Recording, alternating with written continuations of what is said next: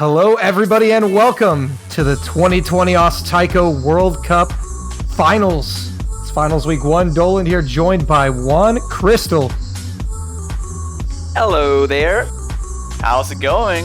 Some hype for the Taiko World Cup? I think that's been the most exciting World Cup, like the most exciting Taiko World Cup so far, at least in the past 3-4 years maybe. This last semi-final stage was a new challenger has emerged. We have several new good teams this year. I think Korea and the UK are the two standout teams that are really good, putting up solid performances against Taiwan and Japan. So yeah, it's always hype to see that. We saw both top two, like Japan and Taiwan have been top two for 5 years now, I think. We saw them both drop more than 5 points in a single match, like 7-5 against Korea, and I mean Taiwan lost. Taiwan lost. Taiwan lost to the UK. So it's been an exciting year, but we've got more than 4 teams left. We still have Canada and Italy who still hanging around, made it to finals week. Impressive run from Italy this World Cup. Absolutely. I think this is like the one time that the planets kind of finally align in favor of Italy, or rather not against them. They were so unlucky on Taiko World Cup drafts. So, like Deco and Ikun are amazing players. They just got really early matchups against teams like Taiwan or Japan in previous stages, and they couldn't really show off their true potential. And this time they have managed to avoid those teams long enough to survive until the top 6. And now they have to prove themselves against Taiwan, though. That's no joke. Indeed, but now we've also got Canada hanging around into it. Vlad and Janitor, the dynamic duo, with an epic comeback against Brazil last week to book their spot here. They've had it kind of rough this tournament. They fell early and had to play the US in the first round of losers. They won that 6-4, but had that really close match with Brazil. And now they're here playing against one of the top teams in the tournament, South Korea. One of the arguably favorites to take the top 2 spot, I'll say, South Korea. I'm not sure if they can compete against Japan's later game in the grand, but they are looking to be the team to beat until that point, at the very least. Yeah, so I would also argue the UK is also one of those teams as well. I mean, beating Taiwan is not something you can just ignore in the realm of Taiko. But South Korea have also done very well, taking 5 points off Japan. They're coming in with a lot of momentum.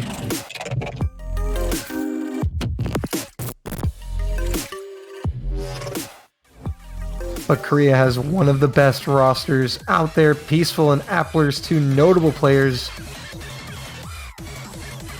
And Canada has their share of players, Vlad and Janitor. We see Barry in the lobby as well. So Korea is one of those teams. I always want to make this kind of comparisons with this type of teams with Brazil in the Mania World Cup.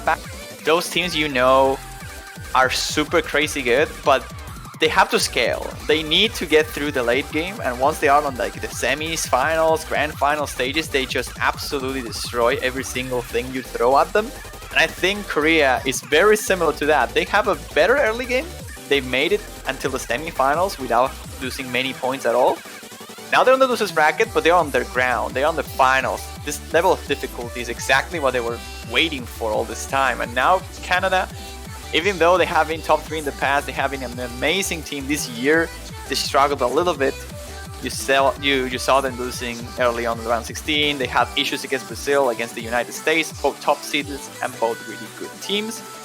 But South Korea, I think it's on a different league this time. I am expecting maybe a 7-2, 7-3 in favor of the Asians. Yeah, definitely Korea, the favorites on paper here against Canada. Not really a surprise there, but Vlad and Janitor could still give them a run for their money on most maps, but I think Korea, to your point about the scaling, I think they've scaled beautifully this tournament. When you're taking 5 points off the defending world champs in semis, I think that's scaling about as good as you possibly can. But the question that you asked earlier that remains to be answered is, how will they scale towards a grand finals and finals week pool? Well, hopefully we'll get the chance to see that, but Canada, on the other side, will try their best to prevent such thing of happening. They really want the top 3 at the very least. And for that, they first need to beat Korea. And like you said, Vlad, Barry, and Janitor, those three have been playing quite some maps. I think Vlad and Janitor can take potentially some picks off Korea, as you mentioned earlier. So in theory, I think this match is going to start looking close. Maybe like each team taking their own points for like 2-3 picks. And once Canada starts running a little bit out of picks, then Korea is just going to outclass them. But, you know, this level of difficulty, node locks are something that happen. And even though you have Vlad on the Canadian team, if he can avoid such node locks, then they can probably take a couple points from Korea. Perhaps even the match. And also a big question to ask when you're the underdog here is how wide is their range in this map pool? Can they play only a few maps in the pool? How many picks do they have that are relatively comfortable against a team like Korea? I think Korea's got a slightly larger range than Canada here, but we'll have to wait and see because we've been surprised before. But getting into our first warm-up here,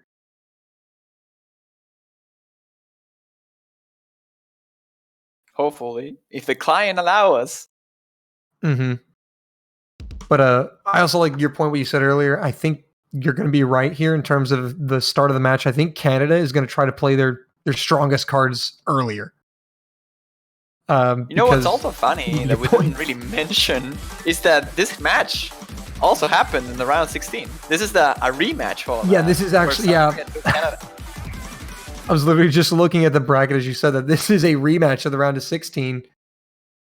So really interesting, and that's got to help both these teams feel a little more confident from the mental perspective. You know how these teams play. You know what they're more likely to pick and ban, etc.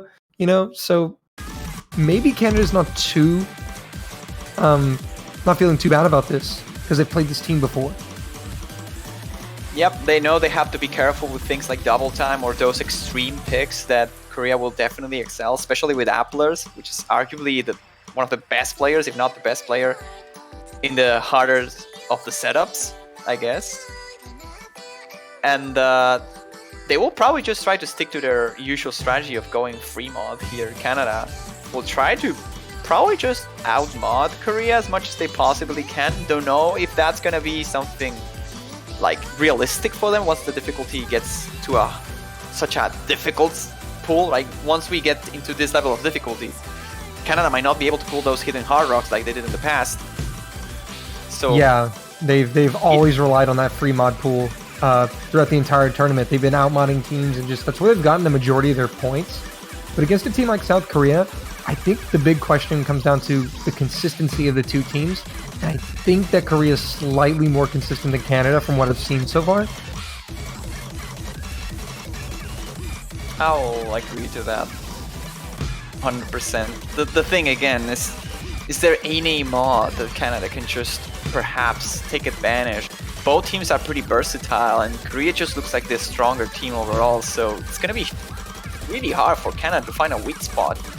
They just have to go with the picks they feel comfortable with, the picks they feel are best performant for them, and hope that Korea cannot keep up somehow, maybe a couple shows happen. It's gonna be rough, but again, we'll have to tell. I mean, you and I, we have a history of cursentating quite well. Oh yeah, I mean, I reckon if these with two our teams powers could ask for other commentators, they would be like, yes, please. I don't think any player would be scared unless you told them that Juan and Dolan were casting the match. That's a nerve-wracking situation for them. We don't even mean to do them; they just happen. Yeah, I think the people in the chat or people just watching these streams are like, they surely mean it. Like they are probably doing intentionally, and sometimes we do. I'm not gonna lie. Sometimes you try to prepare, perhaps shoot a curse or two to one of the players if you really want to see like a tiebreaker or something. But most of the time, if not almost always, it's just something that happens and you cannot control it. One Deku in the Twitch chat is asking who's gonna commentate his match now. Oops. Do we have to reveal that? I don't know. I feel that it's gonna be funny. No, it's always a surprise. You never know. Yeah. We're gonna keep you guessing. Sometimes you just gotta spice the matches up a little bit, you know?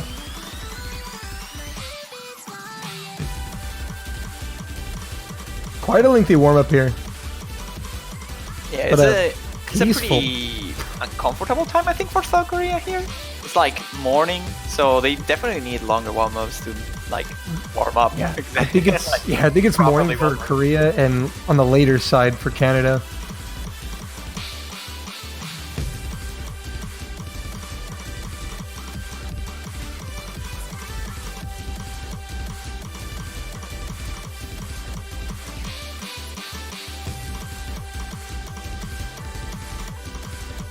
Pretty standard map so far. There've been a few bursty sections, some slight SV changes, but nothing like too crazy out of the ordinary. Sadly, it's not a meme map, at least to my knowledge.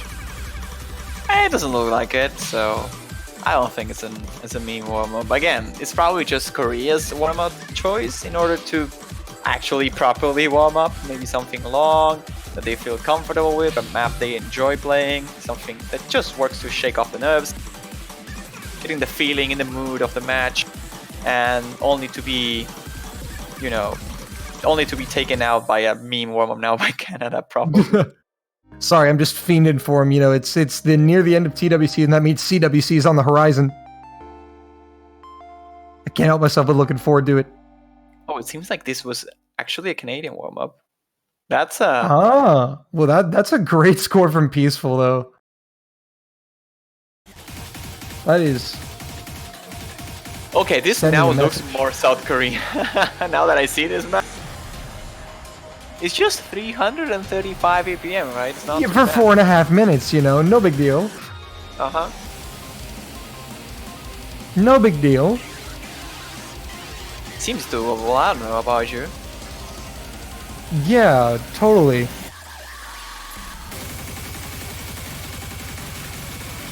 Like we, the Mania people, we don't really go that fast, I think. Like, sure, we do stuff at 335 BPM, but it's usually not a baseline BPM. That's just ridiculously fast. We get to see Lime hop in. We haven't really talked much about Lime. Lime and Rubies on the Canadian side are two newcomers to the World Cup this year, and they're in finals week. So not everybody gets to do that, so that's pretty impressive for them.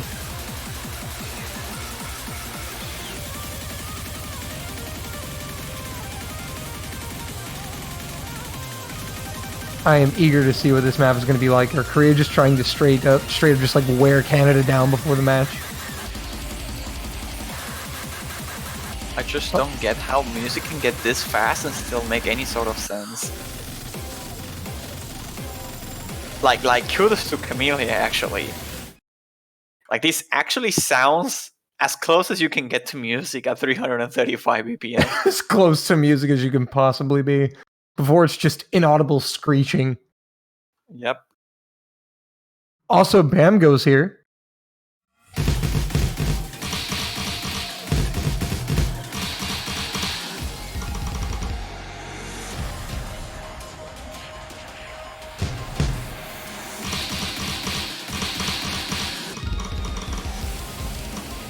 Oh, yeah, that's reasonable right there. But yeah, that's...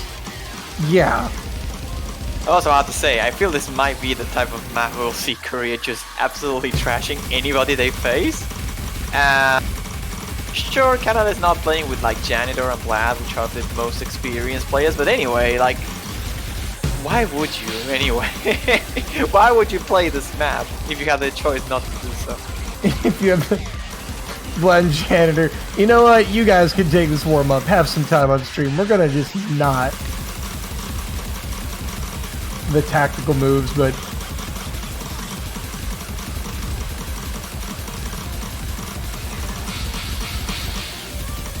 I mean, I don't think there's anything fairly like nothing's too crazy, right? One. Now this sounds absolutely playable, right? Yeah, I don't standard know. I could taiko play map. this with my, I don't know, hands tied up or something. Bro, where's the HD at? Yeah. Where are the mods? Let's see some mods. No, but the jokes aside, this is actually insane.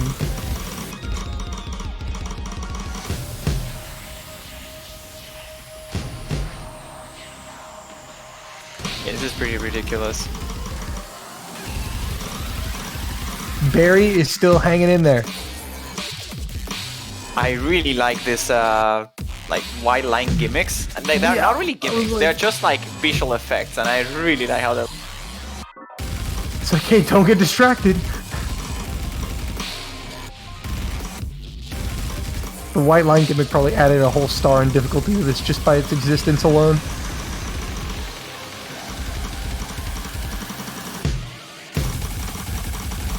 Oh no. Oh. Meanwhile, you have Appler's 300 combo. Yeah, he's just casually holding a 96%. No big deal, and Bam goes just, 91. And we're only halfway through the map. That's the sad part. I believe this is the type of map that if you pick as a warm-up, it's actually counterproductive because of how insane and ridiculous it is. But to be fair, considering it's Applers that's playing this might just be his average session. Like this just might be the thing he plays normally. Warm-up.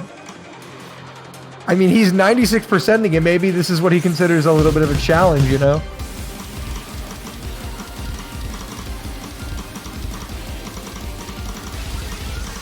That's how he pumps himself up before games.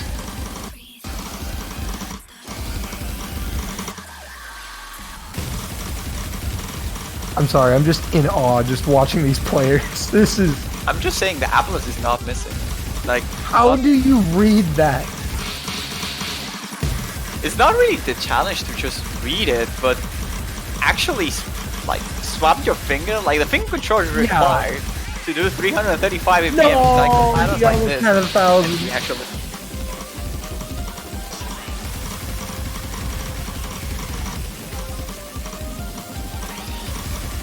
What I like is, like, everyone's kind of held around the same accuracies they've had for, like, a long time. Appler's still at 96, Bamgo's still at 92. I like that Lime is just ignoring the one force and just hitting everything else. Yeah. just hit what you can get. He's essentially playing a map that is half the BPM, like 168 BPM. Appler's just nearly 800k on Score V2.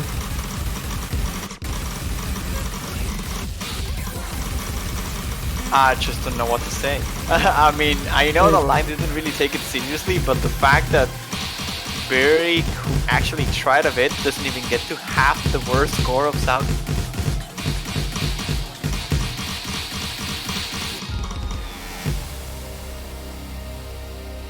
I literally feel like that PP Dawn right now. Look at that face. That face is like us. Like, what? How? Why? Look at Appler's 976 combo. That was sick. But now we get into the rolls and bans, so now the real match starts. I don't really know at this point. That just left me shocked. We somehow have to cast a match after that play. I imagine Korea might just try to maybe ban one of the free mods to try and avoid Canada for over modding, but then free mods got really hard. I don't know if Canada can actually triple mod anymore. Yeah, it's almost to the point where it's, do you use your ban to cover your weakness or your opponent's strengths here? Like, Korea could just easily go for Hard Rock pick or one of the free mods. Those are the things that Canada will likely be decent at, but then will Canada even be able to hold on the free mods? Like, it's something we have yet to see. Korea could also just ban the gimmick choice of the pool as well. Canada will start the bans. You see Barry rolling a 2. That is unfortunate. Has to try to go for a hidden, maybe a double time here. One of the faster no mods could also work. Well, because it's also not just we have to ban something that we're going to lose to Korea on.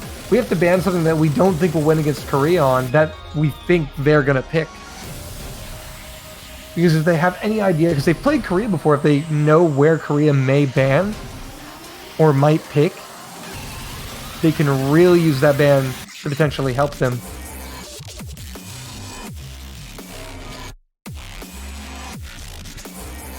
And they're still deciding between two different maps.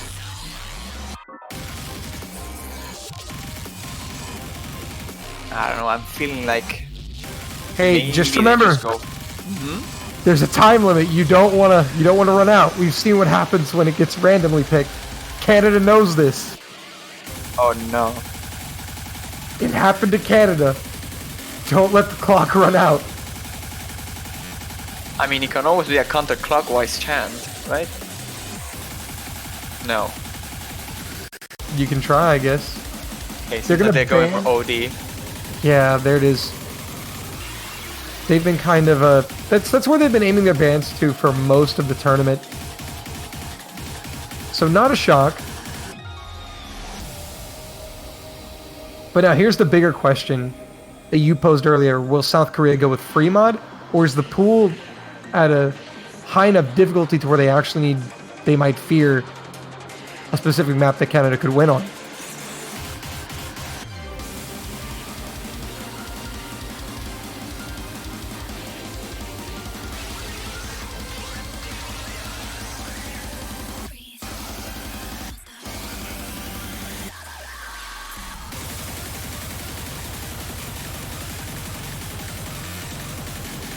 I like how all the refs and in general most people just call South Korea as SK, but it's actually KR. See that they're gonna ban the map by Grimbo Lone Digger. That's double time too. Okay, getting rid of one of maybe the techiest double time pick. I guess it makes sense if they choke a lot. They want to avoid unnecessary losses.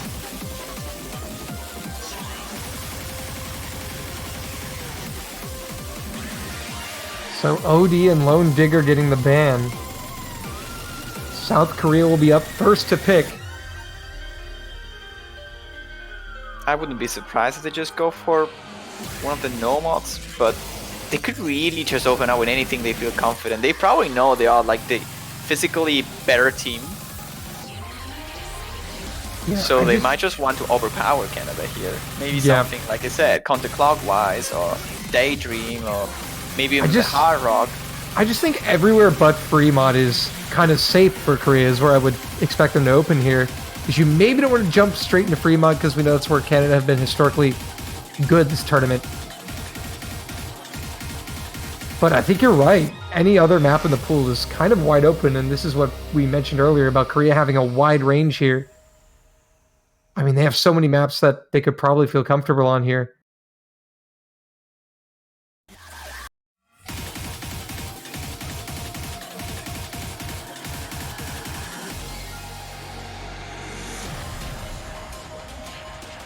Big thinking, it seems to be the thing that's happening to Korea right now. I don't know why they're taking so long, but...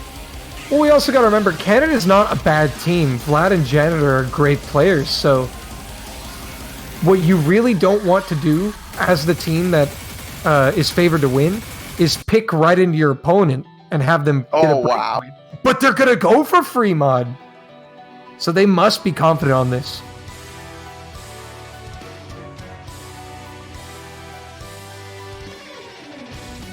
Well, we're starting the match with a surprise, I think. Oh, wait. I think they meant Katagiri, so I think it's actually free mod 3. Peaceful accidentally typed Katagiri free mod 2.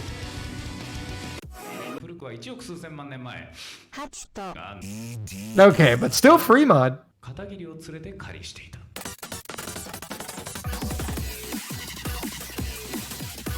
So it was actually free mod 3 the pick. Still interesting though.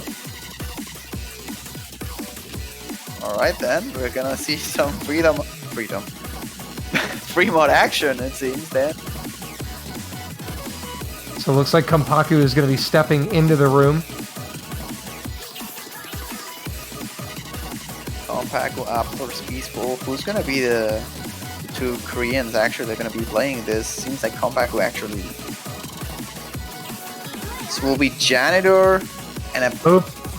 Seems to be Barry? I don't know. Everything's pretty confusing, but there we have it. There we go. There we go. Janitor and Barry, or maybe not Barry. You know, Barry is stepping out. Would not be surprised to see Vlad here, but I mean, if Barry's been practicing some of these maps, could expect to see him later.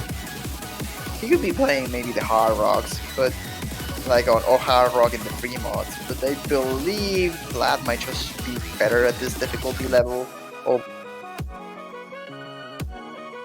yeah, still waiting on Canada to pick their second player.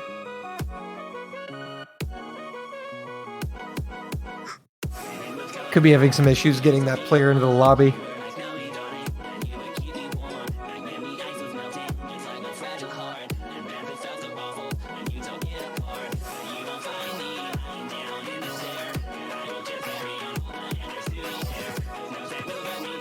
Yeah, there's Vlad. Okay, so Vlad will step in. It's going to be Peaceful and Applers for South Korea.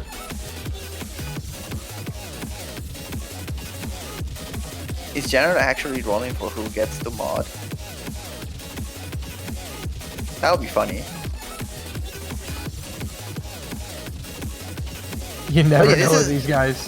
This is gonna be very important, I think, though. Like, Korea picking this surely makes it a bit weird, especially if they have some other picks. Why would you go for free mod in the first place?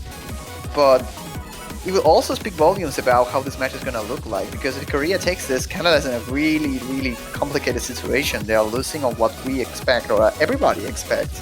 They should be better at. And this will show us as well if Canada actually has the potential to double or triple mod this.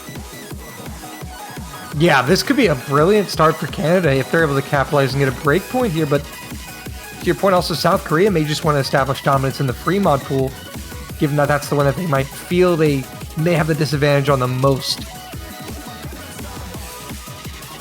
Yeah, surely winning this map will put Canada in a oh no situation, because they were probably going to pick free mod in the first place, and now they got picked into it, and if they lose, then it's going to be tricky for them to recover. They will not really know what to pick. But regardless of that, waiting on Applers to load in, but we do see Peaceful and Janitor rocking the hidden Hard Rocks. Vlad is on the Hard Rock, and Applers is on hidden.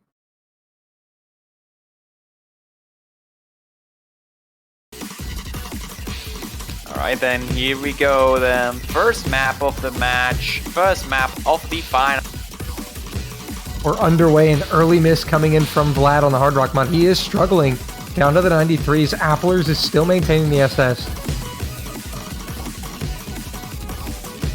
But Janitor is winning that battle against Peaceful in the double mod bracket up top right now. Well, as I say that, it's switching back and forth. Their accuracies are very even at the moment. They're both really close. Everything that separates these two teams are just a miss by Vlad, but there's a double miss now by Canada. Yeah, now Korea gonna grow the scored lead. Applers is absolutely killing it though. Absolutely, that's no good news for Canada. They lost a lot of lead.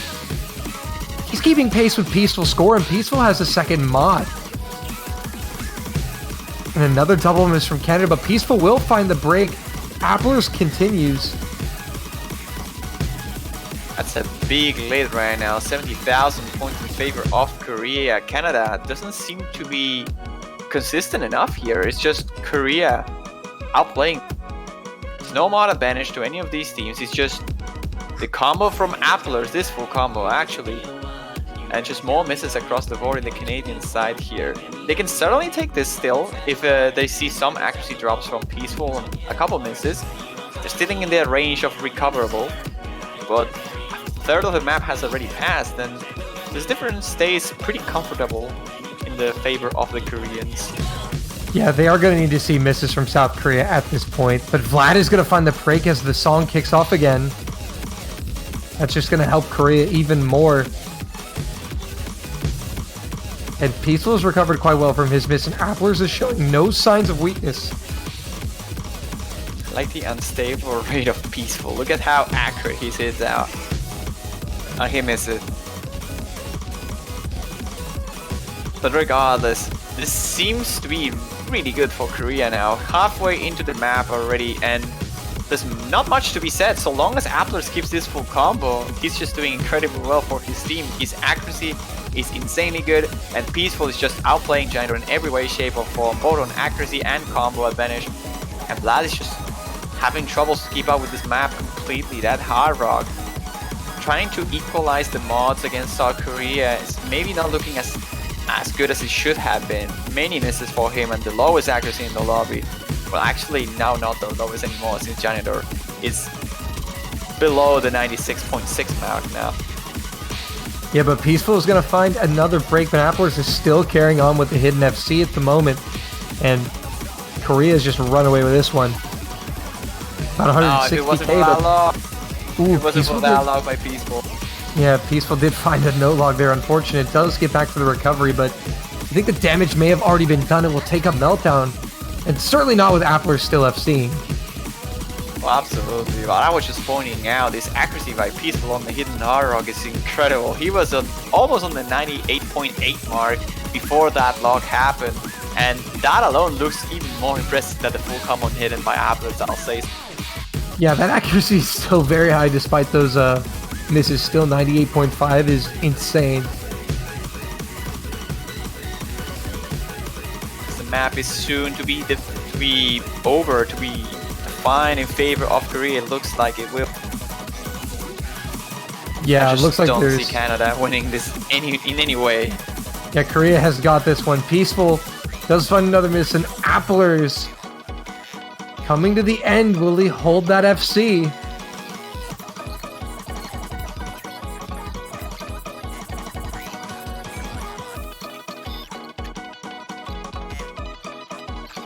Looks like he's nearly there. And he's got it.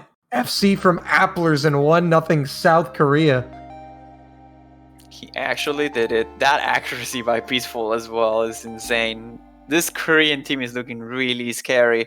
And it looks to be as well that this double mod choice by Janitor was maybe not the best choice. Regardless of that, they had to take that, because with a double full combo and a Hard Rock scenario, they will have won. Yeah, sure.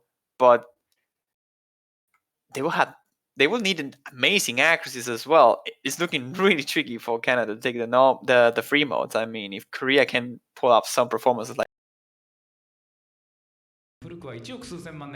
Yeah, and now Canada up with the pick.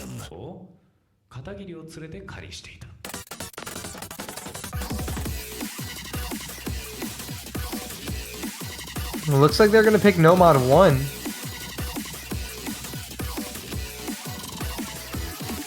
So Canada will fire back with Nomad 1. No items at endpoint.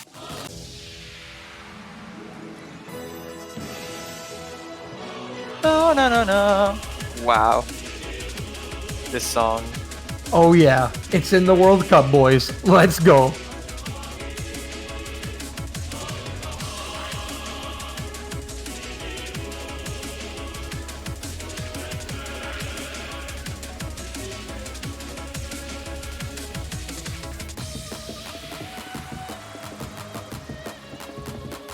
A banger. They're surely taking their time to prepare here, although I don't think we'll see lineup swaps here other than Kompaku. Yeah, Kompaku subbing in for Peaceful.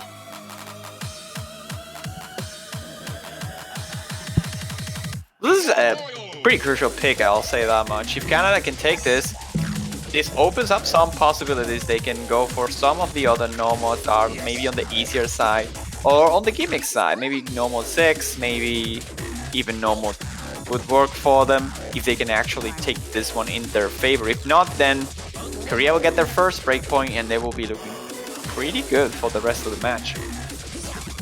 Yeah, well, also it's important to get early game momentum too. You don't want to get broken early on. It's really hard to get back into the game when you're down by more points. So if Canada can get a point on the board and tie this game up, it'll keep them in it. So we'll see.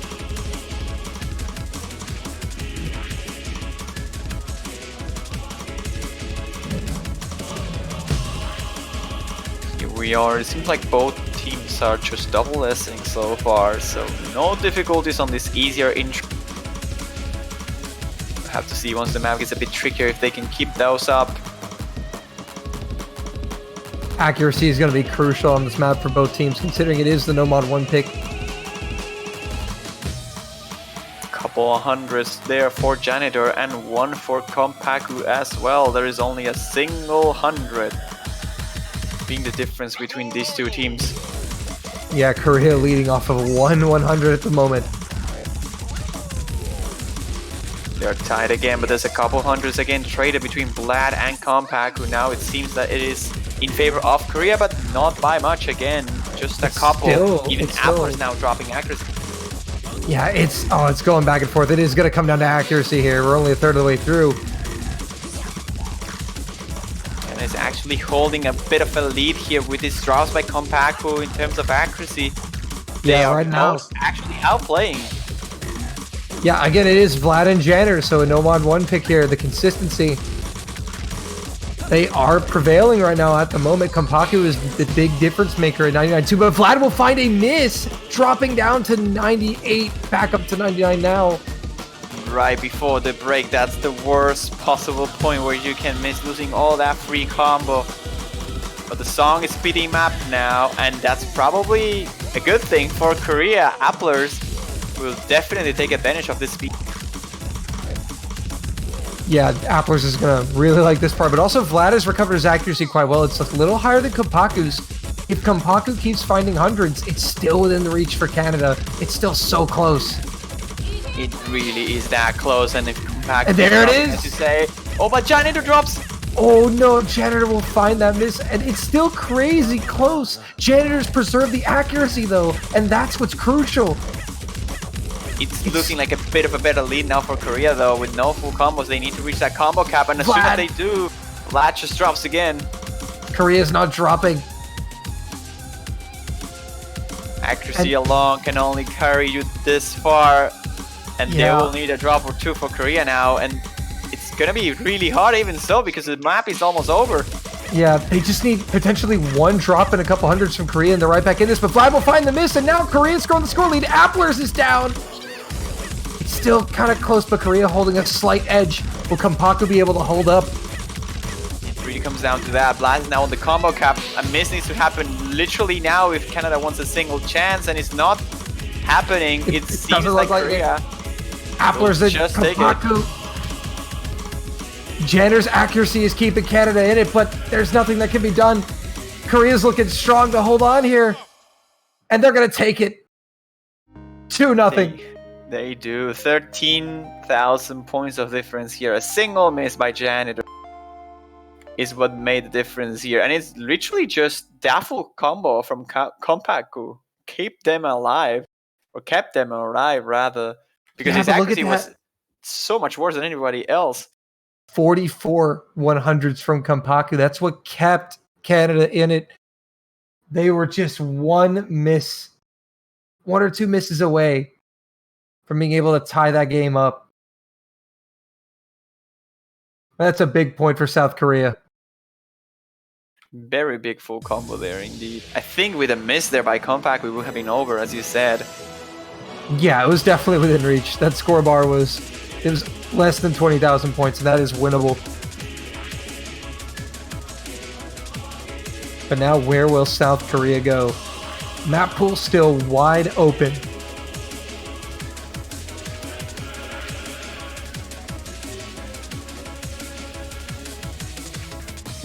Now the question is, what would Korea go for? They might try another free mod, perhaps. If they can actually hit Naruto that well as Peaceful did, they could probably just go for it.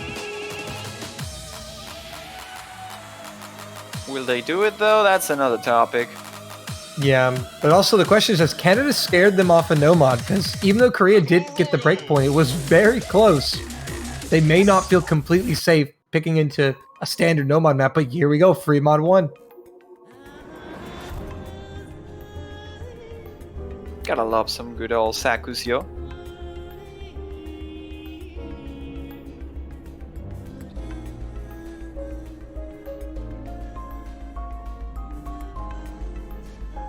That's a good roll from from Bamgo.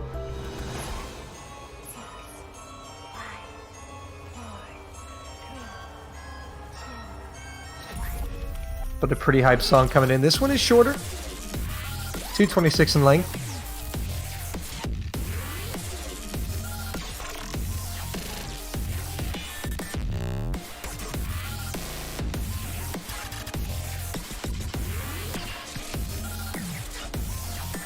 Seems Bamgo will step in alongside Peaceful. Full roster swap there. No Applers. Yeah, Kompaku and Applers swap it out. Janitor and Vlad staying put. The mods coming out. Just a hidden from Janitor, a hard rock from Vlad, Peaceful with the double mod, and Bamgo with the hidden. I like this strat from Canada because they're probably like, well, maybe it's pointless for us to try to overmod Korea because we just keep missing. So they're trying to keep the mods down to potentially get some FCs here and just rely on misses from Peaceful because although he's played well, he was finding misses.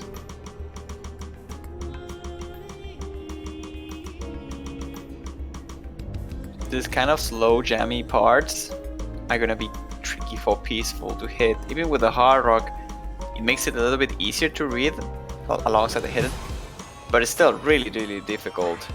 The timing window gets so tight that hitting accurately those notes is gonna be really tricky for him. Yeah, you can see he's ghost tapping for his life. Vlad finds a miss before the drop.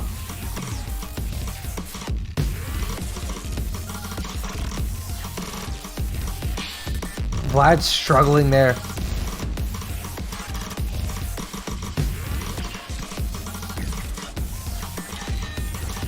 Peaceful, doing really well. Bamgo's struggling with hidden.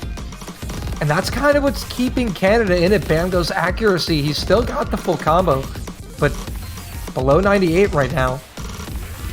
Vlad, though, is consistently missing. Canada's actually winning the accuracy battle. They just have found too many misses. So they're still in this. Well, that is debatable, though. There's only half of map left, and there are still 2 full combos by Korea. Oh, Janitor! Keep up for just a little bit longer. Yeah, that. He's lost. Oh, that's brutal. Yeah, look at that. The ghost stab is actually helping him keeping up the tempo, but he's actually hitting the node incorrectly at one point.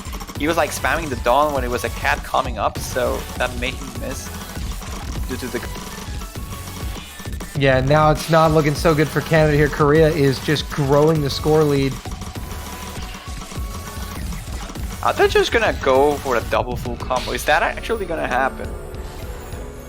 Yeah, they're both still FC.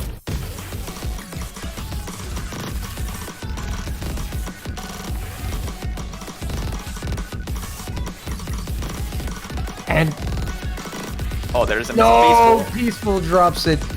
Bamgo's still at the FC intact, trying to bring it home. Korea gonna go up 3-0, and Bamgo will get it.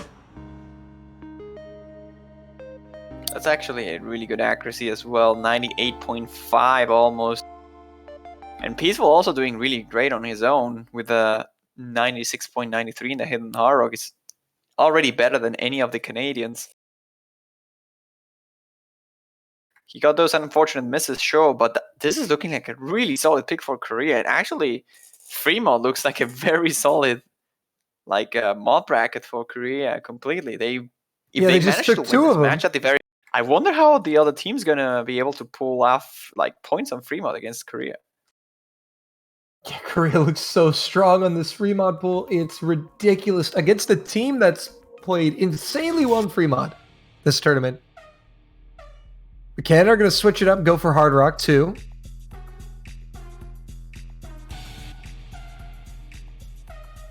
Some good old featured artist stuff here. Long Wake.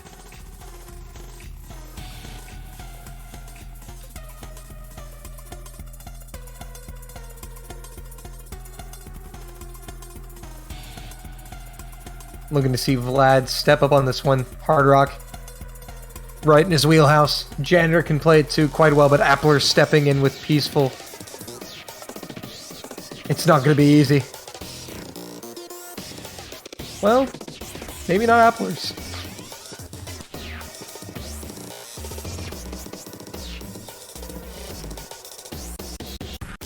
Also, I didn't really expect this pick. I mean, all the times that Korea went for free mod, they went with hidden hard rock and hidden. So they might not be able to pull up two like hard rock players. They're gonna have to force Applers to do so, and he tried to avoid hard rock as much as possible in matches previously. That might be the reason why kind of thinks that hard rock might be a gate they can open and get some points on. Yeah, well, they might as well try at this point, right? I mean, anything you can, and that is true to your point. Applers has been avoiding the hard rock, so we'll see how that plays out here. But Peaceful's been playing well, so it's going to have to be a team effort from Janitor and Vlad here.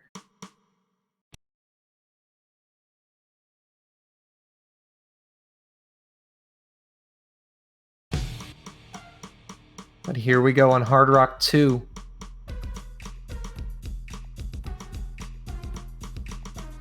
Really fast velocity here, and that is what I meant. Applers, even though he's super crazy good at very fast stuff, this is gonna be tricky for him because he's not only fast but also in a very tight hit window.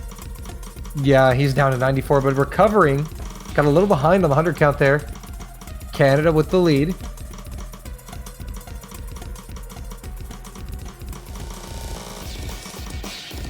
Janitor will find a miss. Doesn't drop a ton of accuracy. Now the score is just flickering, but Vlad will break as well.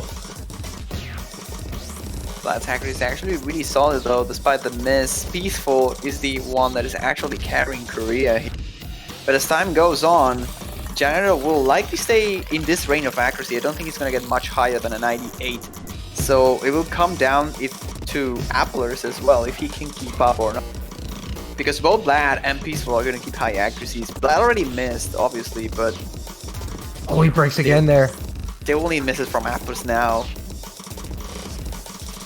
They're going to need anything at this point. Janitor breaking once again, and South Korea still a 2 FCs intact. And Peaceful doing the Lord's work up there at 99.2% act. I'm a bit scared of this team. This team is a little threatening.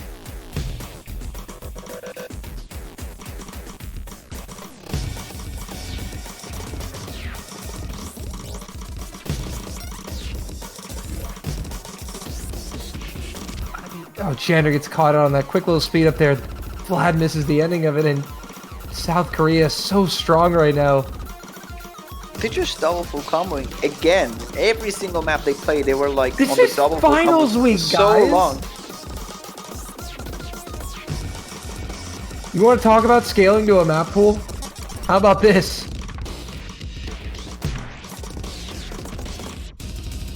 And Vlad and Jander aren't even putting up terrible scores here. Oh, they're doing really well. Don't get us wrong. It's just that Korea, they're looking like actual machine.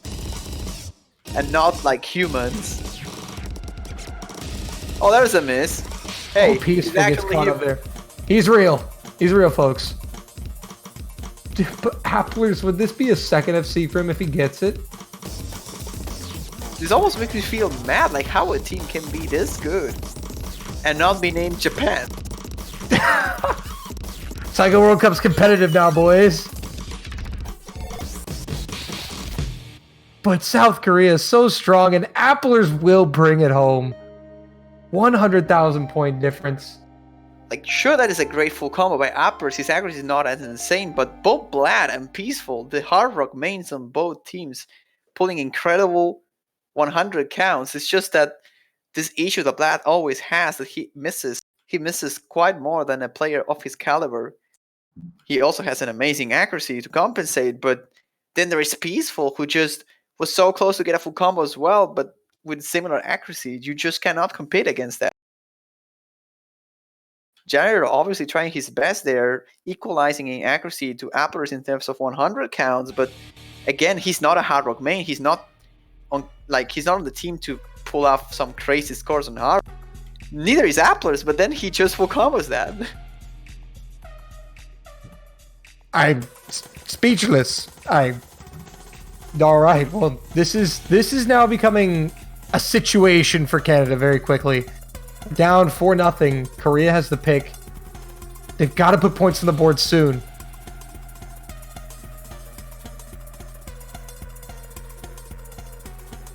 Now, where does South Korea go? Seriously hype up this team. I'm not sure. I might be calling this too early. Of course, they still need to beat Canada. They still need to beat whoever they face, if it is Taiwan or Italy. And if they even manage to do that, they will have to face it in the United Kingdom of Japan. But this team, man, this team might be the one that makes history this year. Yeah, they're certainly out to prove something. I mean, only losing 7-5 on semifinals against Japan is pretty impressive. Will they stick with free mod here? Or will they finally go the route of a different map?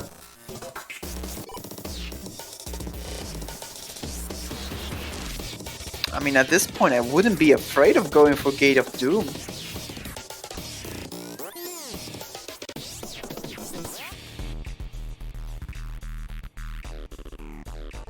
Yeah, and also, you don't want to let that clock run out, boys.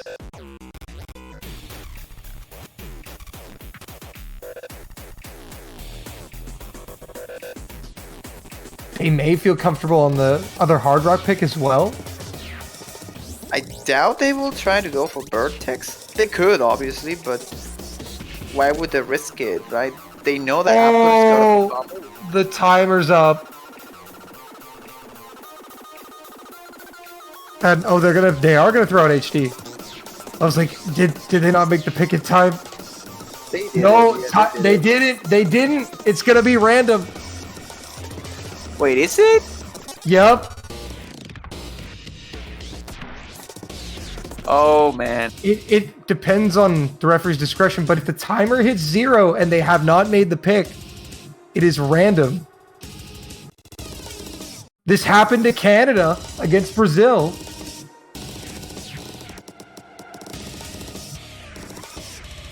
Has it happened here? Because I mean, I reckon it's pretty close, right? It was like, what, 10 seconds, 15 seconds?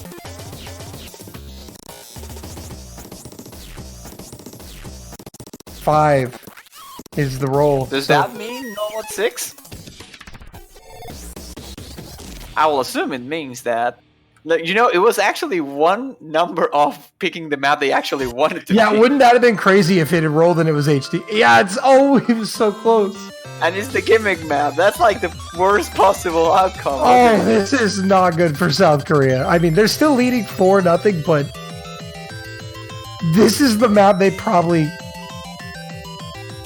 you wouldn't feel most comfortable on, because Canada heavily contested No Mod 1, and it's a gimmick pick too.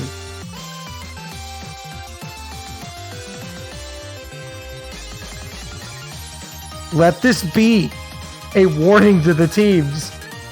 Do not pick late. This is actually pretty bad, actually. I said actually twice, but but like that's what you know it's bad. This is bad. Like, I have the theory that South Korea didn't really want to show this map at all. I feel they might actually be really good at this, and they were just hoping for, if they win, for Taiwan or Italy to pick it against them and then break point them. But I might be wrong. We'll see.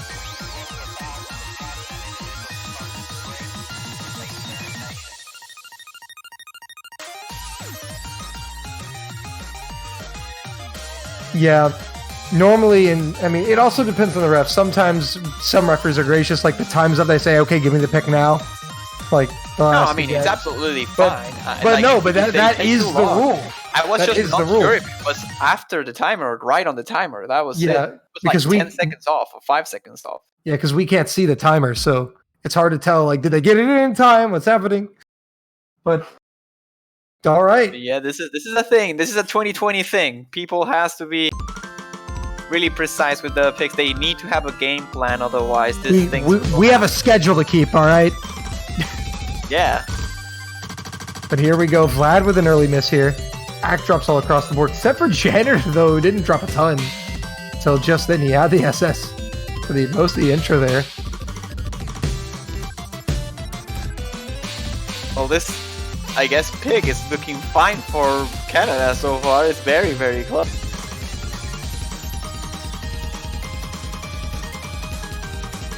Yeah, very close, and that miss may not matter too much, but Peaceful is putting in some work right now with Janitor. They're going even. It's Kompaku who's making the difference. His accuracy and Vlad's miss, but Vlad's accuracy is at 99.4, so it bodes well for Canada here in the long run. They can keep that up. This is actually ridiculously close, though. Oh my goodness. And nobody breaks on that. This is less than 1,000 points of difference, folks. This is...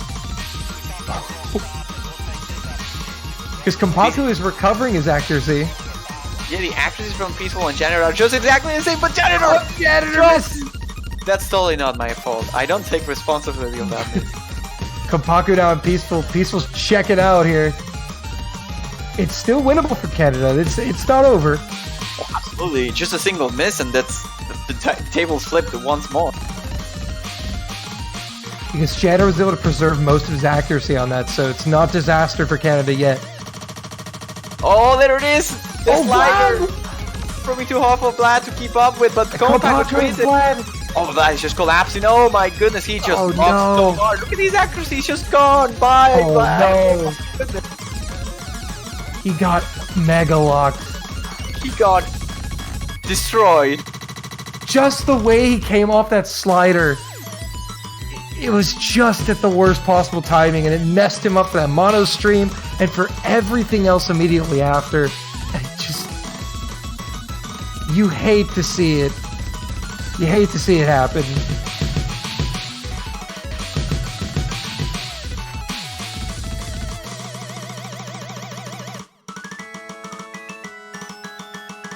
But that's pretty much sealed this one for South Korea.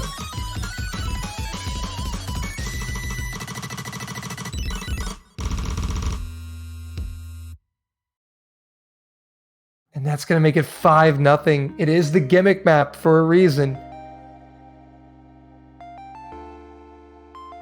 That was a Peaceful. yikes by Vlad. He got more misses than hundreds. That's how bad that log was. Oh my goodness. Peaceful Janitor will come away with 99% scores. That's pretty impressive.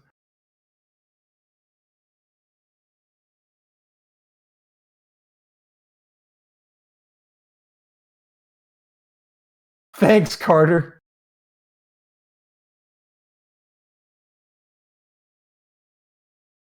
They're going to pick the map made by the one and only Drum Decimator himself. Yes.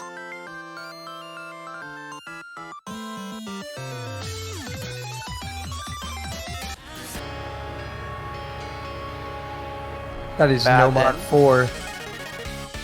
Bad end. Let's see who it's going to be a bad end for.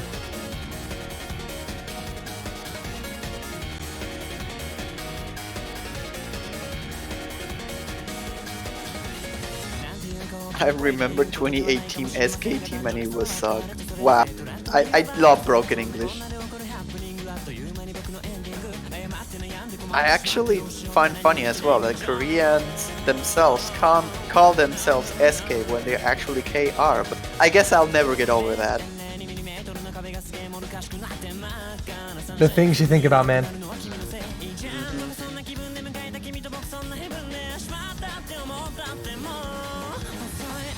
Oh, we'll see Applers coming in. I think it's fair though what Kompaku is saying. How good Korea got in such little time. Since 2018 they've been a very decent team, but now they are looking solid, really solid. Yeah, they're looking like potential contenders. And that's saying something. When you have Like- Japan, Like not like just to medal, like contenders to go the distance. To potentially win the tournament. If I recall correctly, I think they got what, third last year, 2019? sorry, what? I think they got third last year, didn't they? I don't recall. I 2019? think so. Somebody can fact check us. Let me check real quick. It's like I'm pretty sure they got Yep, third. it was them. They got third. They got third after beating Canada for the top 4, actually. Rematch. They played Canada quite a lot. Yep, they actually beat Canada 7-4 back then. And they took Hong Kong down 7-1 as well. They lost against Taiwan, though, on tiebreaker in the grand finals. You mean losers finals? Yeah, I mean, it was grand finals full, but it was like top Yeah, oh three. yeah, that's what you mean. Gotcha. But here we go. SS is all around to start this one.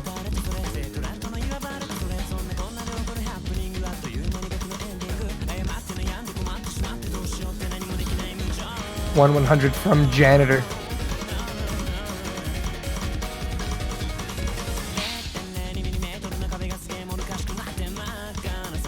This is a great song. It really is.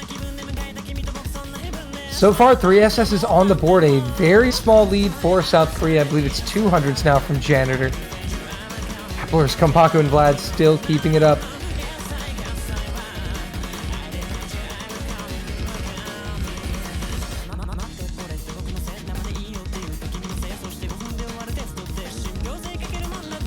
I think there's 100 there by Vlad and a couple more for Janitor. There seems to be a 500, I mean 5 100s of difference between these two. Yeah, but one miss can change anything here. It's still that close. Oh, there is 100 from Kompaku, so another SS is down. It is only Applers. They're entering this tricky part with Oh, very Vlad different gets stats, caught. and Vlad actually gets caught. Exactly at that point. Such a shame because he was on a 1/100th run at the moment. Applers will give up his SS.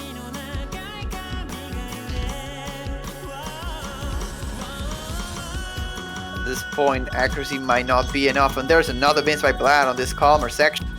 No good news for Canada. They'll need a couple misses here from Korea if they want some sort of opportunity. Yeah, they're gonna need Korea to seriously mistime something like no lock here to get back into this. But Korea is showing no signs of weakness right now with The tremendous hardest part of the accuracy. chart. And there's misses by Janitor and Vlad. That's no good news. Korea is again just going for the double full combo play once more. I'm kind of tired of saying this. They have been doing such thing in every single map. There's a miss by Applers finally. Yeah, finally they bleed a little, but Kompaku will keep it up. And Janitor and Vlad trying their best, but nothing can be done.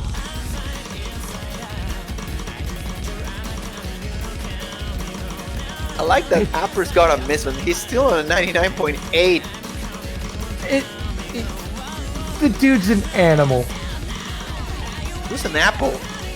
He's an apple. Thank you, one. Yes. Kompaku though, trying to keep up that FC. That would be another map that Korea's had at least one FC on.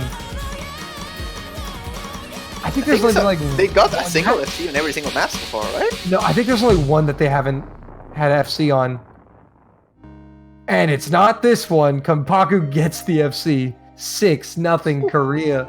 5 100s by Applers as well. He actually gets the best score of the lobby, even outplaying the full combo by Kompaku. Beats him by 1k. Beats him by like no less than 1k. That's like by 500 points. 502 points actually. I think it's the other way. It's 498. Oh, is it? It's 498. Oh yeah, it's 498. You're right. That's insane.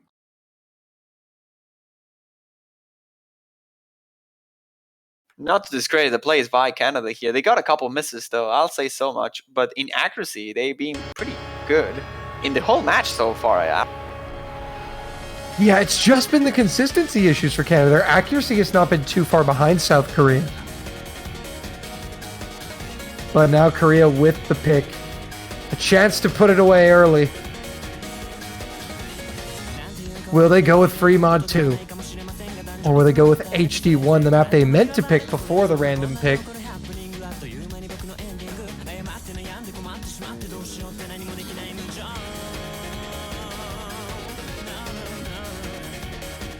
Korea's taking their times again.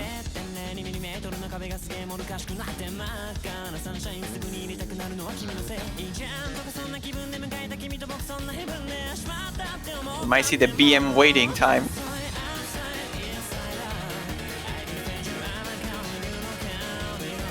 Okay, they're gonna go for Takenoko Shonen, starring at Starfall or Starlight. I don't remember. They're going for hidden one. Ah, that works. Yeah. Easy.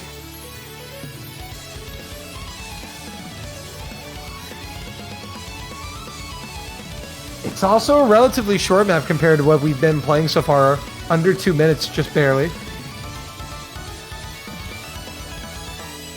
Also, this is the first HD map that's been played, so we'll have to see how Vlad is feeling. Will we see Barry potentially play this? That is a possibility here for Canada. Depends on who's feeling better at the moment, I guess, Vlad or Barry. But I expect Janner to play this. Peaceful will step in with Applers.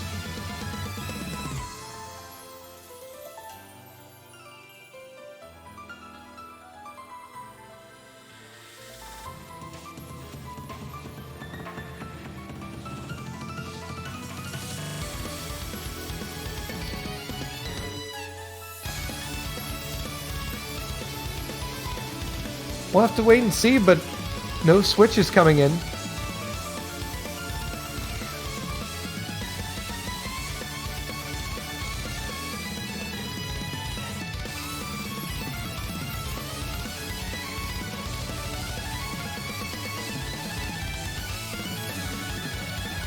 No, that's going to be it. Vlad is going to play this one. He's going to stick with Janitor to the end. Maybe they can get a point here because Hidden has not been played. We'll see if SK, how they're feeling on Hidden. They're usually pretty good, though. They've been picking it a lot in free mod. So I expect Applers to perform well.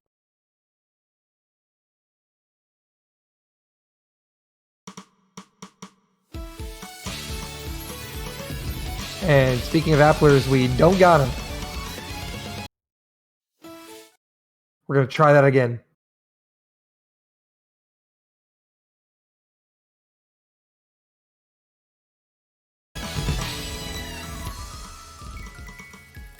There we go. So looks like we have seen some early misses from both Canadian players. Oh, Vlad is just not liking this at all. Yep. Yeah. This is similar to what happened on Hard Rock for Korea, even though Applers got a full combo. His accuracy was not so good, and here it happens the opposite way. Canada doesn't have a second hidden player. And even Janitor, who's a hidden main, is struggling really hard.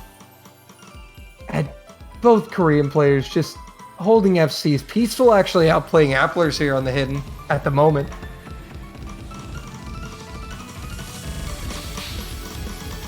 And oh, Vlad just mistimed the stream.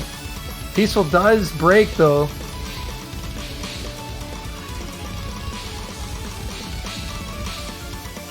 But yeah, Canada, we knew that Hidden was not going to be their best mod.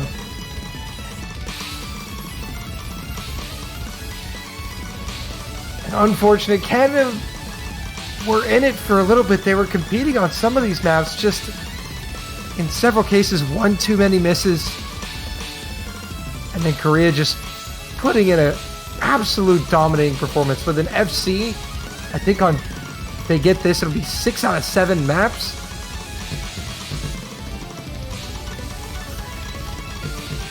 We're coming to the end. But Applers will not get it.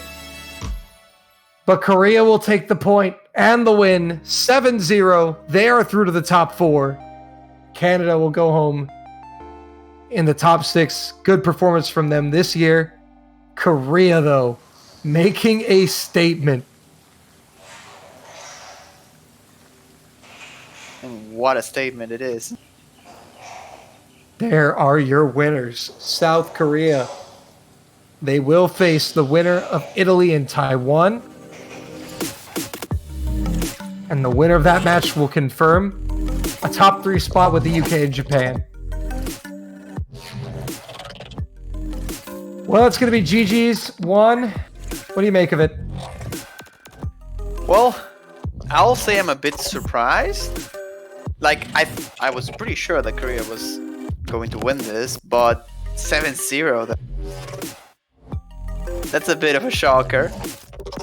Like, I thought Canada could has get like been 1 or top 2 for many years now, and they just could not get the ground. Like, there were no way they could take any point. They were so close on some of the no mods, but still, it was always that Korean full combo that really made the difference.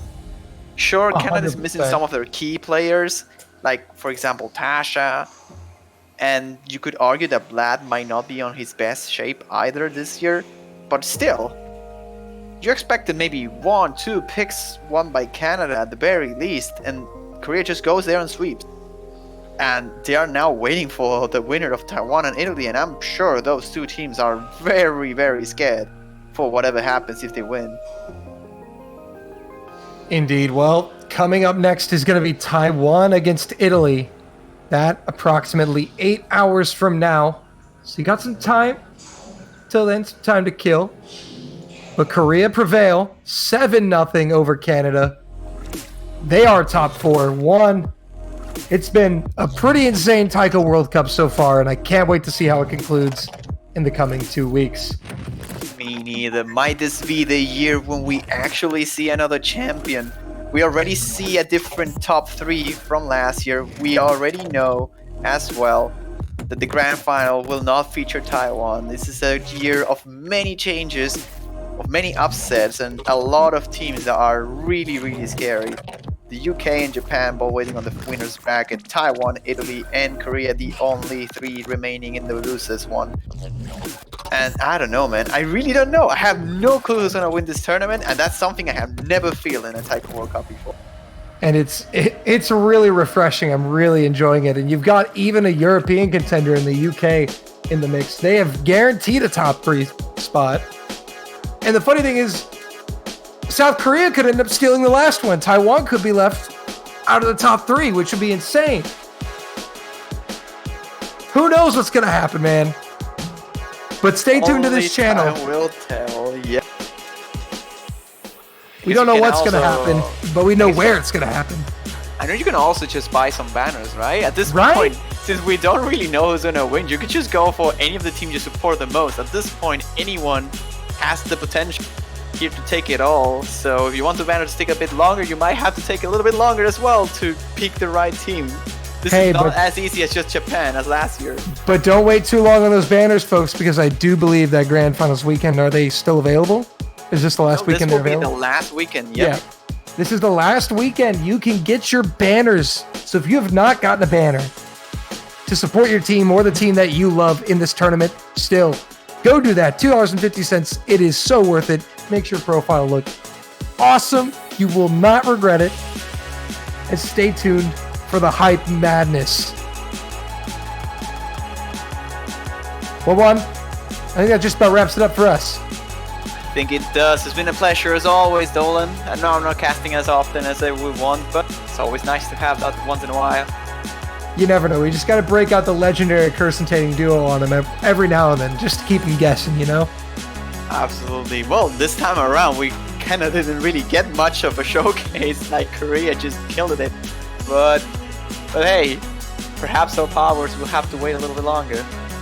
In the future, for another match to be cursed. But not this one, guys. We'll see you on the next one. Taiwan, Italy, 8 hours. Don't miss it. Come back, follow, click the bell. Do what you gotta do if Twitch even has a bell. We'll see you next time.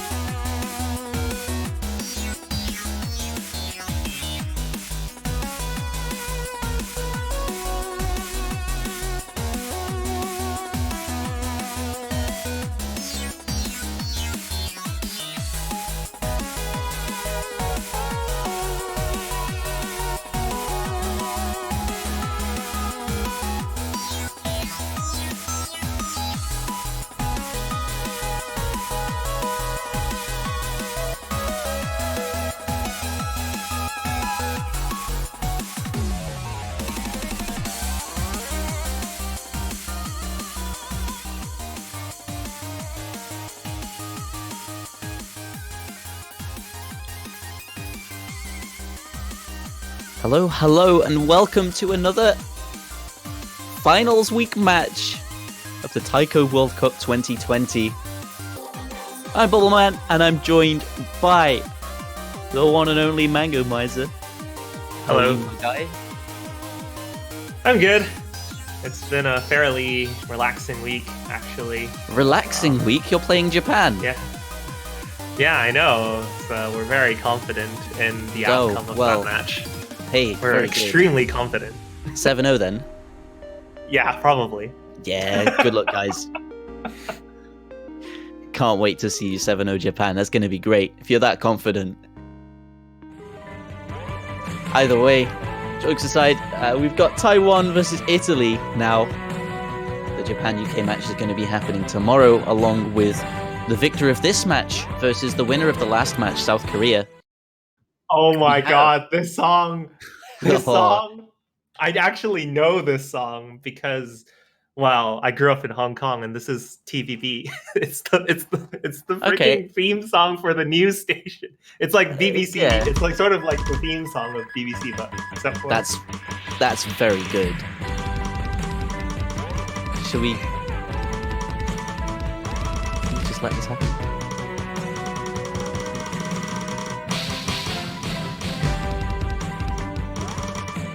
Why is this a thing?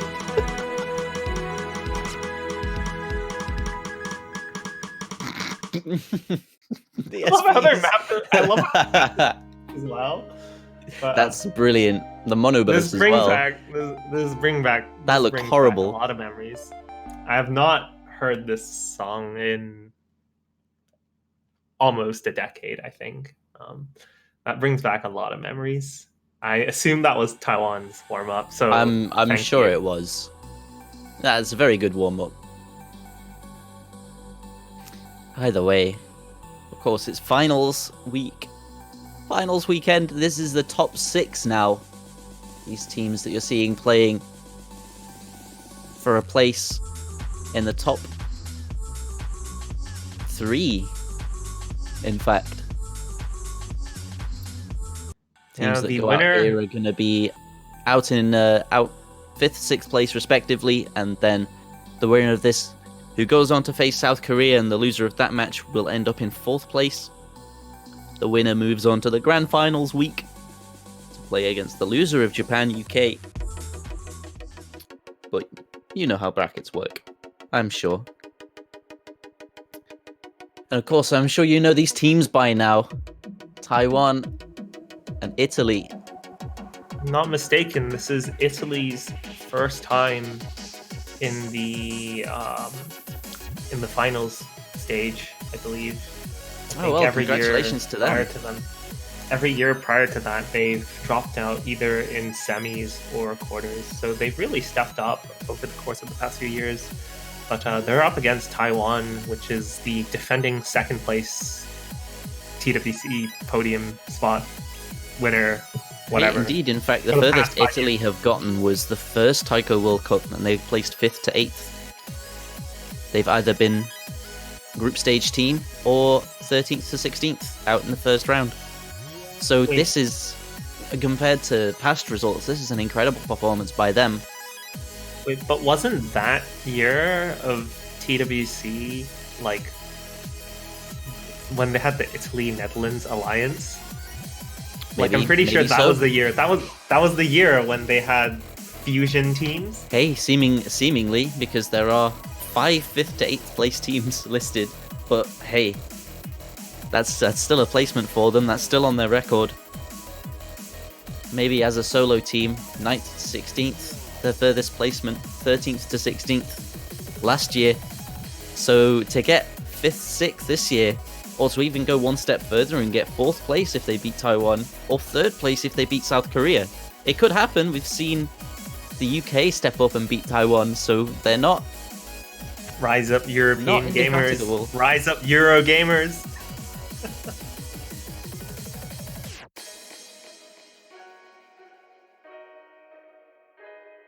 It's the year of the EU.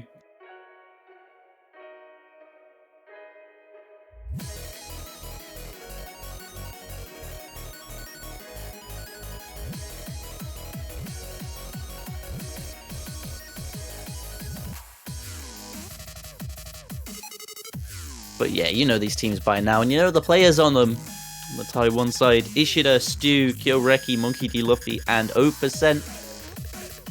On the Italy side, Ikun, Deku, Coed, A40, and Lord Ender. We've seen all of these players play. We know how good they are. Yeah, I have to say, every player on each team has a role on the team. Basically, everyone has a place on the team. Is what I want to say. Everyone's played. They have their own strengths and specialities. So it's really going to be a stacked match here. It's really, really nice to see.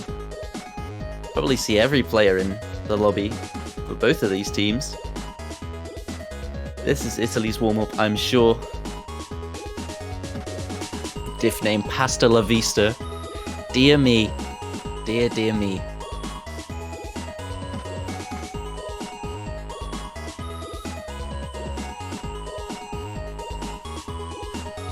It's a short warm-up. It's only 75 seconds long. Allegedly, one of the Italian players don't have their warm-up. So who is Marco? Oh, is it Marco or is it Mario? No, I think that's Marco. Marco the pasta man.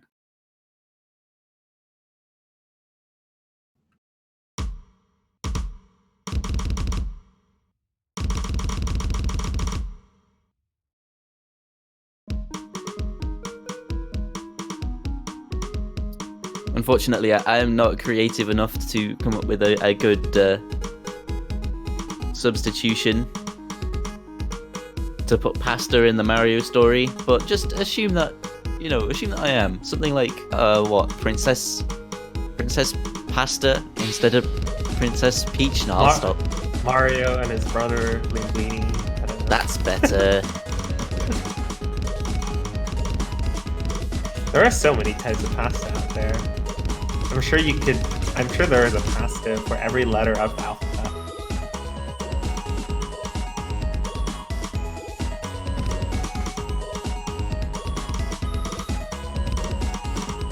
Seems like Italy's being destroyed on their own pasta warm-up.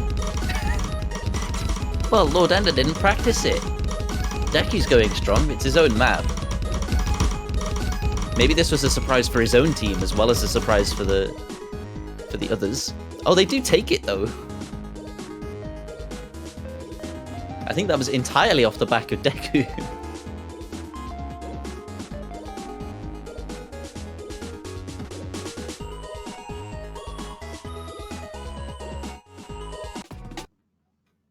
It's like 3,000 points or something. Hey, if that's how close the warm-ups are, I'm interested in seeing how close the rest of the match comes. Right, Ishida rolling a very strong 94 points, which gives them the win here. I expect nothing less from a player who's played in pretty much every iteration. Yeah, not going to be nervous when typing the roll command. Not going to stutter, not going to second guess, just going to go in with confidence. Gonna get that result, fully practiced, incredibly experienced in that role. Interesting ban from Italy, going for Lawn Wake 2, which is the high OD, I love that moderately song. High SV. Did you have to ban it? Map. That's not fair. Yeah, we have to represent our featured artists. Yeah, you can't do this. This is illegal. You can't do that. But yeah, they were gonna ban Lawn Wake 2, which makes sense. Taiwan does have a very capable Hard Rock roster, and while Italy does as well, I think they're not feeling too confident on their ability to get good accuracy on the map.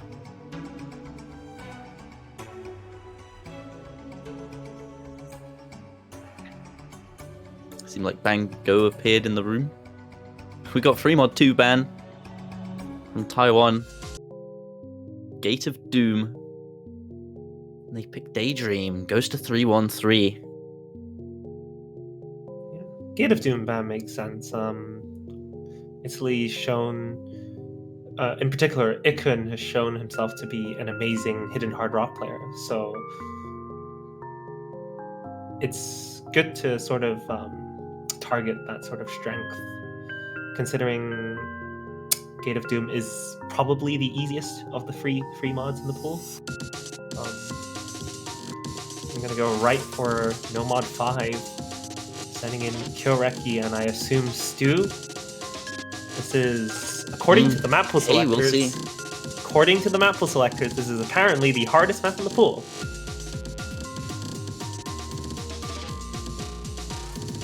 Very evil 235 BPM with 1/8 burst, so equivalent of 470 BPM patterns. Oh man.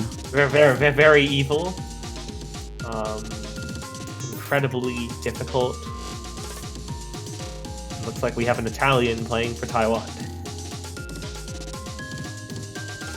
Yeah, mixing and matching. I suppose if you pick this map first, it can't really get any harder, can it? No, but this is a very solid pick from Taiwan. Objectively, Taiwan has the chops to take maps like these a lot better compared to Italy. They have the manpower. They have Kyoreki, one of the highest skill players in the game, and Stu. Well, we know Stu. We've seen Stu. Do you reckon he's going to SS it? No, that's the point. No one is SSing this map. No one can physically SS. Hey, this map. don't say that. Someone might surprise us. In fact, do say that so someone will surprise us, I'm sure. That's the way it happens. Let's see. Yeah, I'm expecting a completely one-sided victory on this map from Taiwan here. I don't think Italy has... I mean, each team has their own strengths, right? But this is certainly not something Italy will be comfortable on. We'll see. We'll see. Practice pays off.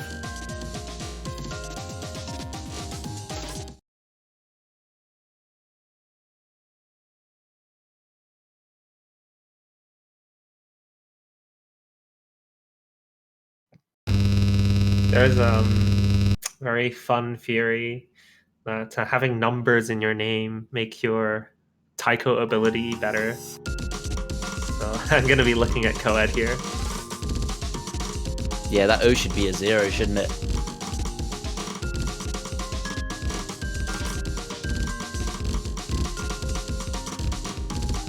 Already we can see the sheer difficulty of this map. Deku drops down below 90%. Kyoreki finds a miss as well. Yeah, Taiwan's holding fairly strong accuracy. Stu with the crazy 99% accuracy. What is that man doing? Let's see Italy struggling in the lower 90% range. And already Taiwan's secured themselves a growing lead of 140,000 points and continuing on the rise.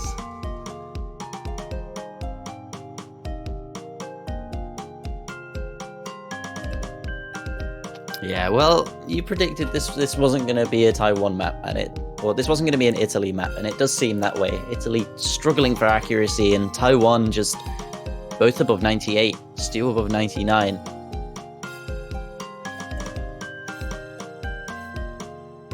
Half of the map left to go. There can be big drops. There's still time.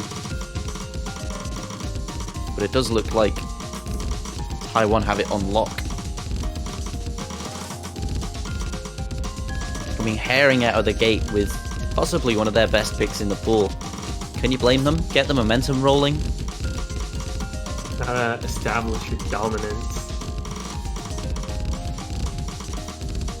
That being said, Italy's holding actually pretty well. They're holding combo. Coed with the 700 combo. Deku earlier was holding on to roughly 400 combo, I believe. So, they're holding pretty good. It was about 600 when he broke, and 800 for Coed. Drops that. It's just not enough in the face against Taiwan. Well, and you're faced with that performance. Kyoreki, really early drop. He hits 1200 combo. Stu locks an FC. 99%, 27 100s, and Kyoreki really not far behind. 6 extra 100s. But the 4 misses really early on. Only 200 combo in. You could even call that a reverse choke. And that's a performance from Taiwan to match. They take their first point. Spectacular style.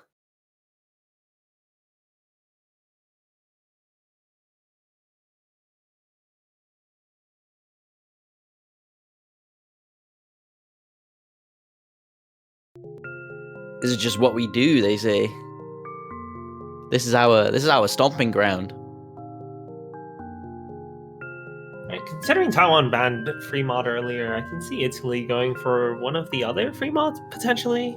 Maybe free mod 1, Fracture Ring.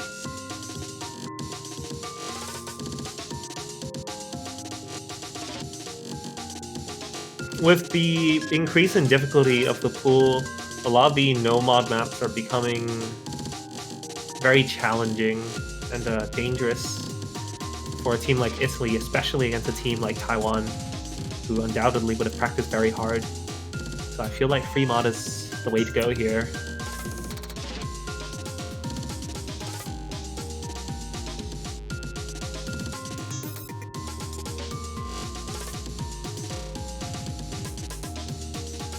Deku rolling for picks and saying, no, we're not going to pick that. That sort of defeats the whole point of rolling for picks.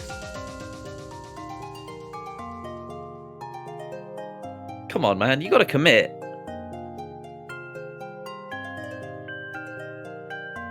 You can't just roll and then say, well, no, I don't like that. I don't like that outcome.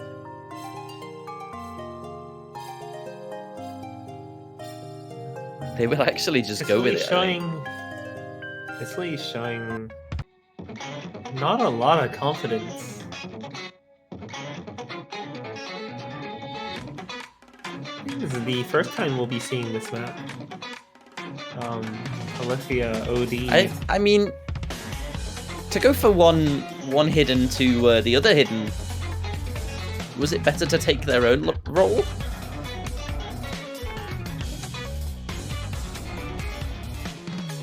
Both hiddens are incredibly tricky this round.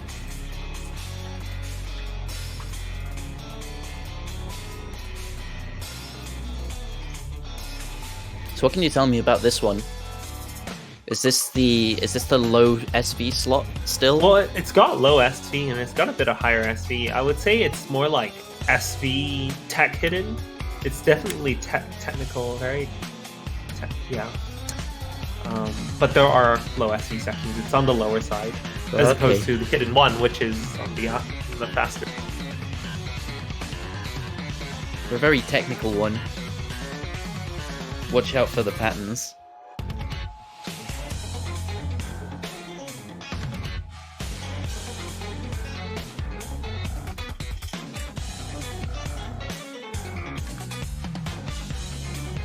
We have to discuss. Well, let's see.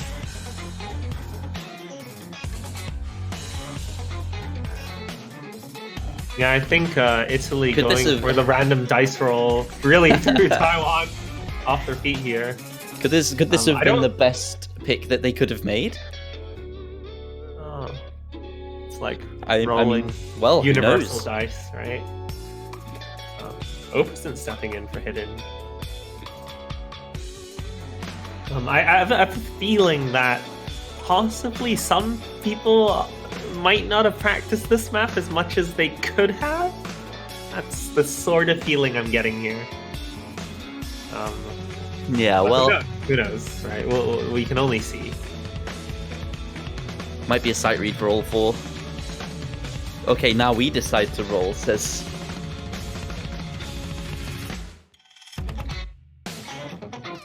Ishida. I think rolling to decide who plays the map. I think it will be opposite. No, it'll be Stu. So they went for short straw instead of the long straw.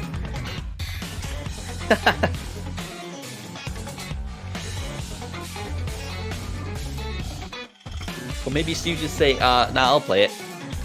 I'll play it, let's give it a go. This just completely off the wall.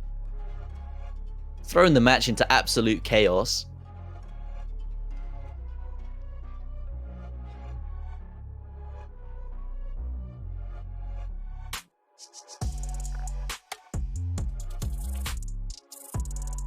The only unfortunate thing about this map is that the star rating isn't 6.4 as well. But I'm sure you could rebalance it somehow. Just throw a few doublets in there, but it might be a bit too hard otherwise. Let's have a look. Very slow SV intro. I'm sure we'll see a couple 100s here. I'm getting into the map after all that chaos.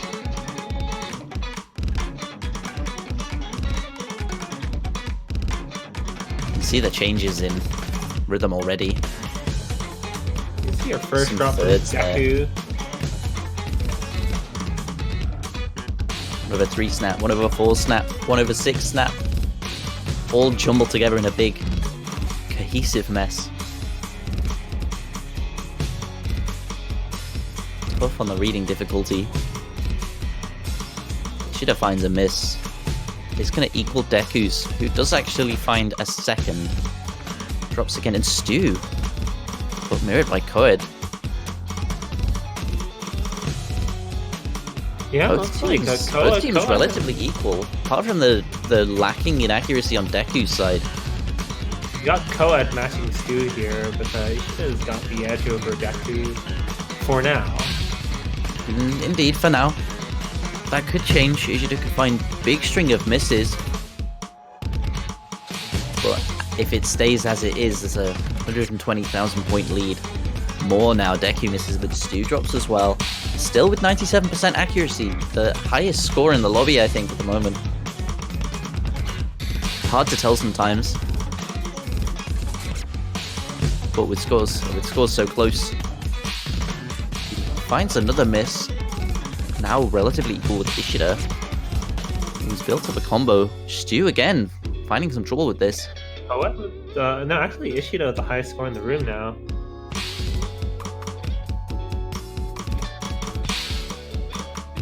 But still outperforming Deku.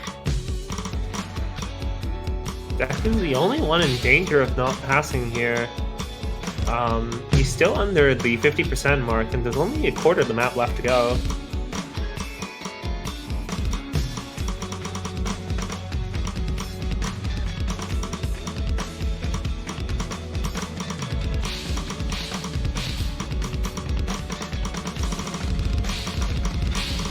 The lead's been built up to about 200,000 points. Coed drops the combo he'd been building.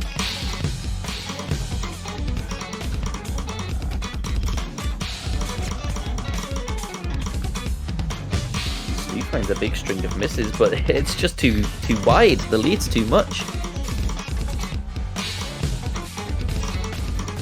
Deku, you've got to start watching his HP now. He loses a lot of it. He's still only about halfway up the bar. Definitely in danger of not passing, but he barely makes it. Banks his score. Close call. You can see it drop down into red again. Ishida and Stu having the exact same accuracy, despite getting wildly different scores. You can see how much combo does matter.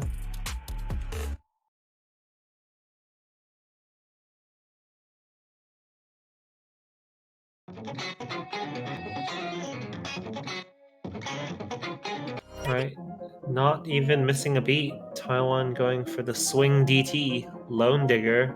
Okay, so taking a leaf out of your book from last week.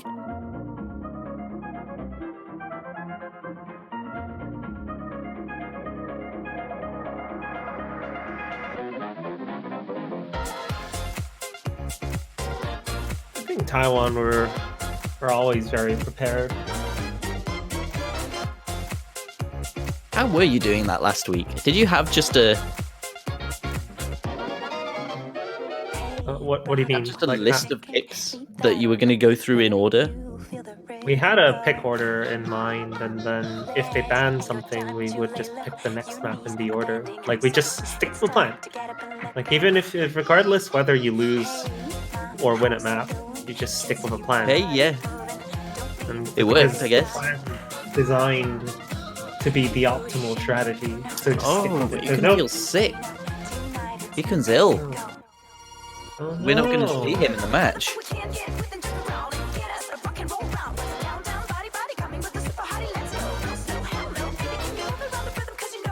So that's a big loss for Italy's roster, I think. Oh, definitely. Iken's been I would say the longest, the most veteran of all the Italian players. He's been here since the beginning, I think. He's the oldest member on the roster, is what I want to say. But, I mean, I could be wrong, actually. Do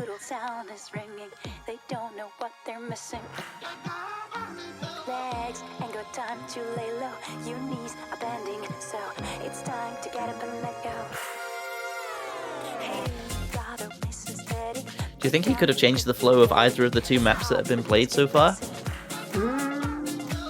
Given the massive score differences we've seen, I don't think so. Hidden 2 might have been slightly closer, but I think Taiwan's scores were very strong.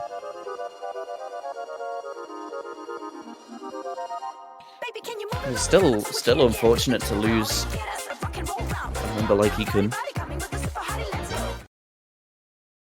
I'll be seeing them getting to Lone Digger.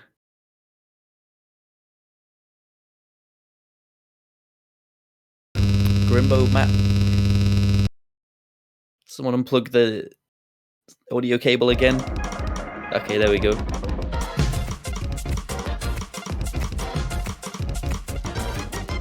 So the swing DT offering for this round, seeing lots of doublets, some swing timing, lots of timing changes.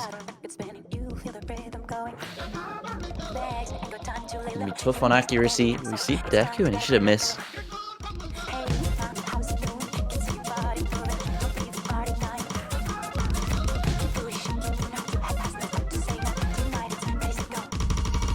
It looks like all 3 of the 4 players are holding fairly similar accuracies.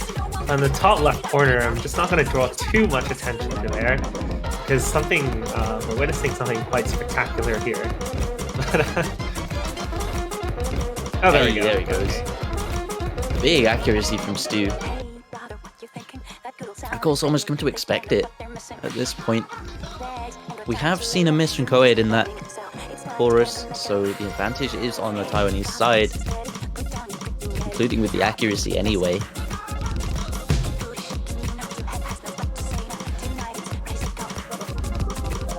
Deku is a match for Ishida, but fortunately Ishida's not the one with the highest AC on Taiwan's side.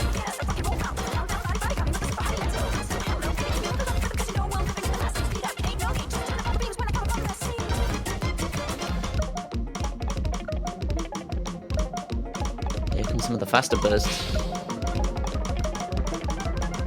Ishida finding a couple 100s, but Koed picking up a chain of misses there.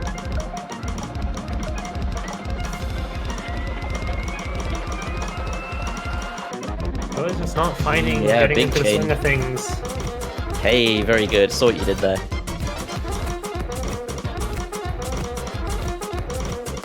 Ishida picks up a miss, finds another, but again, such a large score gap.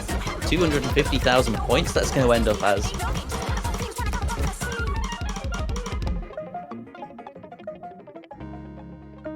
And they lock out over 2 million points.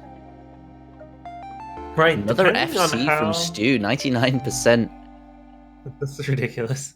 Okay, right. Depending on how Italy picks this next map, okay, will really, I think, seal the fate of how this match will turn out.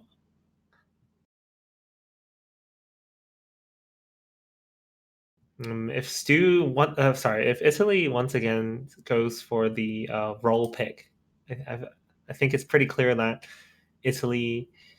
How many maps left? Yeah, I think he's going for the roll strategy here.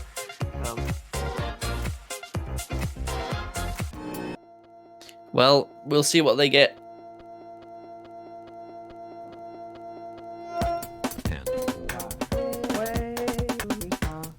No mod 3.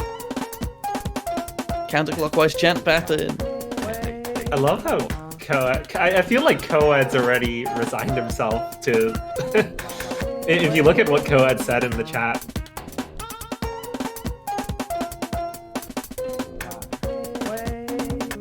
he's already preparing his exit. I don't know. Facing Taiwan is a daunting task.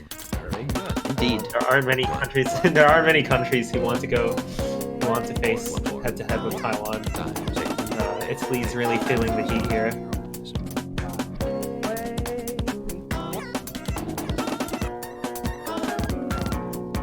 Anyway, to talk about this map, Terminal 11 counterclockwise chant pattern. This is the artist is apparently quite famous in Ostmania, quite popular in Ostmania circles.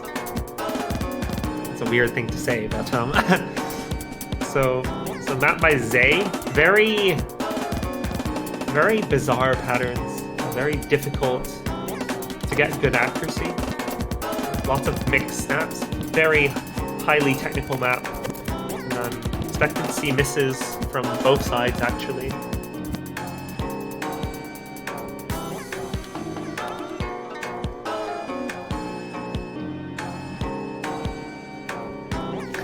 Deku wanted lucky RNG. Well, come on. You've seen the way it's going right now.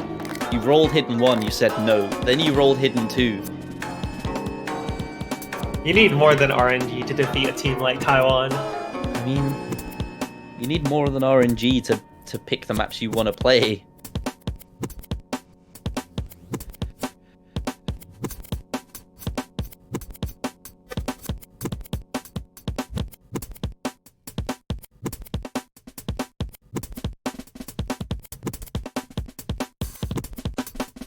I would rather they picked maps.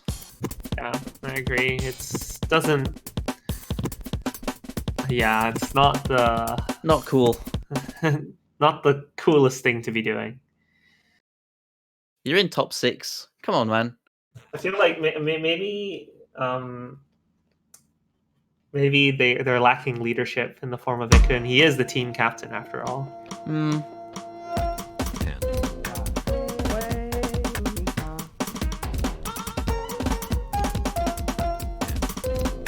I think a team captain's role is very important in tournaments.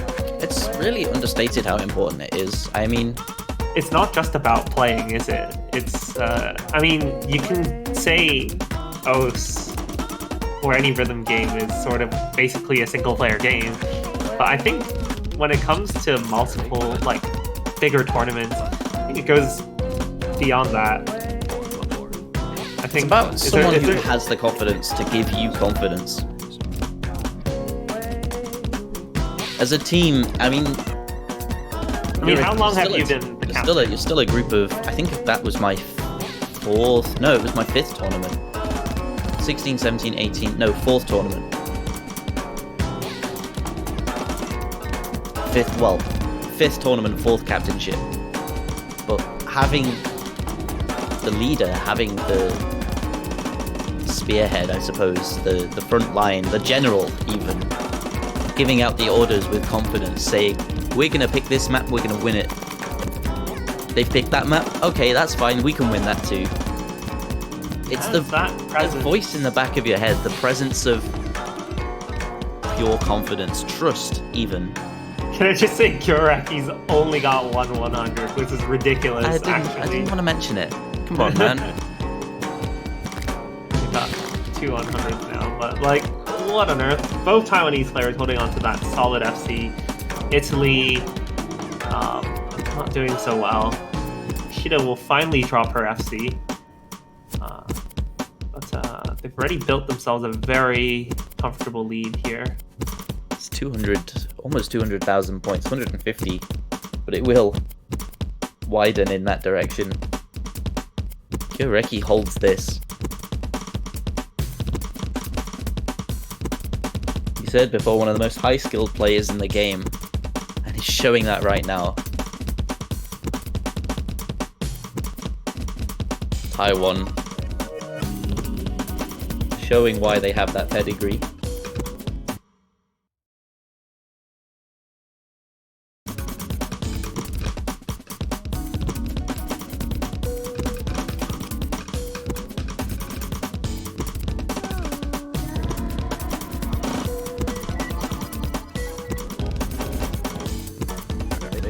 And he's still going.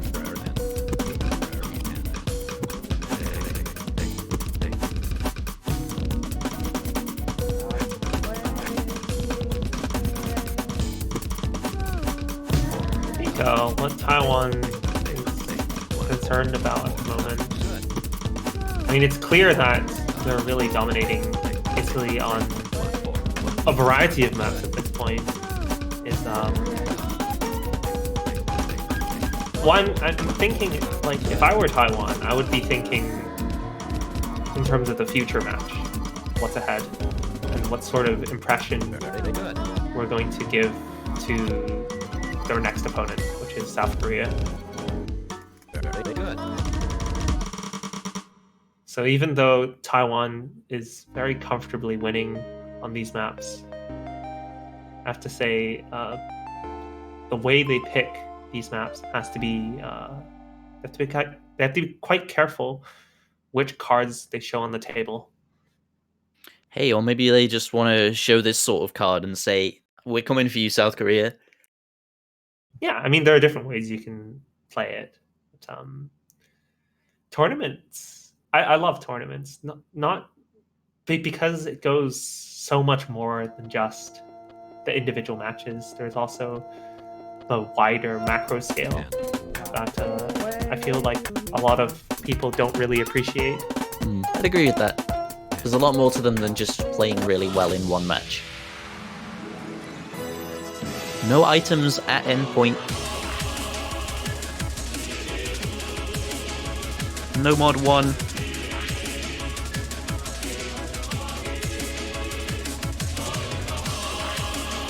It's only an Oni.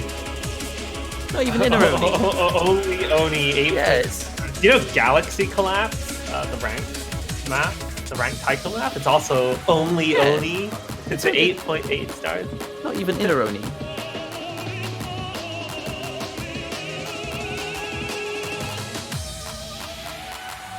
God, this must be boring. Well, we're just gonna fall asleep watching this. Such an easy map.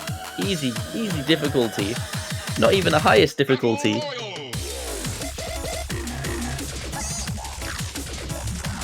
So 8.6 stars, what can you tell me about this? 3 minutes 30, 175 BPM. So to get that 8.6 stars. Well, firstly, the 175 BPM is a lie. The first half is 175. Okay. The later half, it speeds up quite a lot. So, the map is tech oriented. It's got doublets, it's got 1/6, it's got 1/4. It's all mishmashed together. It's a show me your moves kind of map. And there's a pun at the end. Falcon's my favorite character. There's a pun at the end I want to make, but I can't say it until the very end. There's a thing that at the end of the map that someone says. There's the speed up. Looking forward to seeing this. You'd never see an 8.6 star in standard. See, unlike standard, the Taiko SR system has not gone through considerable refinement in recent years. I understand that. I know. I've seen all the memes.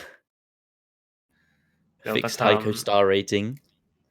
No, this is actually genuinely hard. It's a genuinely hard map. But it's probably not the hardest map in the pool, as the star rating would suggest. But it's indeed not the hardest map we'll see either. We got a grand finals pool coming up. So if this is 8.6 stars, what are we going to see in that? I'm terrified.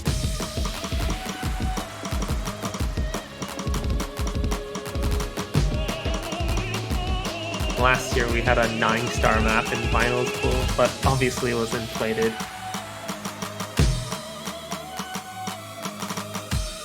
Well, all players holding on to SS. It's just the comfortable intro. Actually, I believe Italy picked this map as their warm-up last week, but they had Ikun at the highest score in the room with only like 1 or 3 misses. So I feel like Ikun would have played this, so yeah, Italy really missing out. I find it really interesting when teams almost accidentally pick a warm-up map that's going to be used in the next pool. It's happened so many times. Hey, at least you know they like the map. We've got a first miss from Deku there. This is again.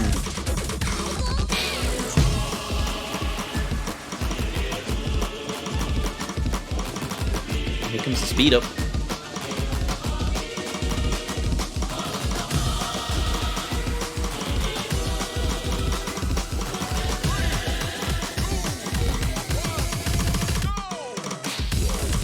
Catches Deku and Monkey D. Luffy. Oh wait, they should have both combo through it. And I think the speedier section, expecting to see a few more drops and definitely some action. Coed with an insane, the highest score in the room actually, 99.6% accuracy. Keeping Italy in it at the moment. The score lead is nowhere near as large as it's been on the other few maps. This is the closest we've seen it so far, and Italy really looked like they has a standard chance of winning a point on this.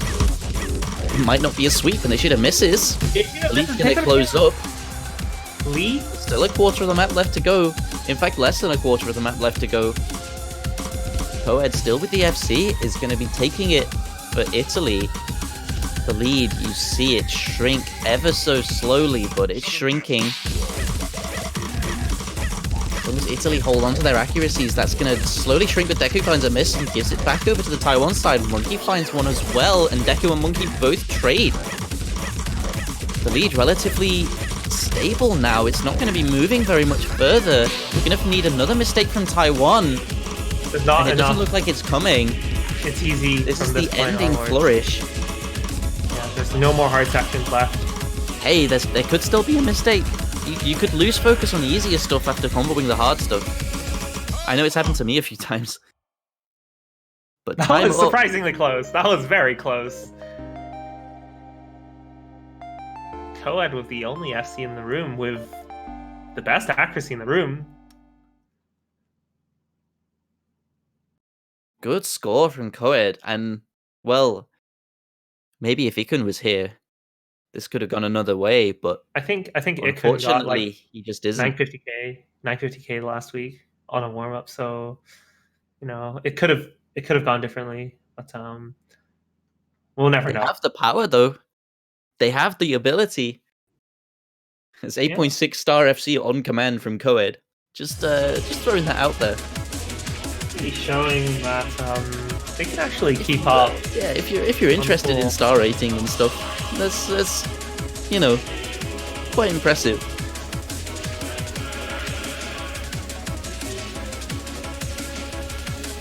Ever so close, and well, again they've shown their ability. They pick Clockwork Spooks. This actually a pick, I think. I didn't see them roll, at least.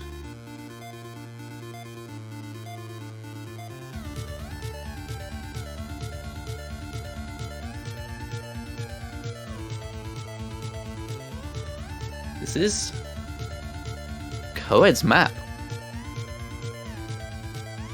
This is not a this is, of all the maps in the pool that Italy could take a point on, Nomad 1 and 2 definitely, I feel, are up there.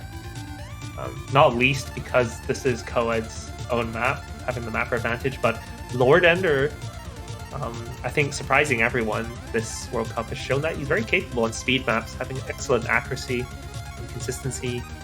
And earlier we just saw Coed with the FC on the 8.6 star map.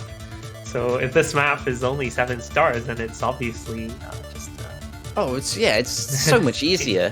Yeah, but, that's almost an entire 2 stars easier. Oh, everyone's going to FC this. 2 minutes 56, 260 BPM. And the difficulty says stamina Oni. But I disagree. I don't think it's actually that stamina intensive, except for maybe at the end. I disagree. I think I'm sure a lot of others wouldn't. I'm sure a lot of others would argue against that. But hey, we'll see. We'll see if they get caught out. We'll see if the stamina is indeed challenged.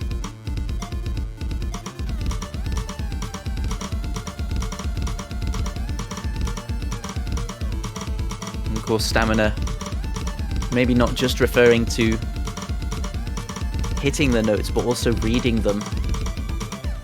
Their mental stamina is going to be a little bit drained.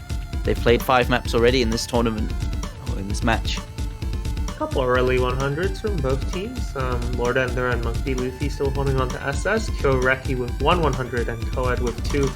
So leads in favor of Taiwan, but it's still very early days, only a quarter of the way through.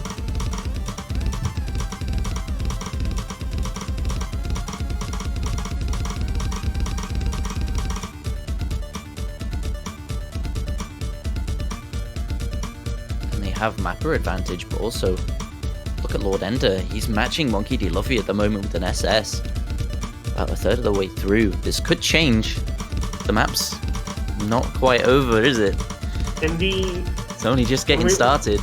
Once we hit the 75% mark, we're gonna see a speed up, and that's gonna raise the stakes a little, and we might see some act drops, or potentially even a few misses. Well, right now, right now, all the players' focus should be on getting the best accuracy they can in preparation for that section.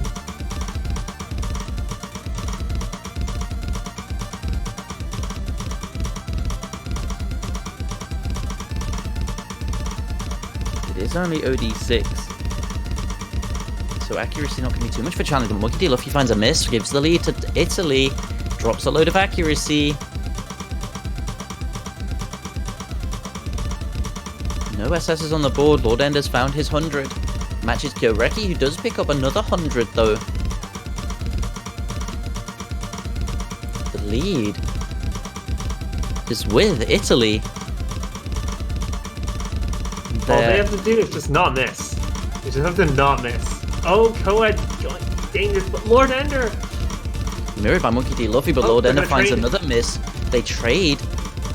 The accuracy is still in favor of Italy. The speed ups come. The map's fast. The bursts are fast. The lead's actually stable. I think Taiwan's very slowly pulling it back. Oh, with a load of misses from Lord Ender, that is going to give it to Taiwan. Tripping up right at the very end. That's the stamina we were talking about. They were holding on as long as possible, but they just could not hold on for the full length. Kyoreki 2 100s, 6 100s for Monkey D. Luffy, and a big collapse from Lord Ender at the end, I think, is what gave it in the end. Just unfortunate. Coed 99.66% FC. Lord Ender was going really strong. 1 100, but oh well. Falls apart. And that's the stamina.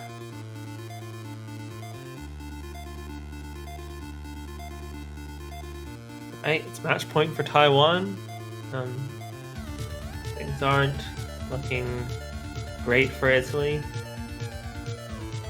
And it's Taiwan's pick right now, so co-ed begging the Taiwan team to pick Sayonara.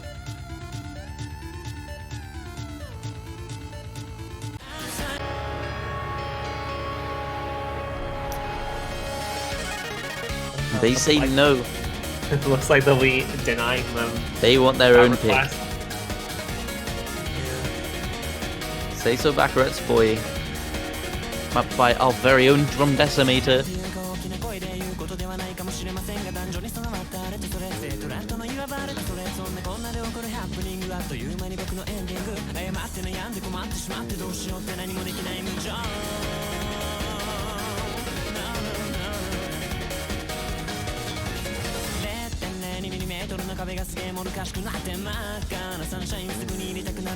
Oh, looks like they might repick.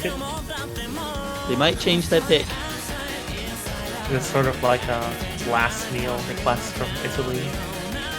Actually, that's kind of morbid now that I think. I think that's kind of morbid when I think about it. Oh, come on, Mango.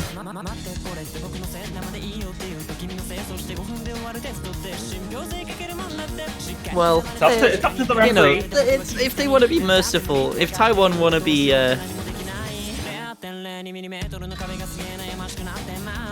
gracious,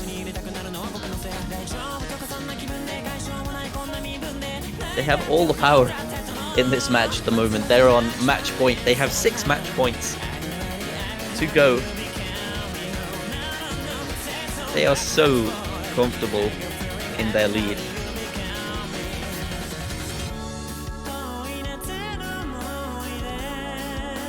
Seems like they're not going to change. Going to stick with the pick.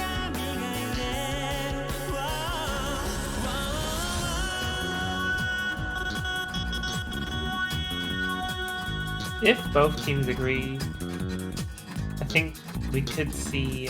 oh no, I think that's in reference to the tiebreaker. I'm not sure. Yeah, well... It'd be nice. But unfortunately, if Taiwan win this, they do have another match to play. They do have another match to play, so... Italy, I think, have mostly given up.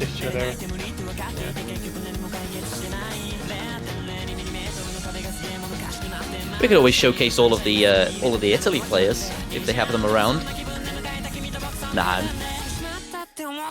I'm kidding. We'll let Taiwan rest. Ready up for this match. We'll see if Italy can take a point.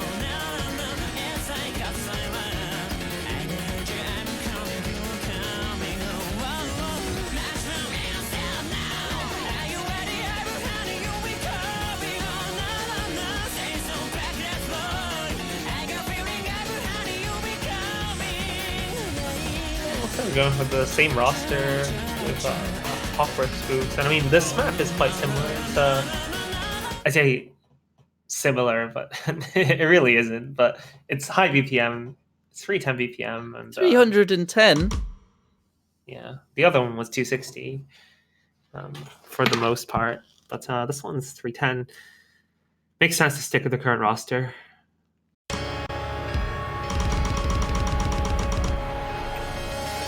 Let's see.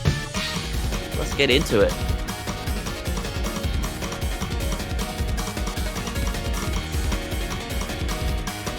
What's he doing, Stu? Lord Ender and Coed.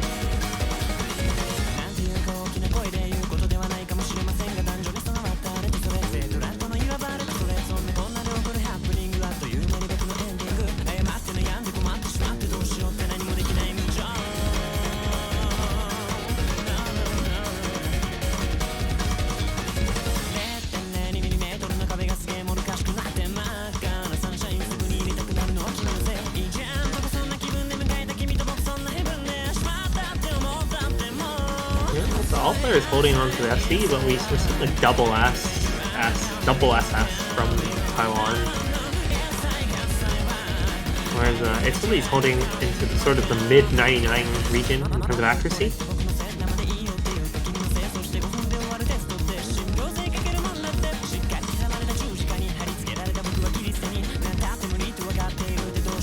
Just want to call Lord Ender out for single tapping this.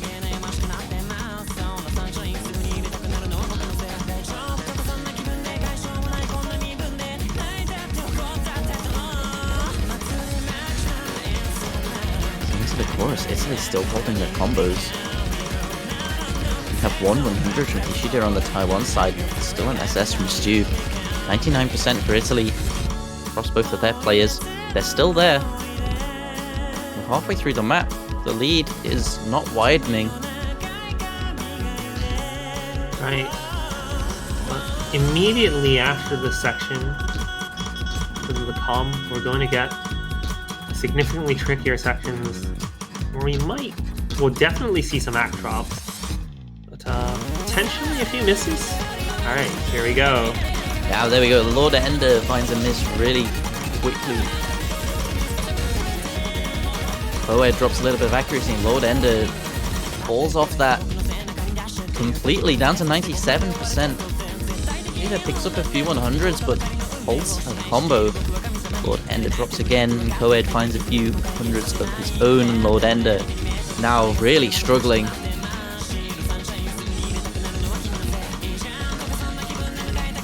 Stu's SS is gone.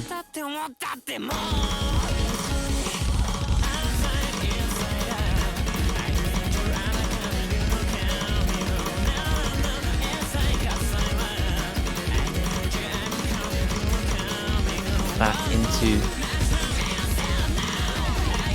the main chorus. He should have finds a miss, but Lord Ender.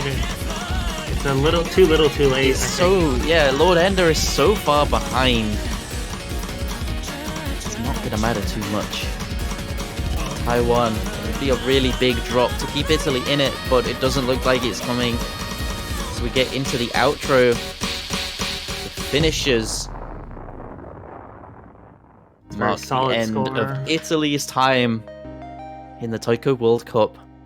Swept by Taiwan, 4 100s from Stu, 27 from Coed, but an FC gonna give him about 1,000 more points than Ishida, who has 15 100s, but 1 miss.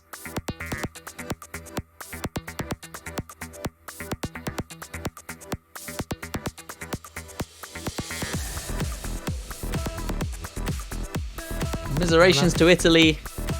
They came as far as they could. A very impressive run from them. The best they've ever gotten.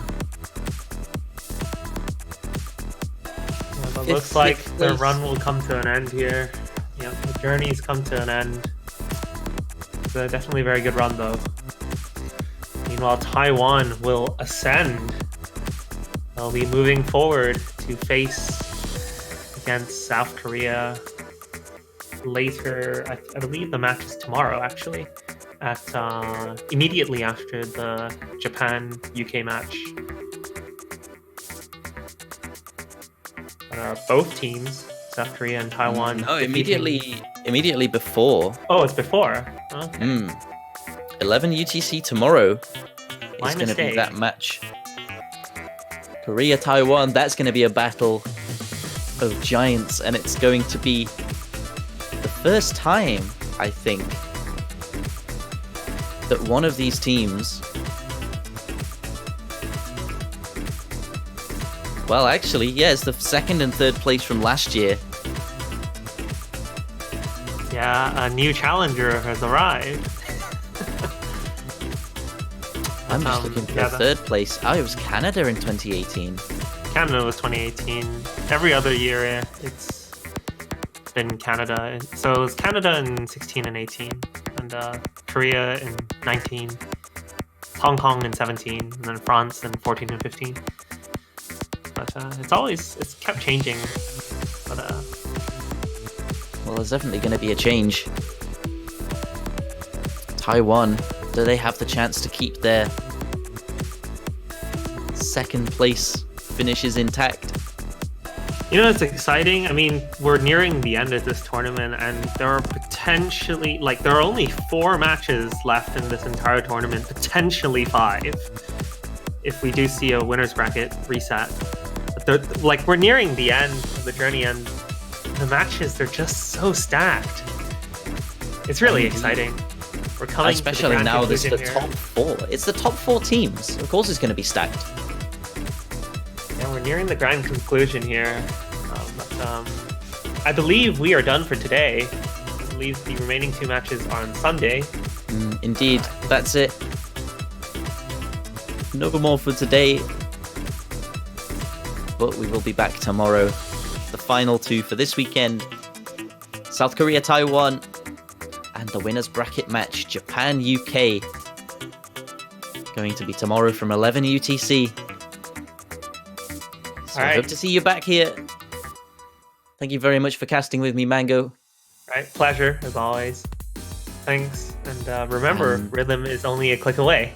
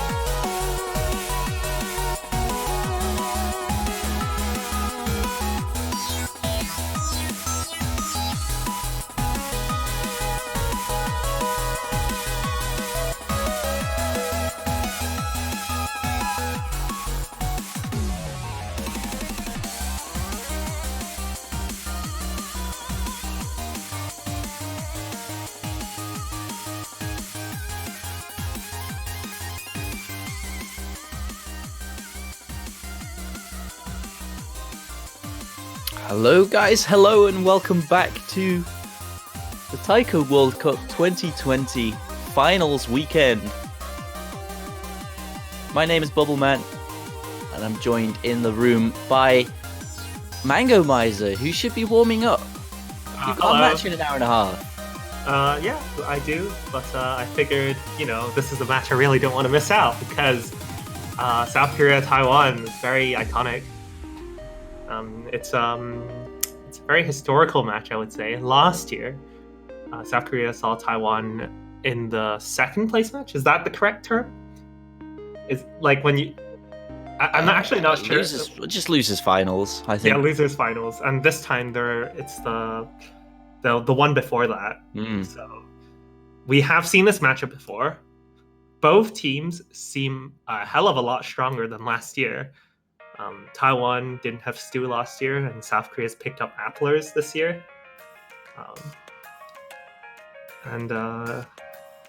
Last year, the result was in favor of Taiwan, who won after a grueling tiebreaker, 7-6. Hold it back. Do you think that's going to repeat again? I have no idea. I'm looking forward to tiebreaker. I mean... Oh, yeah, absolutely. Yeah. But last year, Taiwan did what was possibly, they did the impossible. They were down 6-2. South Korea was winning 6-2, and they pulled it back and won on tiebreaker. So Taiwan's done some magical things before. And I mean, with the addition of Applers, with the addition of Stu on Taiwan, it's kind of like both teams just stepped up at the same rate. Yeah, all the players have improved as well. Peaceful's really stepped up. He's become a monster, actually. It's crazy. Yeah, I was actually browsing a few of the Taiko maps that I have downloaded, and he seems to be a running a staple name. Hidden double time on everything. I mean, I saw, was it a DT Hard Rock on Pink Nightmares? I can't remember. I can't remember which map. He does DT HR. His HR has improved so much as well. He's possibly one of the best HR players in the game right now. It's crazy. He can do anything. Yeah, except for Appler's level maps, I guess. But yeah, South Korea is... And if we look at their previous match history, right? So how'd they get here? So South Korea beat Canada 7-0. Taiwan beat Italy 7-0. We have relatively little information on both teams. They only played 7 maps out of the pool that's, what, 16? Indeed. Yeah, that's less than half the pool. Did they cross over at all? Because, of course, playing 7 maps, that still leaves 2 maps left. I think they did cross over. I think they played no items at endpoint. And I think South Korea got the better score on that one. I think. I'm not sure. I'll need to check.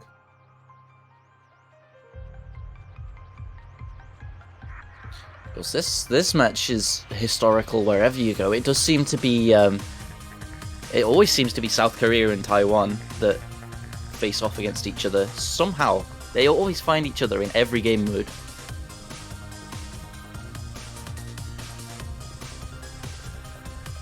Always interesting to see the dynamic between the two teams. Right, so, in terms of overlap, they overlapped on No Mod 1, No Mod 4, and that's it. That's all we have. That's it? Yeah, that's it. Only 2 overlaps. In Taiwan's match, they stuck mostly to No Mod and DT, I believe. So they played mostly No Mod and DT, whereas in South Korea, they explored the mods quite a bit more. That's really interesting then. There's a lot of information on the picks that you haven't picked for both teams. On No Mod 1, South Korea would have won with their score. On No Mod 4, I think Taiwan would have won on that one. Just barely, though. Oh, that's really interesting. Well, we have absolutely nothing to go off. Well, on paper, I believe Taiwan has the advantage on No Mod and Double Time. Okay. With very strong grand finals level players. in the form of Stu, who we've seen like in the last match. We saw what amazing indeed. effort. And Kyoreki not being too far behind. Stu needs someone to keep up with him. He seems to be way out ahead. The rock that Taiwan lean on. Yeah, so I think Taiwan's definitely got an advantage on the no mods and double times. However, when we go to the mods, hidden, hard rock, and free mod, I think South Korea's got a bit of an edge here because they have Peaceful, who is probably one of the best hidden players in the game and one of the strongest hidden hard rock players in the game, and he can play HR as well, so he can tank a lot of the mods. And he's supported by people like Afflers and Kampaka Sariel and Bango, who's also quite capable in their own right. So I think they have the advantage in mods.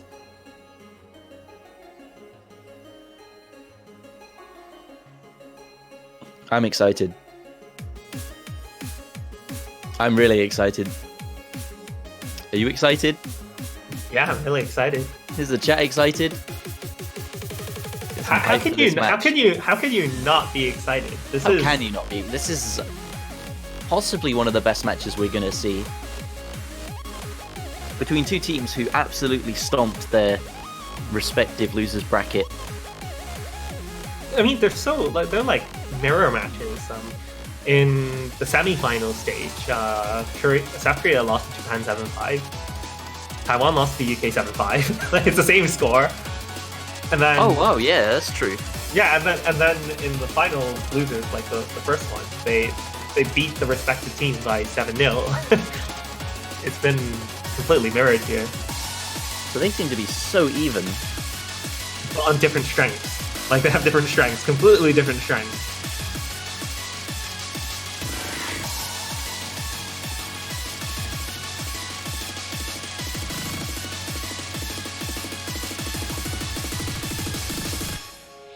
If you go back to quarterfinals, actually, South Korea beat China 6-0, Taiwan beat Spain 6-0. Still the same. And then in round of 16, South Korea beat Canada 6-0, Taiwan beat Russia 6-0. They have the exact same score from round of 16 to finals. They're so evenly matched. No way. This is crazy. Someone's got to win this match, right? What if this match ends in a draw? What about groups then? I gotta check that one. I think Taiwan had a bit of a challenge because they had China in their group, and China was very strong in the group.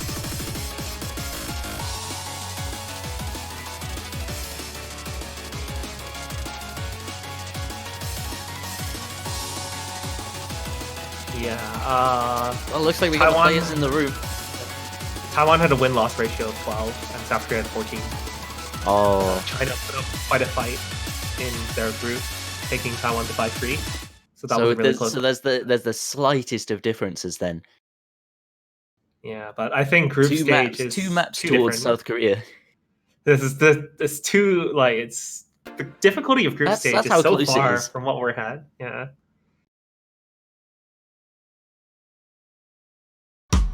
We see the first warm up. South Korea going double hidden.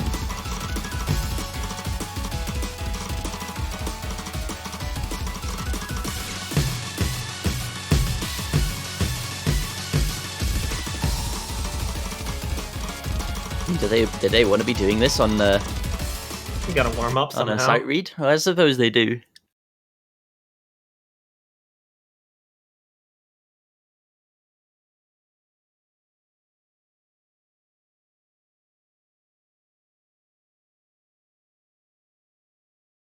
A bit of a connection drop. So do you think we're going to be seeing them pick the same things that they picked in their match? I don't know. I really don't know. I have a feeling that both teams pick very carefully against their respective opponents in the previous matches, so as not to give away anything. And I feel like we might even see a few roster changes, because I felt like both teams were hiding their so-called true strength, I think. So it'll be really close. Like, these teams, they're gonna go even further beyond. It's like Yoshida has connection issues. That's unfortunate, but it is only warm-ups. There's time to sort that out. Yeah, better now than later, right?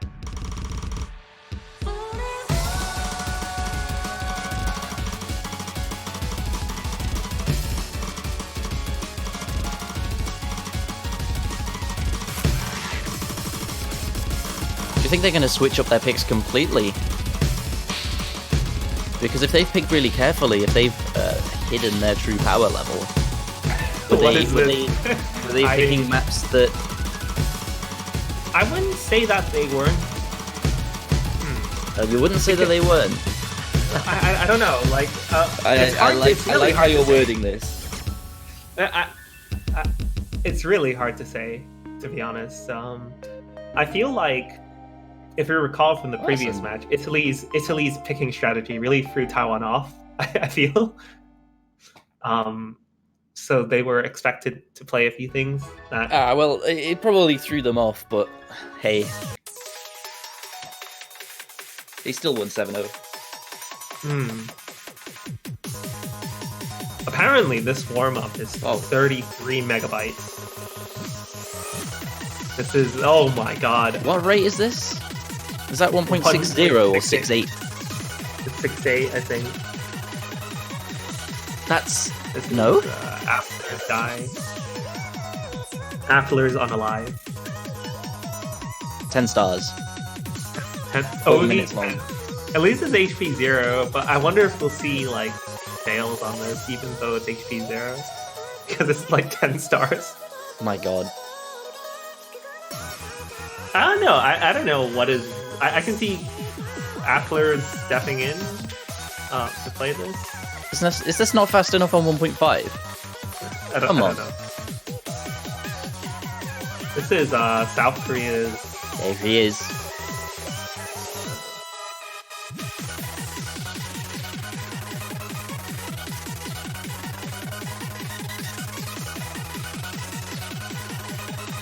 I wonder who's gonna step up for Taiwan. We got Monkey BTT. I do enjoy this song, but I don't know. I do enjoy this song. I enjoy this song at normal speed. I can't say I've heard of this song before. I feel like in standard you have much more. I mean, there are so many more maps, right? So you get to listen to so many songs. Yeah, but be more familiar. I've noticed a lot of the time. I mean, the time that I've been spending casting this game mode, Taiko, there's so many different songs I haven't heard before. It's really interesting how little of a crossover there is sometimes. Yeah. Like a lot of these songs that I have never heard before. I feel like every game mode has their preferred artists. And, of course, there's some I have, like every Camellia song ever. I think everyone likes, everyone has common ground. In every game mode, there's it's called Camellia. But then, for instance, in the showcase last week, we saw the Terminal 11 song, and I think it mentioned that Mania people really like this sort of map. I think different genres have it's very better time mapping. Different genres have a better time mapping different sort of types, genres of music, right?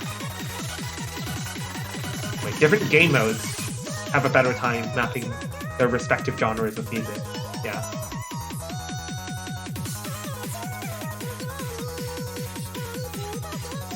Just making sure every team has every player on the tournament server. Nobody's missing. They have all the tools available to them. Oh Make dear, a victory as likely as possible.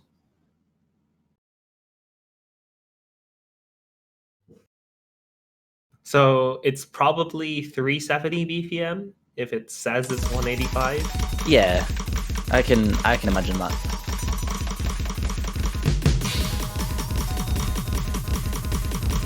I'm interested to see how Stu does because I don't think this pool has really pushed him that much. Okay, what is this? This This is just like... Atlas gives up for a split second.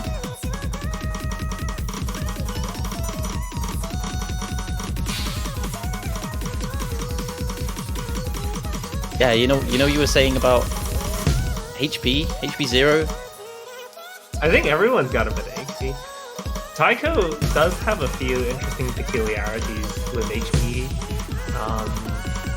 This was discovered 2 or 3 years ago. On HPs lower than 3 point something, it's about 3 point something, you actually get more health if you hit a 100 rather than a 300. That's really interesting. It's quite funny. It's been fixed in laser, I believe, but I think the reasoning for that is because, like, Oh, Atlas was hitting that. oh my god. But yeah, so if you ever have This like a is- map that's HP 2 or below, you're actually, and you want to pass it, you're better 70 off. combo. You're better off getting bad accuracy. One of those little things that you might never notice. That was, yeah. That's really interesting. Compact Ariel though, above the pass smart. Mm. I mean, this is his map though, so Yeah, he knows how to cheese it. I think you can only Nah, cheese 300 plus BPM streams to a certain extent.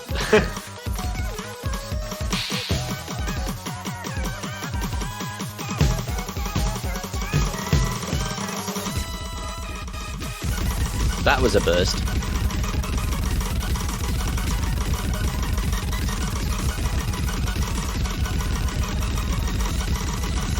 $100 combo. 150. Oh, he's really warmed up now. How is he hitting this? Atlas. Oh no! My god. I love how like the Takes a Taiwanese players are losing score. they're not even gaining score. They're just losing score. Ah, Atlas is gaining score. Oh, no. Yeah, no. No, he's losing score. No, he's gaining score. Oh, they're pretty bad. Yeah, this is really. You know, you were saying about we haven't seen these players be pushed yet. Yeah, I said like for the map. I think. The Appler seems to be doing fine. Yeah, I think this is a little bit too far. That's incredible, though.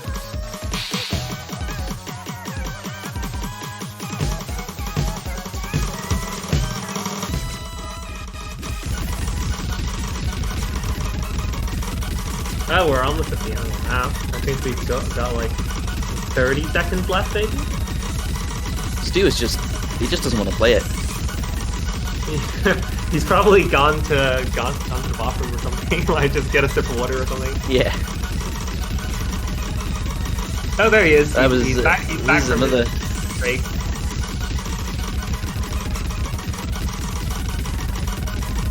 Why is the stream so long? Well, have you not read the diff name? There's a map designed to unalive applers.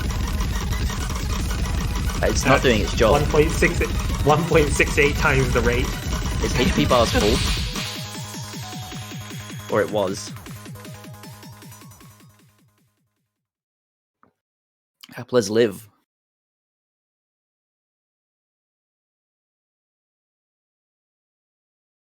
Applers is alive. He is the only one that's alive. He's incredible. That's incredible.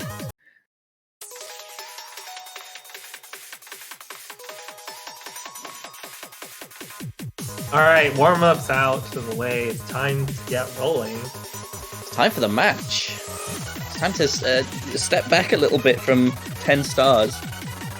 And go back to good 8.6. Just a small decrease in difficulty, tiny little step back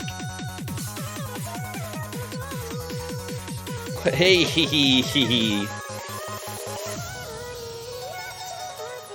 We love seeing one rolls.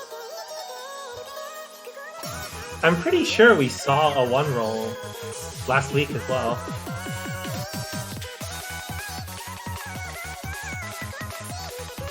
And that's Peaceful with nice round 50.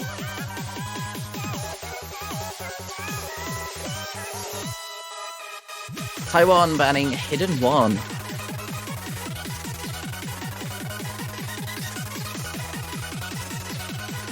The higher SV hidden of the two. A fair ban. Seeing that. We saw their scores on this last week. They basically doubled Canada's score. Oh, there goes the score. There goes really Caravan scary. Palace. Very smart ban from South Korea. I think Taiwan's score on this was actually ridiculous. They performed incredibly. Sad we're not going to be hearing Lone Digger. I think South Korea. They didn't. I don't think they played this last week. So yeah, I'm pretty sure they didn't play it. Hey, well, it's their pick first. Will they be following the confusion strategies that Italy were employing and rolling for? No, they're just gonna pick Rafal's free mod map. It's gonna be Express 0805 Katagiri the map Gangnam remix. style. The Gangnam style.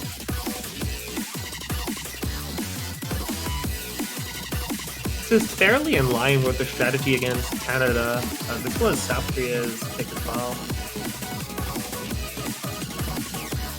In the previous match against Canada.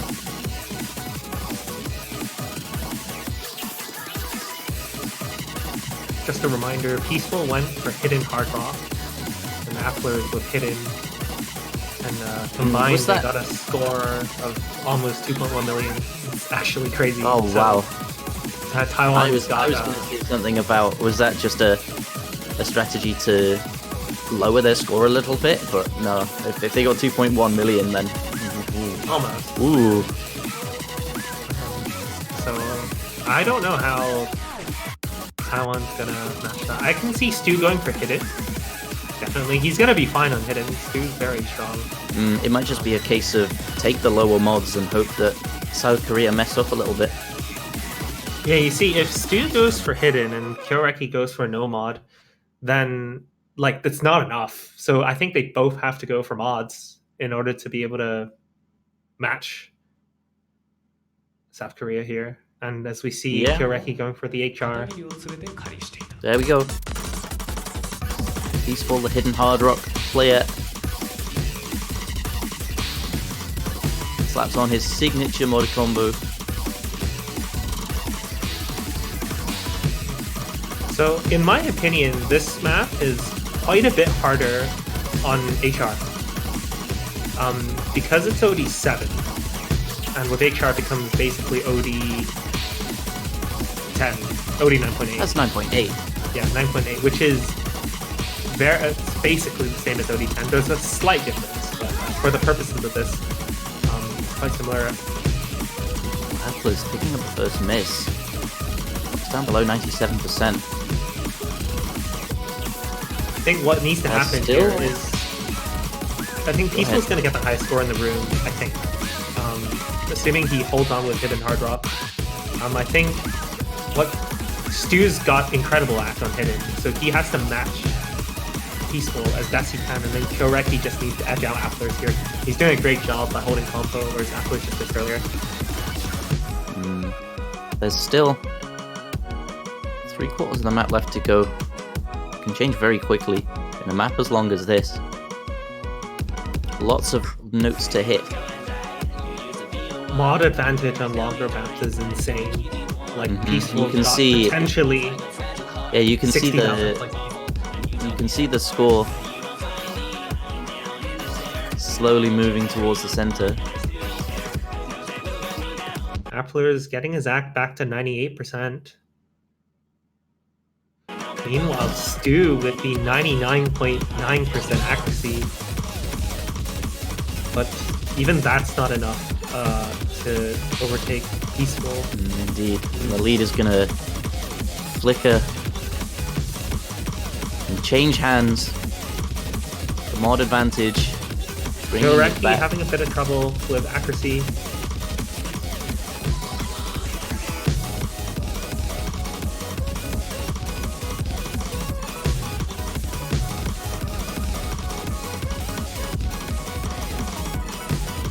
The score is there, the accuracy is there. Atlas building himself back up.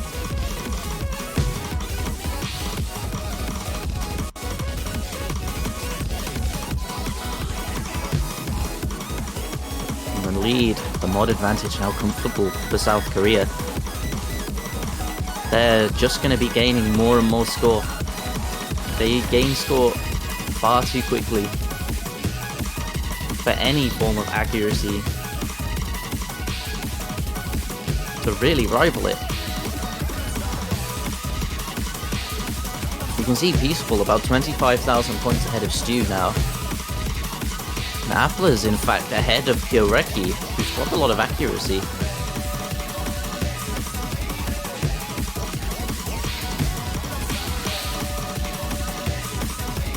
It's really the mod advantage that's winning it for them. It's crazy. How is Apple? How is Peaceful still holding on to combo? He's reached 2,000 combo. What on earth? He's just really good at this game, and well, they want to carry on in this tournament. Performance from every player.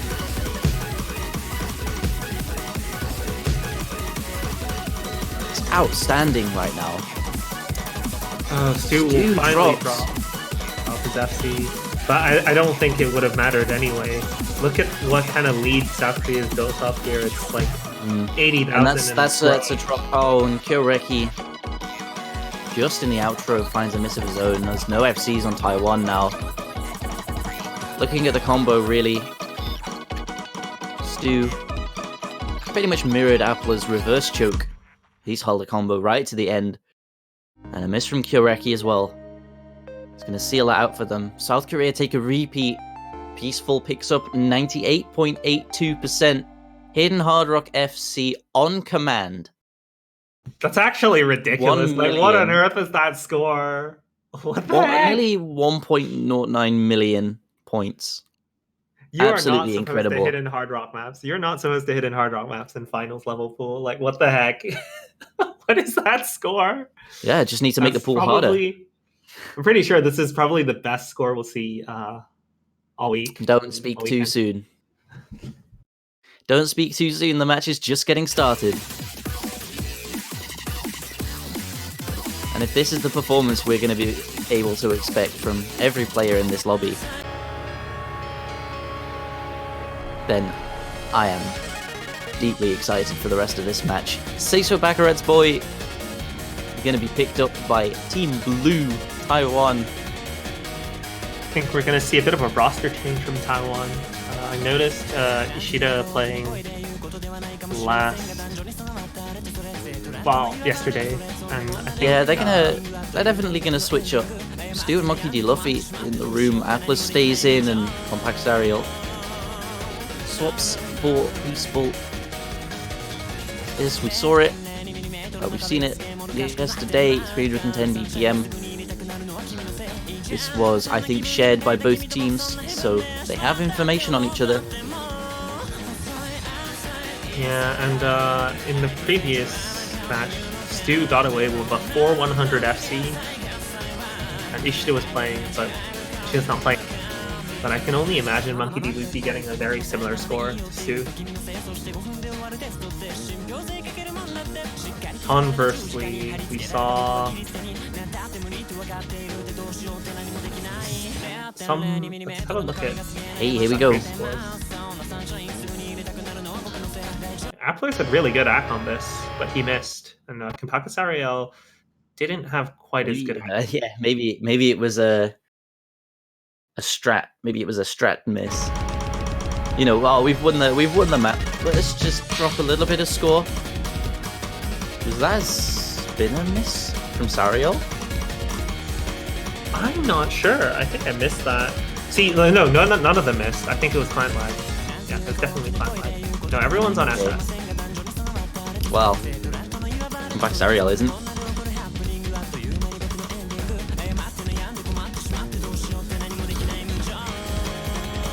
Yes, slightly to Taiwan. Of course, it's just the start. It's 3 minutes in length. Another long map, this one.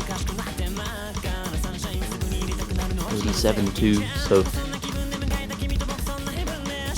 similar accuracy requirement for Apples and Stu from last map. Stu will pick up a few 100s there. That's gonna give the lead over to South Korea. Monkey D. Luffy finds a miss too. The 100s for Stu. Drops him below the accuracy, but now Compactu's matching him. The miss from Monkey is going to be a large factor. And some accuracy drops or misses from South Korea.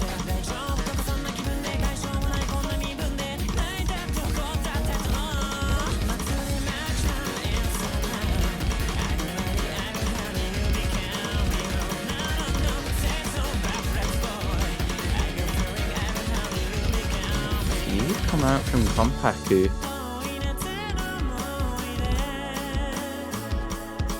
I think Taiwan can still pull this back on accuracy alone, but it's going to be really difficult. They're basically going to have to SS the rest of the map and hope that South Korea picks up a few more 100s. It's possible though. The lead's not going to change. We're about to head into the hardest section of the map. It's very complicated stuff. Are we going to see Sariel? Well, mirrored by Monkey D. Luffy.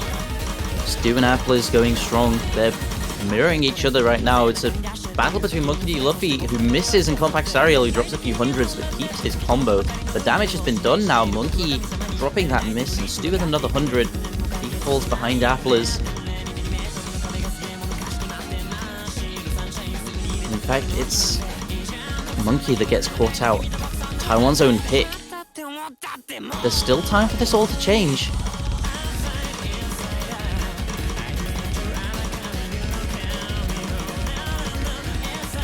Compact now looking stable. Monkey still has his accuracy, he's just dropped a couple of misses.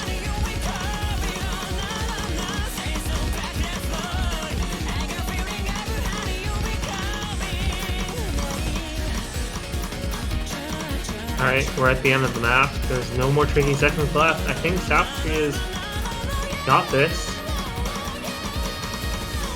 Yeah, it's going to take a big mistake now, but the finish has come out. Lock in the break point for South Korea. 2 100s for Applers, 4 for Stu.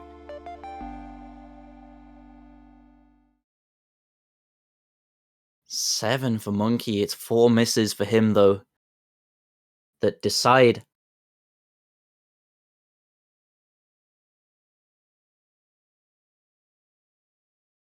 This map.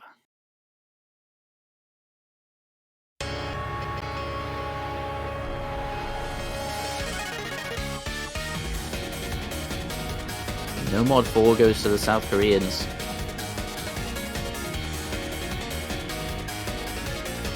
They're in a good place now, they're in an advantage. But of course we saw this happen in the UK versus Taiwan match last week. Taiwan took a quick couple of points. Yeah, Taiwan's known to come back from insurmountable odds here. Yeah, especially in this sort of matchup. And you said last year they came back from, what was it, 2-6? Yeah, they came back from 2-6, which is ridiculous. Okay. Looks like they're gonna go for hidden. Ooh. We saw this played in Taiwan's match. by Taiwan, in fact, last week. So this is a new map for South Korea. We haven't seen them play this yet. We don't know how they'll perform, but they know almost exactly how Taiwan will. Okay, a rare appearance from Bamgo SN. Skill set relatively unknown. We've seen him play in the warm-ups quite a lot. It's an insane speed player. I wouldn't have expected him to play hidden. But maybe he knows something we don't. Indeed, maybe this is the map that he's been practiced. The map that he's been practicing all week. To play it in his sleep. Or maybe he's sight reading and is just really good at sight reading this sort of thing. I don't know. Who knows? So this is the map OD. And the difficulty 6.4 with a OD 6.4. Yeah, this is the slow SV hidden map. It's got and tech. Yeah, slow tech SV hidden map. I think Taiwan got roughly 900k across the board yesterday. Yeah, they did. They did relatively well, especially on a map like this. We should have finds a couple of misses in the intro. It's down to 90%. That's going to build up really quick. No, it's not. She finds more. It's still early days. What's going on?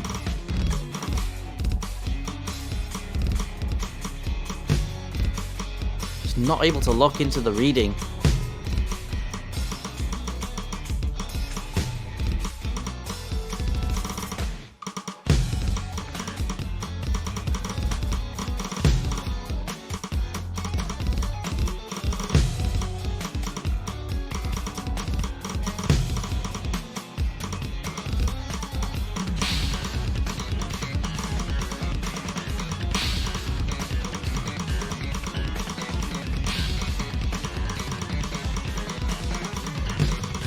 We saw him play this yesterday.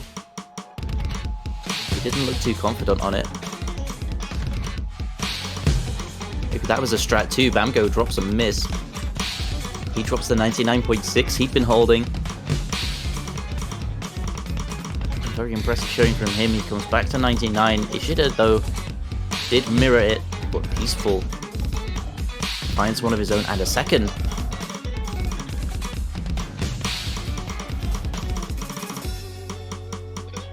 Ishida really struggling, and Stu drops the combo on the ending flourish of that section. Of course, there's not really any free combo in a map like this. Anything can trip you up.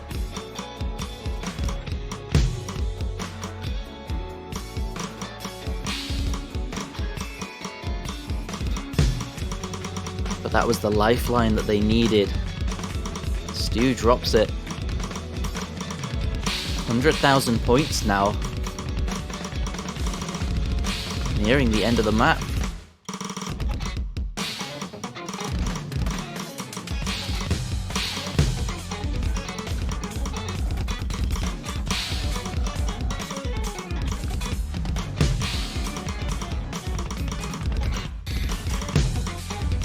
And the lead will remain pretty stable. Stu finding a miss will widen it.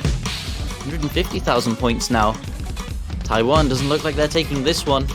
It's Ishida.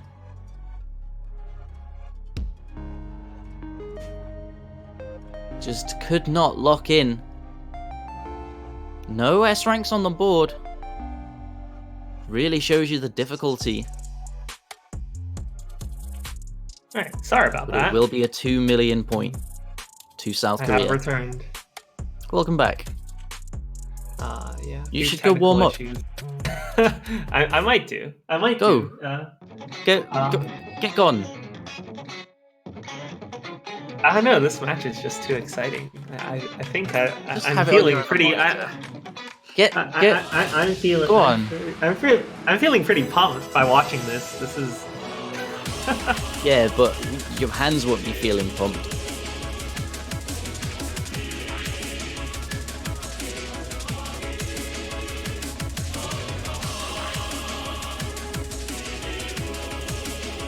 Yeah, that was an incredible performance that he missed. Yeah, I think South Korea is just more. Yeah, that was it. favored on That mods. was big. And actually, we see Taiwan pick the second map, the last map that both teams shared. Maybe they're just trying to eliminate the information as quick as possible. Maybe that's their strategy. I don't know if that's a valid strategy. Is there any like science behind this? You're a tournament investor. Eliminate the information. No, I have no idea.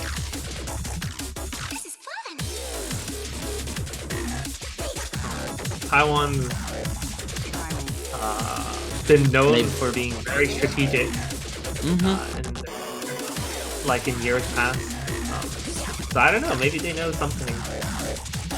According to the scores, though, they wouldn't have won on this. But maybe we might see a different. And we do see a completely different lineup. Yesterday we had Monkey D. Luffy and Ishida play. Looks like we're getting Stu and Kyoreki this time. They must all be really good at this map. They must love playing this map so much. Yeah, indeed. They'd better be good under pressure. They've got Apples and Compact Sariel staring them down from the other side, as well as that 3-point advantage that South Korea have picked up. If they drop this too, that's going to be 4 points. That's 2 break points. I think Taiwan's strategy here is going for the accuracy. We've seen that on no-mod maps, Taiwan has had a clear advantage in terms of accuracy. Even on the Bakuretsu Boy map, like even though Monkey D. Luffy picked up quite a few misses, he had better accuracy overall. So I think that's what they're going for here. You can see, I mean, right now it's matched because it's the intro. But once we get into the technical section, you might see a few things change.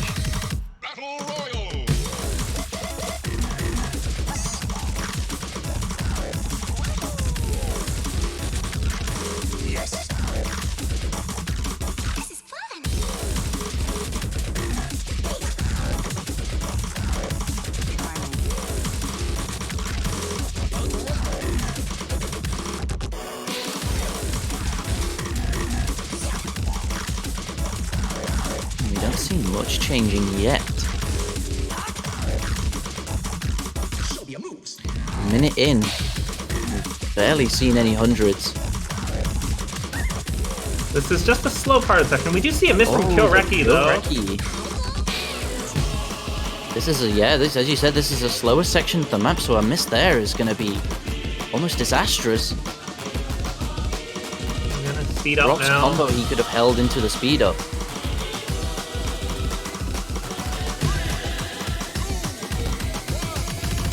Stu still holding onto the SS, though.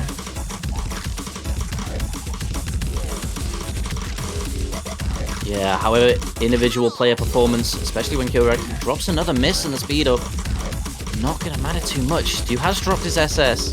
He won 100, but he can play as well as he wants. He just has to hope that Korea drop, and it's Kyoreki that drops. And again, he's just struggling with this speed up.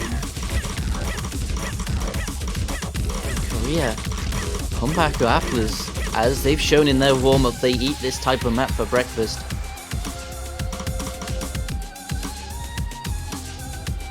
And then they continue to snack between meals.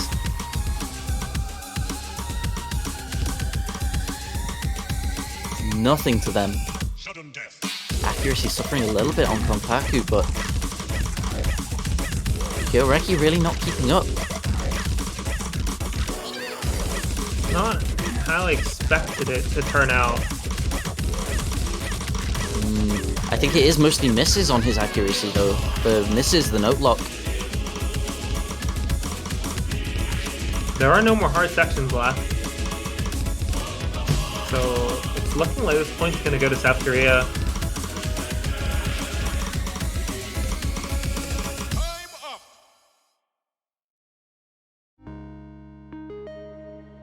And 40,000 points says South Korea take a second break point. 3 100s for Stu, 99.92% accuracy. Incredible performance from him. But one player does not a team make. Double F. Reki really not keeping up, unfortunately. But that's all the information overlap eliminated. I don't know, maybe this is Taiwan's nothing secret left. strat. The secret strat. We're heading into uncharted territory here.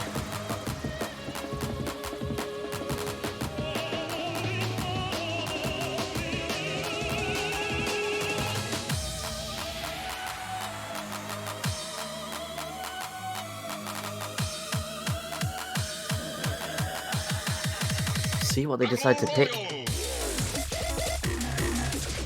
And a relatively quick pick comes out from Peaceful. Fracture Ray.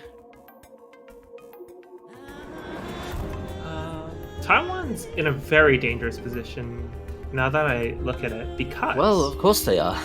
No, because there's 2 maps left. Right, there's Fracture Ray, which is free. So it's 2 modded maps left. There's Fracture Ray, and there's Vertex, which is HR1. And assuming South Korea has the advantage on this, that's gonna comfortably take them to 6 points. Which means Taiwan cannot make any more mistakes. Like, if they make a mistake, it's done. If they lose a break point, it's just finished. But that's just the position they're in is dangerous. They're 4 points down. Strategy or no strategy, you're staring against that scoreline, and you've got to be feeling some pressure.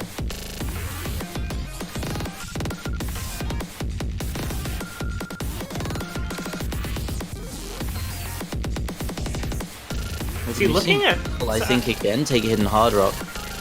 Looking at some of Taiwan's picks, I feel like they're saving some of the more comfortable picks at the end. Like, something like No Mod 5, they had a crazy performance on that, and I feel like they're saving... I don't know, are they saving their stamina for the long run? I don't know, like, I really don't see what their strategy is here. Well, they've got to have some strategy, it better work. Because the position they're in is definitely not favourable. So we'll be Unfortunately seeing... for them, Hidden Hard Rock from Peaceful. Same sort of mods. Bango comes back in with Hidden. Stu matching that and Kyoreki with Hard Rock. I have a good feeling for Taiwan here, actually. I don't know, it's just a feeling.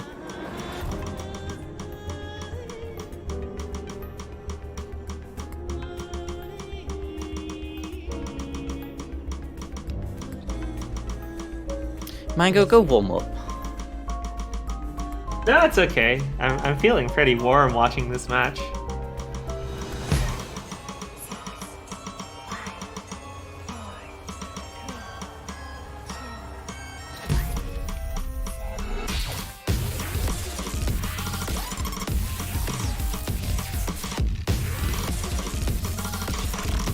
What makes you think I'll be playing a lot of maps in the upcoming match? It's all... You and Gohiki just sat in the lobby. It was just you two. Nah, Look, everyone... to warm up. Go warm up. Everyone's got a role in our upcoming match. I will mute you.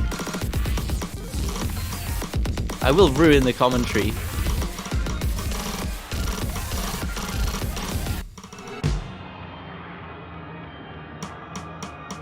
Everyone's Let's focus for a minute. Yeah. Stu's still holding the SS. Of course, mod advantage. Definitely hard Peaceful's for favor. Hidden.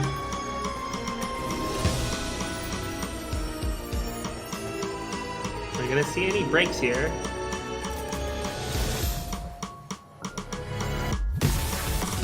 Oh no, Stu! Oh, Stu. That's so unfortunate.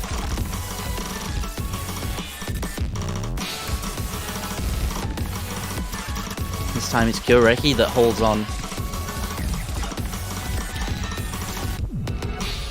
But that lead is only going to widen now. Both players holding their full combo. I don't South see Korean this side. This is. Oh, a miss from Peaceful. He picks up a lot of miss. He drops back. Oh, he misses again. Taiwan's gonna pull this back. I don't think there's enough time though.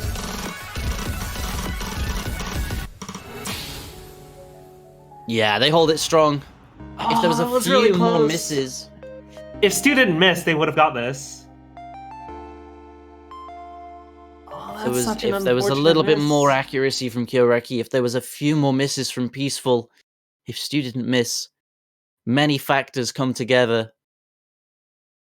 Prevent Taiwan from taking that one. Would have been a break point straight back. But as it stands, Korea 5 points ahead. Taiwan's still yet to get a point on the board. They come so close. In every map so far, they've come so close.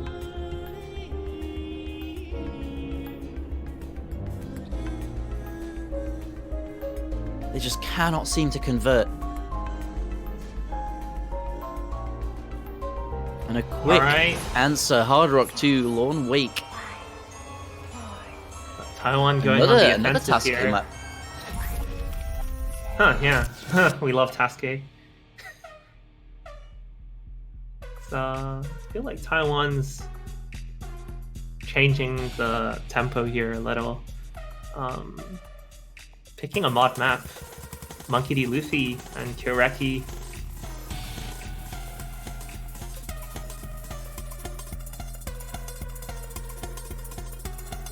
Obviously, Peaceful stepping in for South Korea. Applers on the Hard Rock map last week. Applers played Taro and he FC'd it. But his accuracy wasn't that good. I feel like all of the players in this room have the ability to FC this map. And I think every player in this room has the ability to get quite a good accuracy too. It's 220 BPM Hard Rock. Taiwan needs to win this. If they don't, it's game over.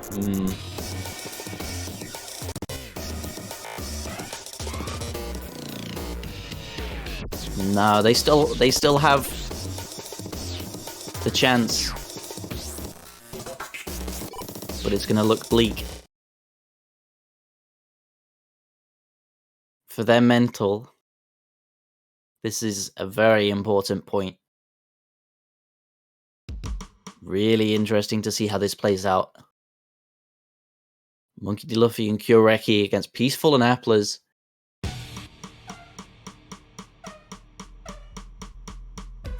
It's 3 minutes long.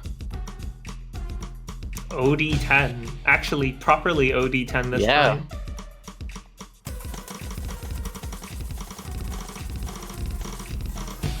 And already we can see the accuracy issues coming from Applers, dropping to roughly 95% on the first stream, whereas all the other players seem to be holding on 99%. It's the first stream. Drops early. Accuracy drops early especially. Don't matter too much. It's a very quick build-up again. So he's already back to 97. Peaceful with the highest accuracy in the room, though. He's going to be the one holding it in South Korea's favor. Reki drops down to 98.5. We've seen him struggle a little bit with accuracy on Hard Rock on the 3 mod picks.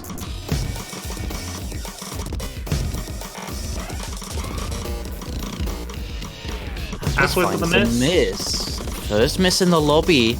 This time on the South Korean side. Monkey finds one of his own, drops a little bit of accuracy, but of course, that's okay. They have the advantage. The accuracy is there in their favor. It's 1-1 at the moment in terms of miscount. Combo drops. We've still got an FC on Kyoreki, and Peaceful and Apples picks up another miss, so the lead is going to widen a little bit towards Taiwan. They're in the driver's seat right now. There's a third of the map left to go. There's still only 2 minutes in. This could all change. South Korea slowly pulling the lead back, I think. The accuracy from Peaceful. Really what's going to keep them in this. They're breathing down Taiwan's necks, and Taiwan must know. They must be aware of this. They just need to hold on. Accuracy also so important. Alright, we've got the... whatever snap this is. No one knows. Everyone's holding good accuracy. Will we see a miss on the weird patterns? Oh, a big burst catches Kyoreki out, but Peaceful mirrors the miss. Keeps his accuracy. The lead's still in Taiwan's favor. The map is nearly over as long as they hold on through the ending. They're going to take a first point.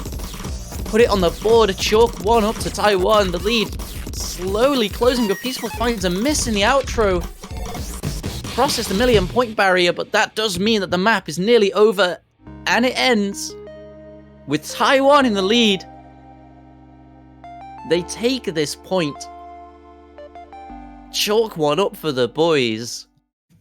Look at how similar Monkey D. Luffy and Kyoreki scores are. They're like... it really was. Points apart. It really was the misses and the accuracy from Applers that gave them that one. Also, we get a point for Taiwan. The match will continue. What the heck, Peaceful? 19-100s. You can't do that. That's illegal. Yeah, that's a big accuracy. But it's not over for Taiwan yet. It's not over. And if we look at the maps remaining, all we have left, well, we've got one free mod left, and one HR. Well, yeah, and the rest is no mod. We've seen Taiwan in this sort of situation before. They're down, but maybe they play well under pressure. Maybe the confidence is getting to South Korea, not quite holding their focus as well as they could be. We're in the lead. We don't need to try as hard. We can win this. No, you can't. No, you can't. I can see two maps that South Korea can go for. It's HR1 and Free Mod 2. Taiwan needs to break point on one of them. And this is going to be really tricky. Vertex is not a friendly map, to say the least. That's a really interesting pick. Losing on Hard Rock, going straight for the other one. Shorter map, this one. 1 minute 55 in length, and it's at a slightly higher BPM at 237. It's not going to be OD10. This map heavily favors DDKK players, and Applers being a DDKK player, he's got a bit of an advantage here. Even though his AC might not be up to par compared to some of the other players, he's going to get a lot of points on finishers.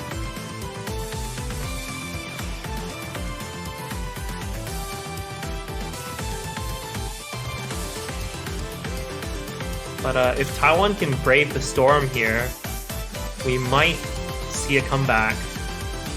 But they've just got to hold on. I have no idea how Taiwan's going to do on this. Like, I know Monkey D. Luffy and Kyoreki are very capable on HR. We just saw that in the previous map. But this is just completely different. This is a whole nother beast. Yeah, we're definitely in uncharted territory.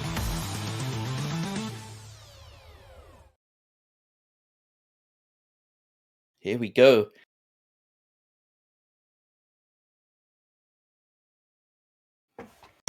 Peaceful and Applers. Monkey D. Luffy and Kyoreki, a repeat of the last map's roster.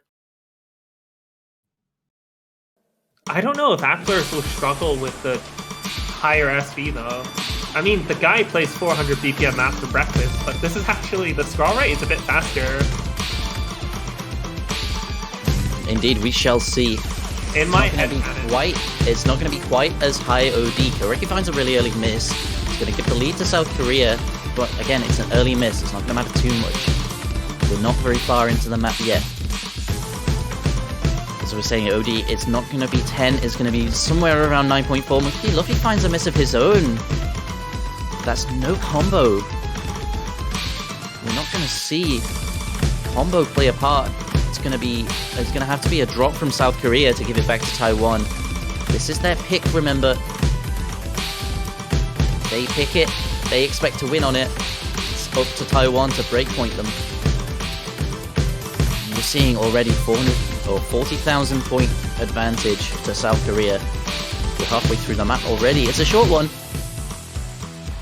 And a miss from Monkey D. Luffy again. He drops from 99 all the way down to 98.3.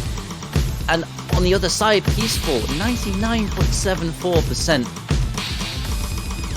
Going incredibly strong. Atlas holding his accuracy high as well. And a miss from Monkey D. Luffy again is going to widen that lead. Yes, he slows down a little. But Korea, having not lost any confidence at all on Hard Rock after taking a loss. He's going incredibly strong, I think. The lead closes a little bit because of finishes, but we're into the ending flourish. And 100,000 points. A double FC. 5 100s. What the heck is that? Peaceful. 99.74% accuracy on Hard Rock in finals week. What is that score? What an incredible play. That's deserving of a point. 3 misses for Koreki, 7 for Monkey D. Luffy.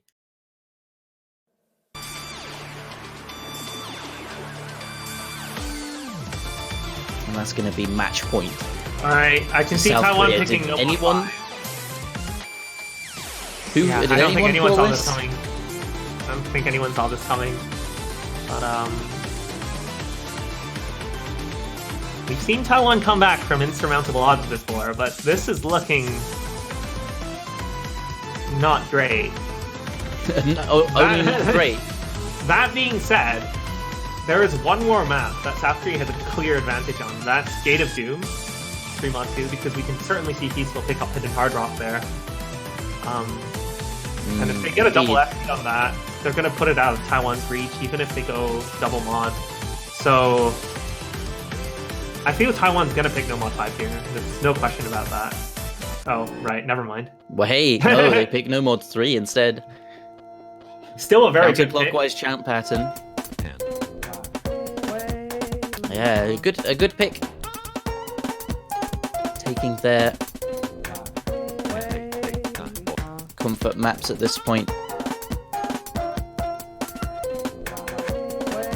Sticking to their plan, picking the maps that they're strong on, and well, of the maps that are left, what does South Korea have left to pick? You said there's only really one map they have a clear advantage on, that's Free Mod 2, Gate of Doom. They could, of course, just save it. They don't need to play it. They don't need to win on it. As long as they know they have that pick in the back.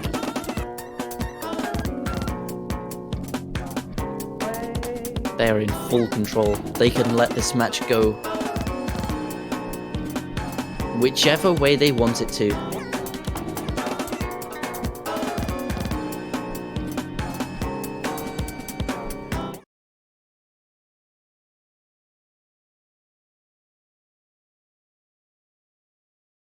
And here we go. Match point, South Korea. Taiwan need to win 3 of their own picks and 2 of South Korea's to take this to tiebreaker. Can they do it? It's the largest disadvantage they've been placed at so far. Let's see. Do we get into no mod 3?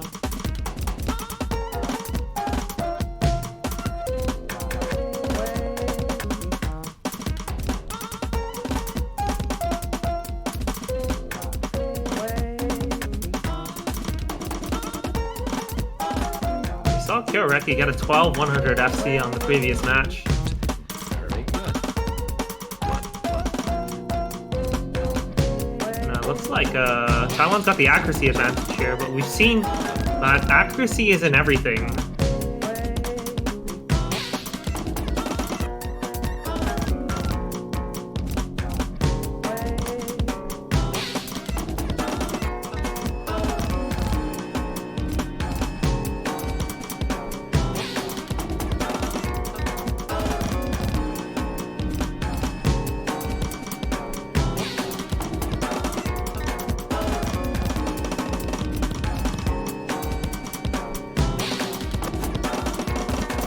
All players holding incredibly steady.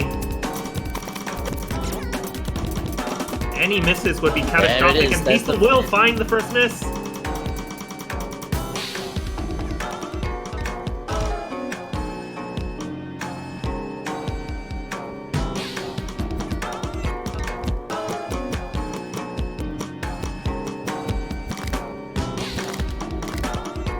Apple's finding a couple of hundreds on them. Yeah, doublets are not friendly patterns for DDKK players.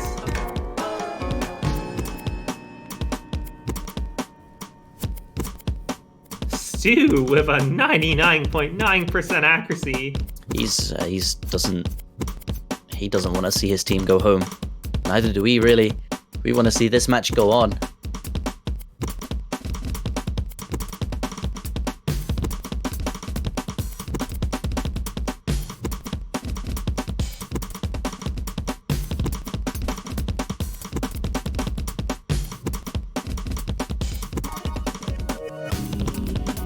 Alright, we're gonna get to the melodic part of the song.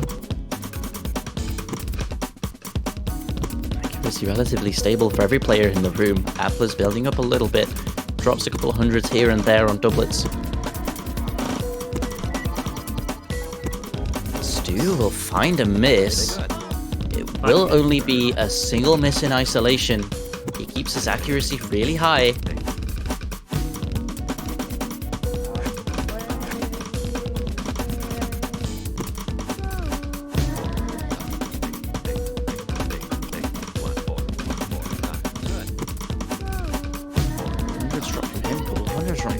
The lead will close a little bit. We're heading to the outro. We're heading to the end of this song, and Stu finds another miss. That lead is going to shrink. It still will be in Taiwan's favor. However, it's not going to be comfortable. I haven't got much left. But it does look like this will be a second point for Taiwan. That's really close. I think Taiwan got 2 misses there compared to Korea's 1, but their accuracy, the accuracy game. 2 FC is Apples and Kyoreki. 10 100s for Stu. His accuracy drops down below Kyoreki's at the end. But miss from Peaceful will keep them secure. And a second point on the board for Taiwan. All right. The pick, however, is South Korea's. They have 4 match definitely points. Gonna go for Fremont too. You say definitely? Yeah, if they don't go for Fremont too, I'm gonna leave and warm up. Okay, that sounds like a fair bet. Fair. That sounds like, yeah, that's definitely fair. If they don't pick Fremont too, I'm gonna warm up. What reason do they have to not pick Fremont too? Are they gonna save it for later? Yeah, because they have 2 picks left. It's really up to them what they go for. If they leave their secure pick for the last pick, it will be. Ah, see? Told you. Alright. They're emptying their magazine. Full nerves on South Korea here. If they don't win this, then all the other maps are not looking too favorable for South Korea. Yeah, indeed. But if they take this, they're gonna be advancing forward. Hey operator, can you kick Mango from the voice call so he goes and warms up?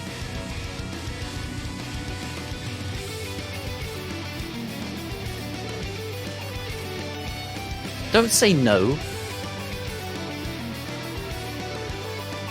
Alright. I have no idea what kind of mods to expect here.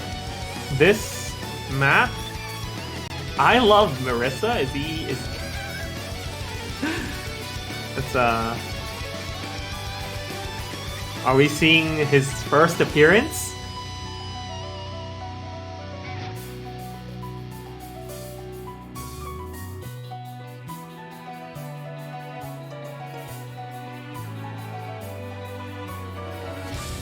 Hey, maybe it is. Does look like it will be.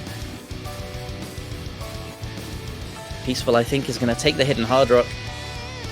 I love Marissa, primarily a hidden player as far as I'm aware.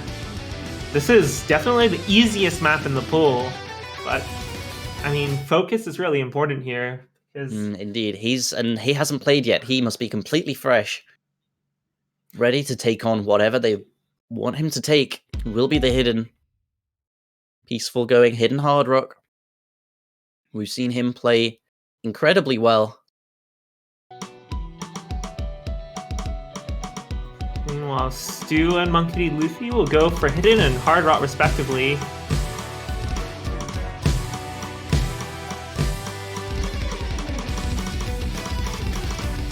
And they now have to perform. It's 2 minutes 18 and that's 208 BPM. Again, it's not going to quite be OD10, it's going to be around about 9.2, 9.3.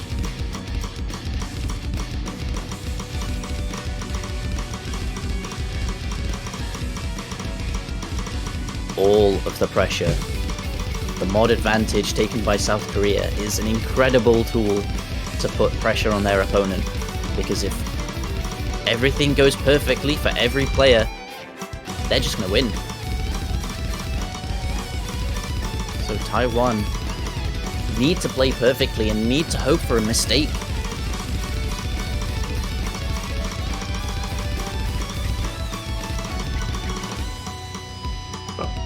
But the mistake comes from Stu.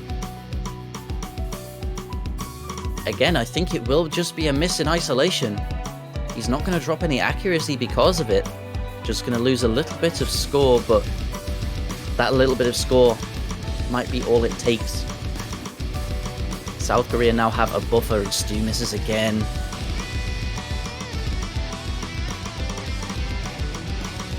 Very unfortunate. Some very unlucky misses coming. Inopportune times.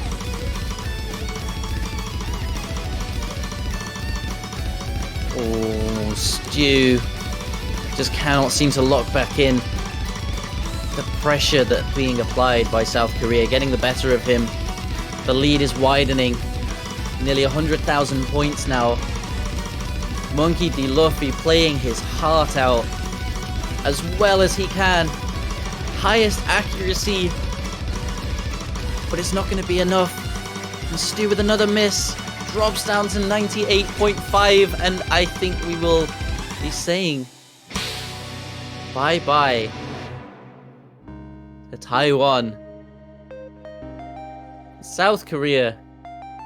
An incredible showing. A miss at the end from Peaceful. 100% FC rate for I Love Marissa. Monkey D. Luffy, 5 100s, an incredible performance from him, but it just won't be enough. It's 7-2. South Korea will win this match, will advance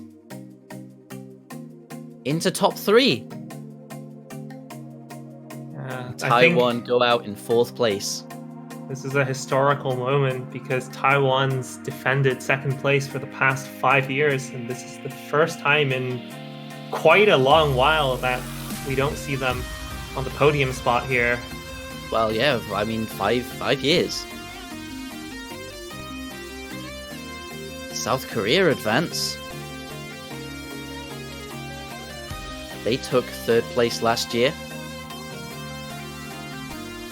They want to go one better. They didn't want to give that podium spot up. An incredible performance from them.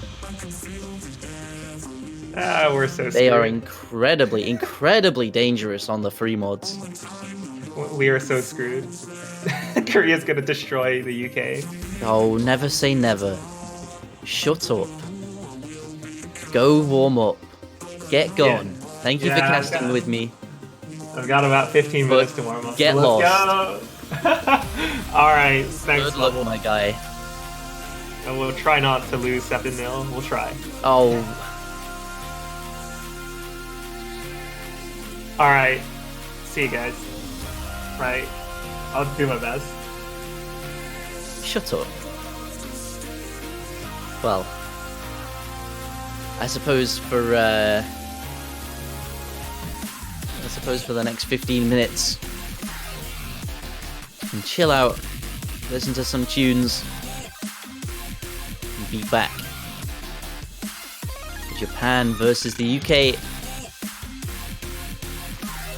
The winners bracket final. Don't go anywhere. I've been Bubble Man. Thank you very much.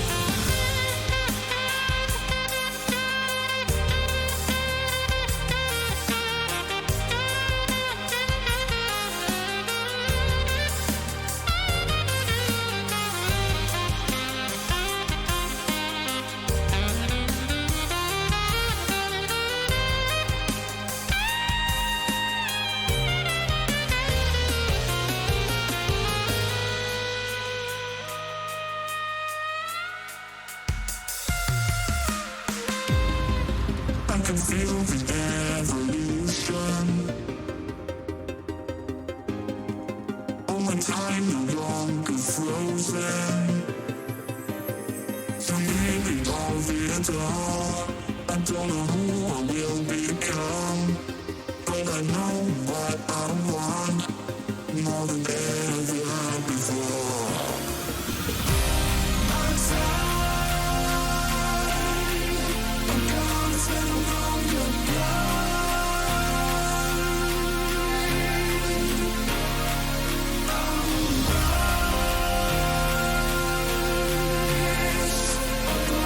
Stay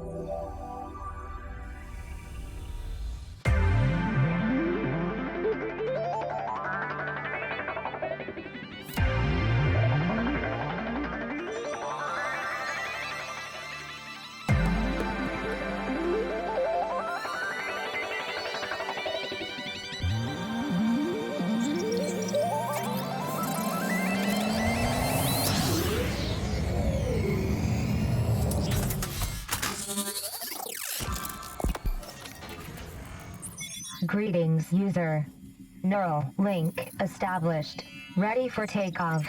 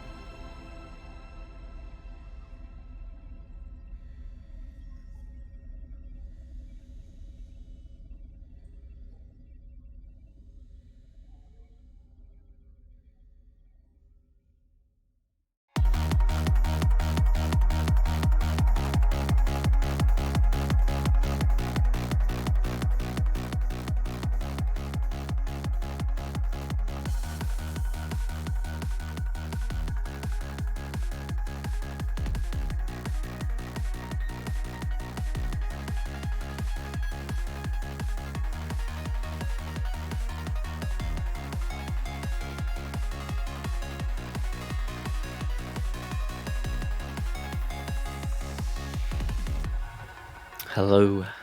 Hello, welcome back. It's Bullman here with the amazing N-Wolf joining me. Hello.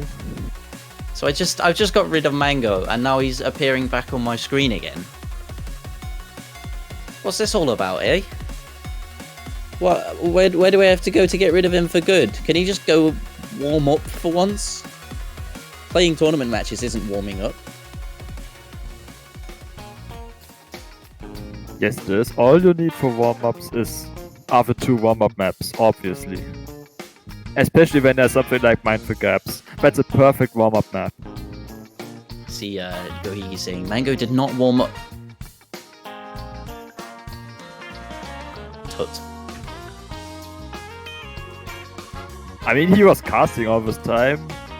Maybe his voice is warmed up, but I'm Yeah, not he just sure shouts at about the notes. Red, red, blue, red, red, red, blue, blue, blue, red. Yeah, There is a video of that. that's gonna happen. I mean, I'm sure there is. Yeah, there's a bit of everything, true. Actually, would you shout red, red, blue, blue, red, blue, or No. would you shout Don Cats? You would down cut. You would shout down cut. Because that's... Don Cat, Don. You could, yeah, you could probably get really good at that. Maybe. I mean, there's one specific video I'm thinking about where he doesn't actually hit the notes, he just... He just shouts. I think he just shouts at the correct way. I don't think he actually plays them. I might be wrong. I haven't seen it in a year.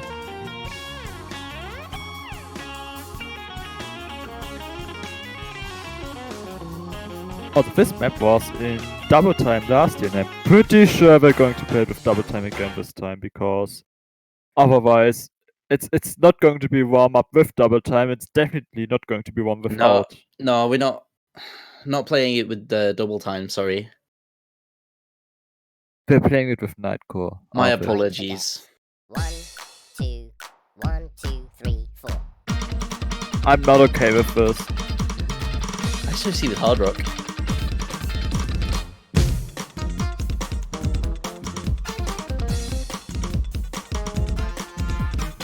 Oh, Nightcore, the greatest addition to the game ever. Uh-huh. You can't argue. You cannot argue against me on that. My ears can.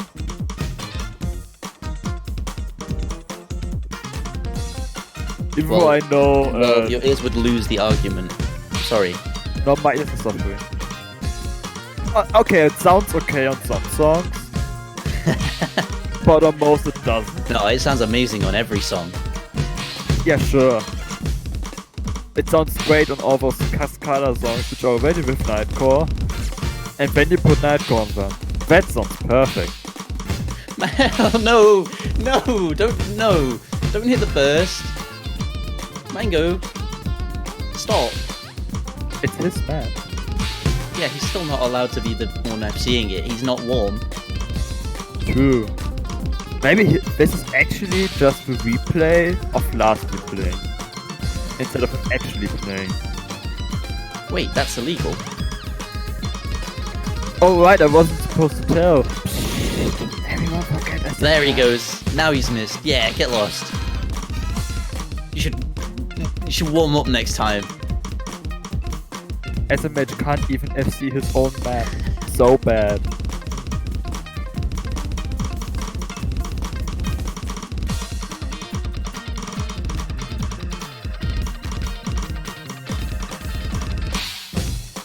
So we know these players almost intimately at this point. Yeah, they've showcased their skills quite a lot last week. Both having a 7-5 match.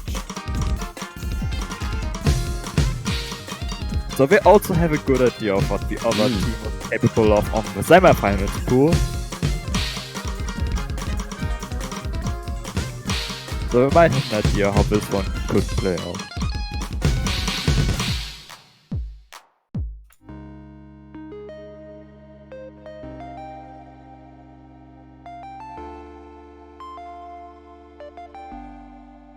Mango unfortunately getting the highest score in the lobby.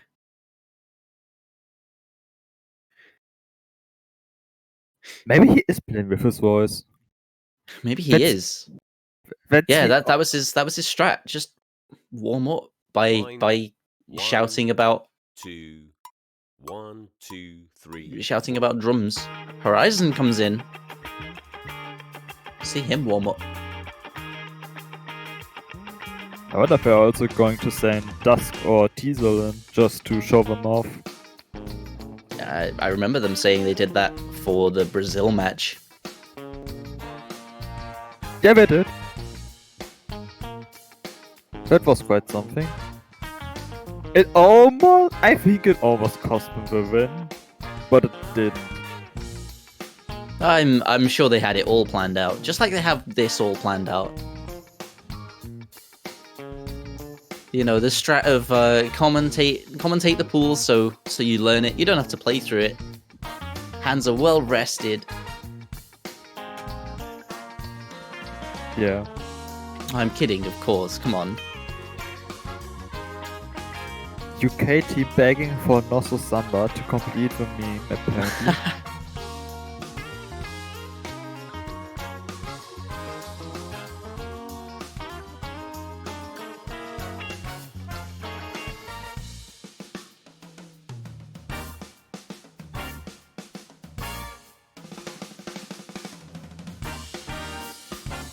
Japan does not seem to have a warm-up prepared, which is a bad sign for this match, obviously. Yeah, if they don't prepare their warm up, they just must not be prepared on anything. Are we gonna see an 8-0 from the UK? Winning the warm-ups and the match.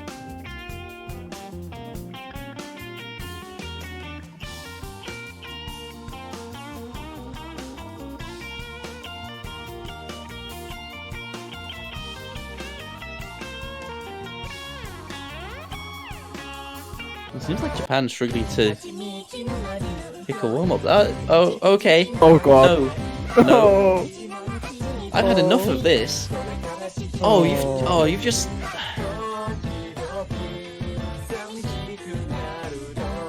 I've just been sent back to bed. Yeah, I think I'm sick. Sorry, we're gonna have to call commentary off. I have a sore throat. Hatatan single-handedly destroying commentators. Oh, I have absolutely had enough of this already. Don't even have these in standard. Hatatan is.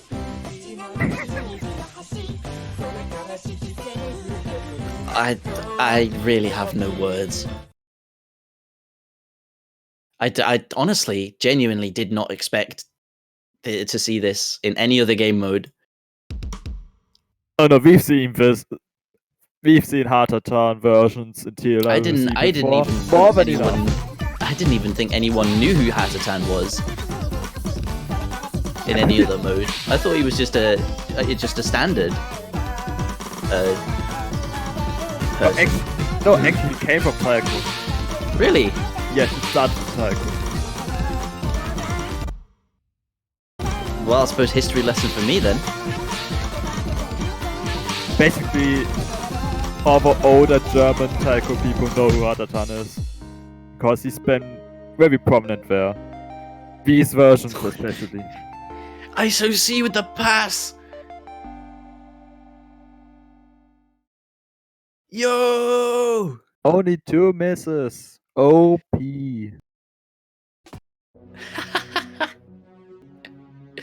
Oh, well, okay, so history lesson for me then. I didn't know Hatatan played taiko. The good news is it's already over. Yeah. Oh, thank God. Back to the tiebreaker. Oh, Featured artist, by the way. I need this to bleach my ears out.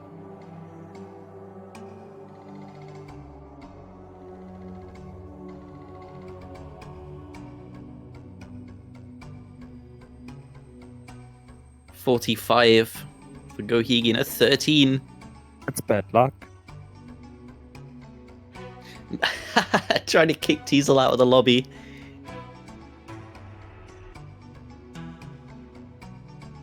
Please leave the game. He's played his one map.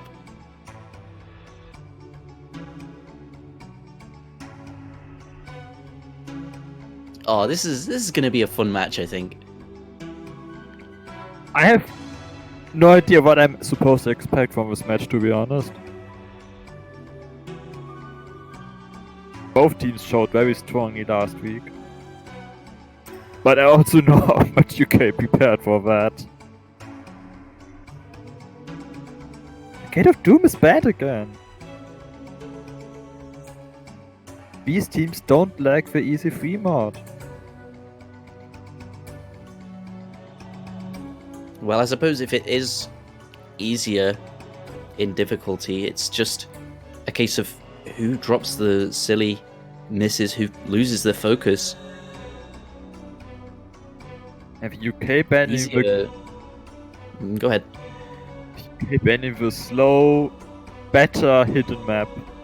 Boo. Yeah, boo, Polyphia. I wanted to listen to Polyphia. Ooh, Sayonara Cosmonaut. Interesting. They must be prepared because this is the SD gimmick map. We haven't seen this since yesterday, when it was picked on accident. Kind of.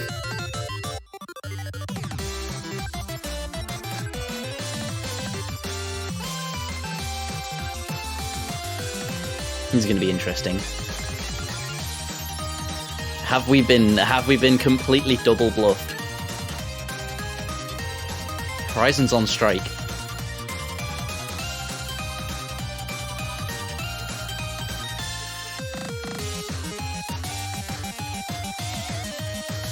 Not surprised by this lineup. Yeah, have we been completely double bluffed? Have we?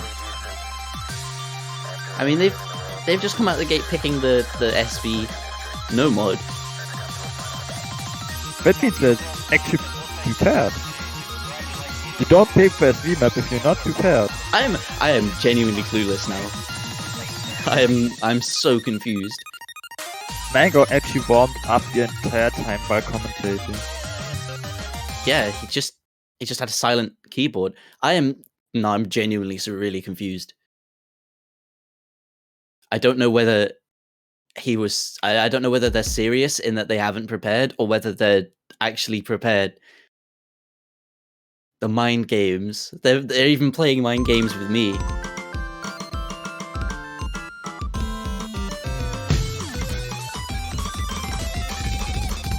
Which one is it? We don't know. ISO-C finds the first miss. It's on the intro. Not going to matter a massive amount. Kamea drops 100.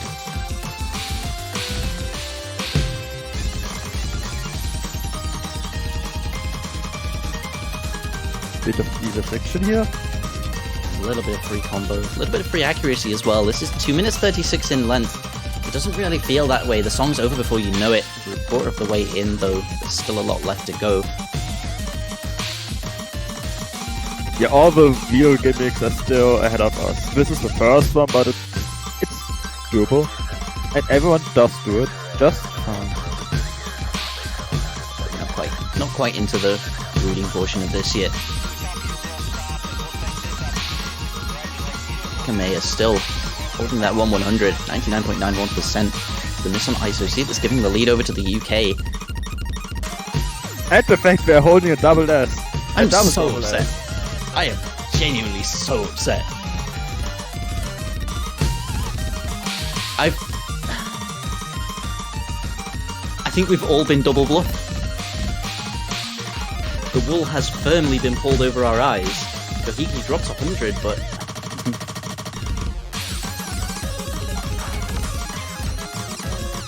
and now we're in the hardest section. Oh, there's a miss for Gohigi. Gives the lead over to the Japanese side. Drops a load of accuracy with that.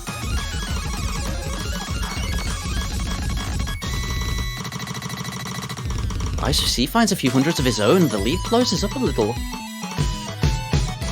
Not over We're yet. within a quarter of the end. There's still time for change.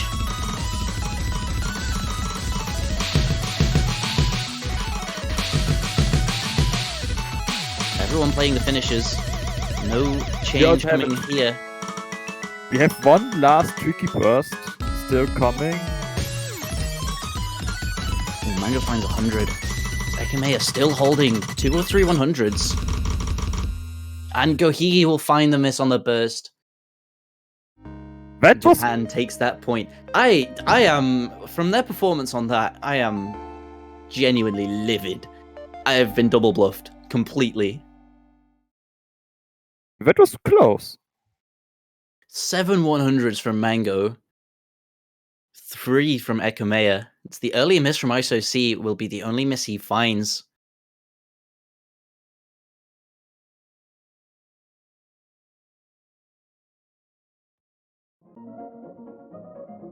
And Japan instantly going with a swing double time map. Yeah, this really in their ballpark. And this is the type of map Japan likes to pick when it's in the pool. And it's also a kind of map I don't think the UK really likes. It will be a double switch out for Japan.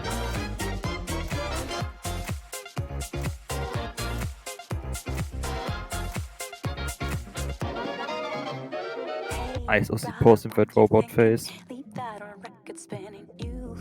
Let's see who comes in. Uone. And Kiyoshi. Will be a double player switch. Fresh, prepared, ready to play. Lone Digger, Swing DT. Mapped by Grimbo. This, I suppose the UK have the home field advantage on this. Don't think that's quite a thing. Oh, of course it is. Okay, sure. Japan have Tasuke. We have Grimbo.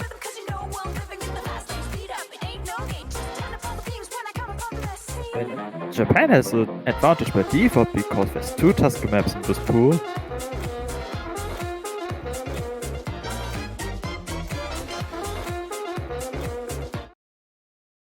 Oh, Mango, shut up!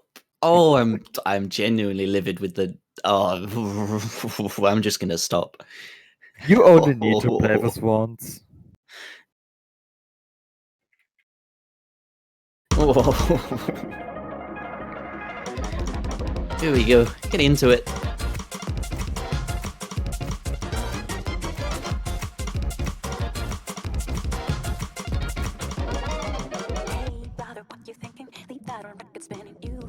Few hundreds found in the intro.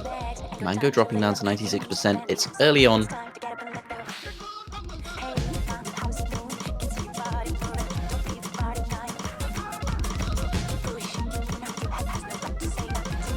Ooh, no one finds a long string of hundreds, drops his SS.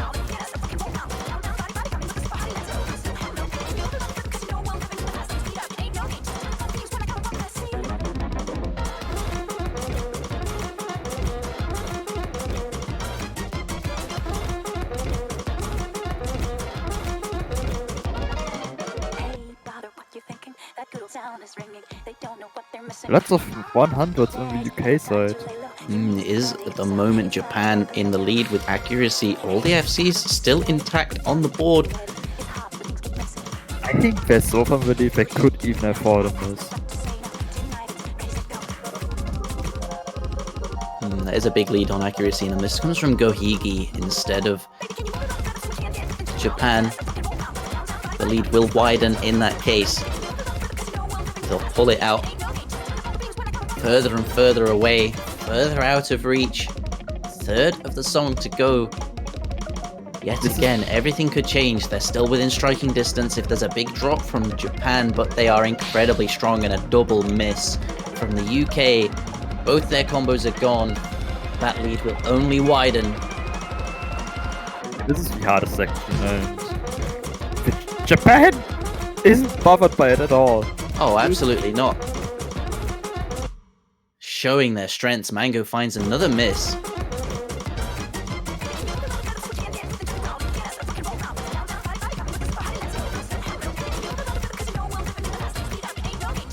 Very good pick by Japan. Oh yeah. Playing to their strengths perfectly. 2.2 million. Both above 99%. One above 99.6. 8 100s for him. 19 for Kyozi. On the other side, we've got 33 for Gohigi and 7 misses. The Japanese players together have less 100s than any of UK players alone. That's impressive. Yes, very, very impressive. And a quick pick again, no mod 1.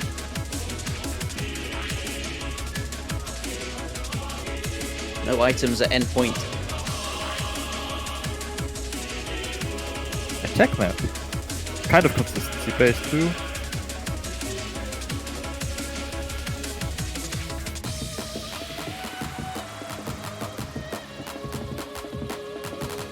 Again, a double player swap for Japan. Gohigi and Mango just sort of sit there and watch them shuffle about. You need to swap players? We can handle you by ourselves. One hand tied behind our back. Saren and ISOC come in. First appearance of Saren in this match, actually. We've seen all the Japanese. Yeah, and it's only the third map. This is, well, I suppose that's about as quick as you can have it. 2 for the first, 2 for the second. The last one in the third. Showcase of their prowess, I suppose. We'll get into it. OD6 is 8.6 stars, highest star rating map in the pool, but not the hardest. Definitely not. 3 minutes 20 in length. Watch out for a speed up near the halfway mark.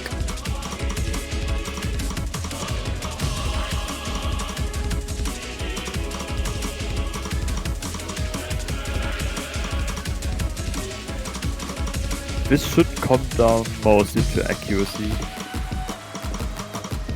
You'd think so. I think it should. It doesn't have to.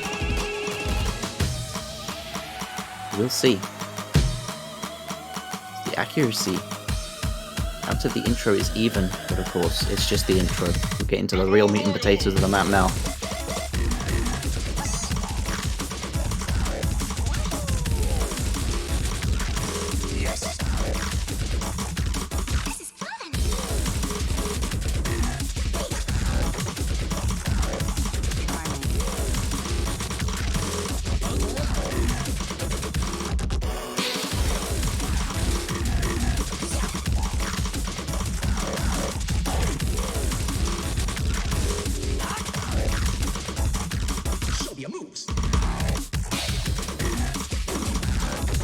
Mango, if you 100 behind 7, otherwise there's no big difference between scores.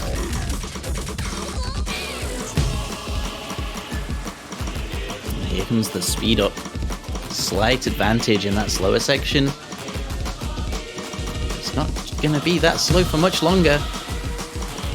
Couple hundreds from Mango, he's dropped down to 99.3, and that's the lowest stack in the lobby. I say that, it's still relatively, it's still quite a high accuracy, but he finds 100 in that speed up. BBKK player got Mono Burst to contend with, and they're going to catch him out. He drops a miss. Only one in isolation, he doesn't drop much accuracy with it, so the score is still right there. Combo disadvantage is going to be a definite factor for them.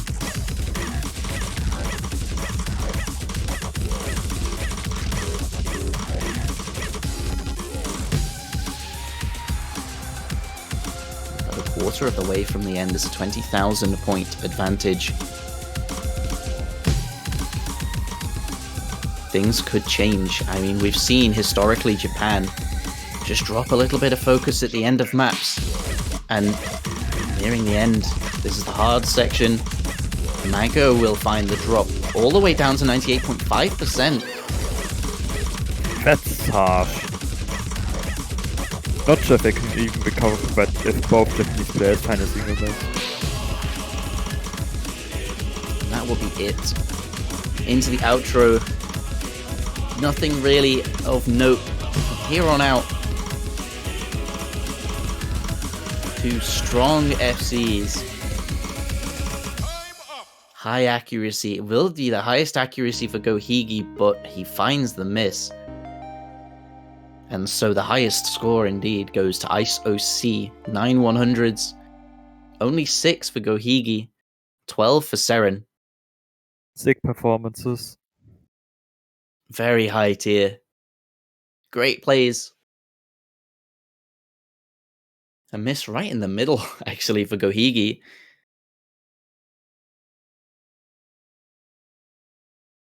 Very well played. That'll be a 3rd point on the board. Japan take it. Break the UK and look to pick. Goes to 3-1-3. Ooh. Fast bursts. Indeed. So OD 7.3 is 7.6 stars, and if I remember correctly, this one's the hardest map in the pool? Yes, pretty much. At least, if you don't look at any maps with mods, this is definitely the hardest. Especially if you're the EKK player, because these bursts are ridiculously fast.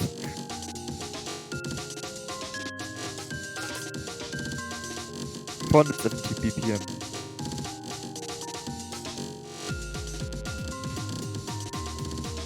And again, we see another double player swap for Japan. At this point, I'm wondering if I actually have to swap 2 players on each map, or if I just want to.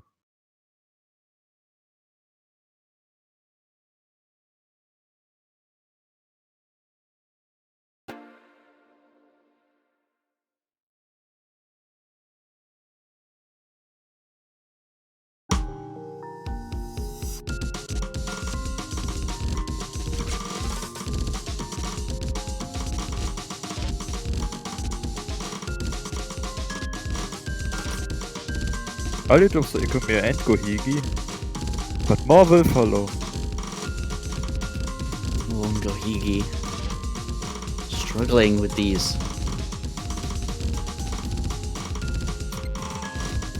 Just too fast for him.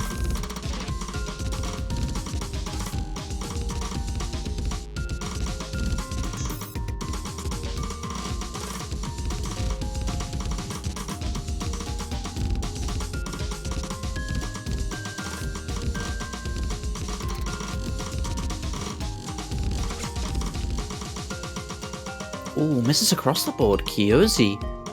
Followed up by Mango, followed by Gohigi. And then brought up the rear by Ekamea. No combos left. It's a complete reset.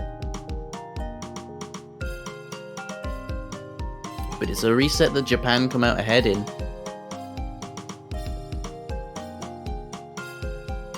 Their accuracy is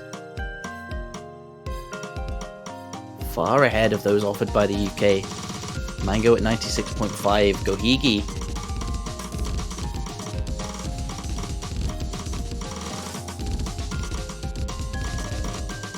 This is an incredibly tough map for DDKK, so... Struggling.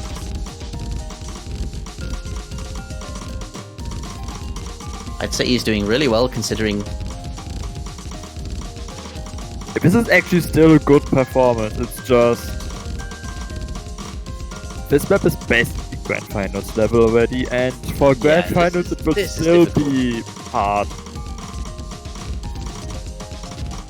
Yoshi finds a drop. It's not going to matter too much now, they're firmly in the lead. This is more than 100,000 points. It's almost 200. In the driver's seat. Take a 4th point. Complete steal.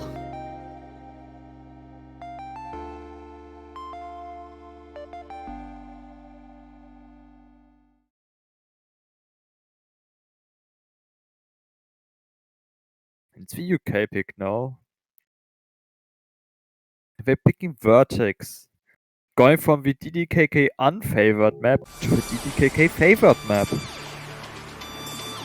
Lots of finishers, but also very high OD and very high steady velocity. And it will be hard rock. And a player switch. For the UK, Horizon steps in. Gonna be the one to play this. Ekameya ISO C.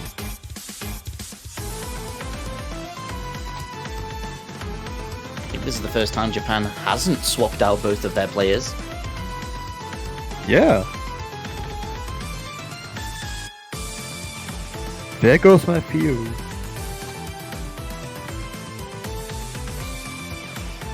Horizon's in. We didn't see him play last week. We get to see him now.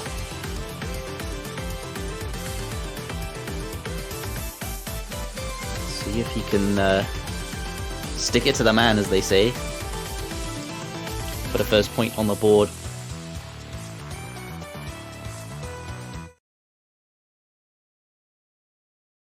This map 237 BPM, so a high scroll velocity. OD 6.6 is going to be about 9.2.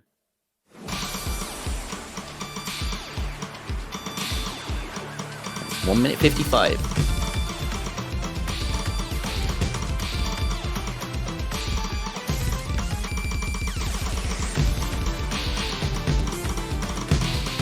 As you said, it's going to be DDKK favored. Ekameya finding the first miss on the Japan side.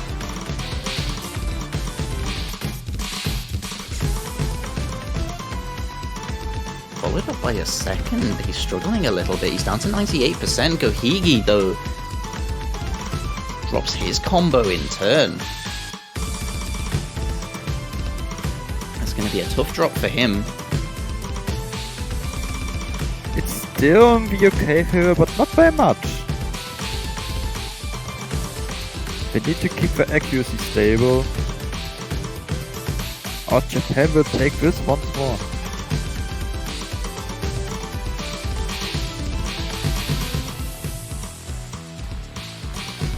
And they are doing that indeed. Keeping the combo stable as well. Ekameya now has the advantage for Japan in terms of combo. Has eclipsed the combo they had before they dropped. And a few more hundreds from either side. The lead will Pretty close. be on the UK's. Oh, a few hundreds, I think, from Horizon. Give it over to Japan.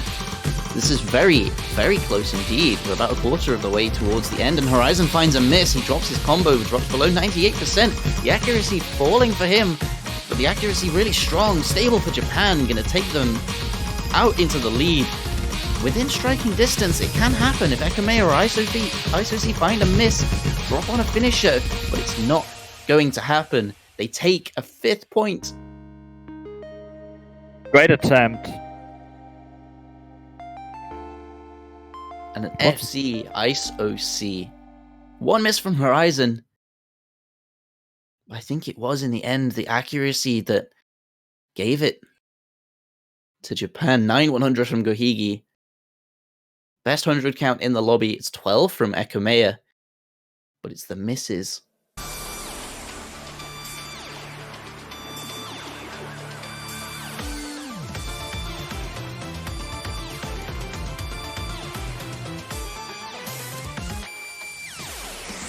It's a 5th point. It's a break point. The 3rd break point in a row for Japan. Okay, it's not catching a break.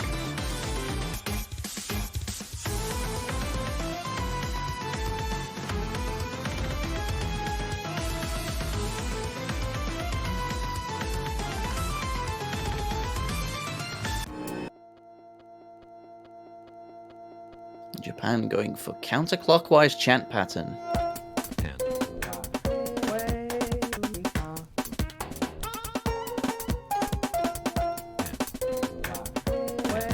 More attack maps.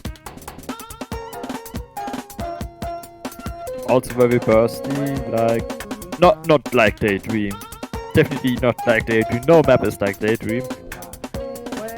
But also bursty. This could go either way.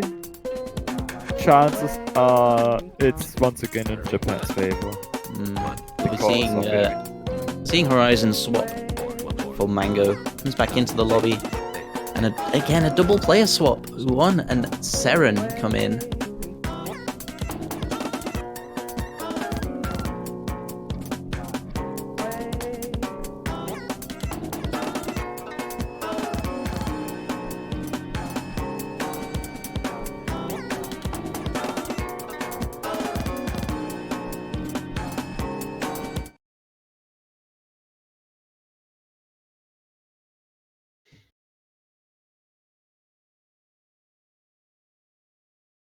Load into the map.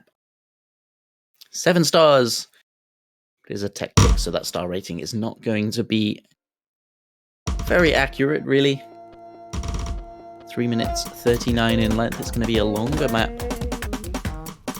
A test of focus, a test of patience. Mango drops in the intro. So does Gohigi.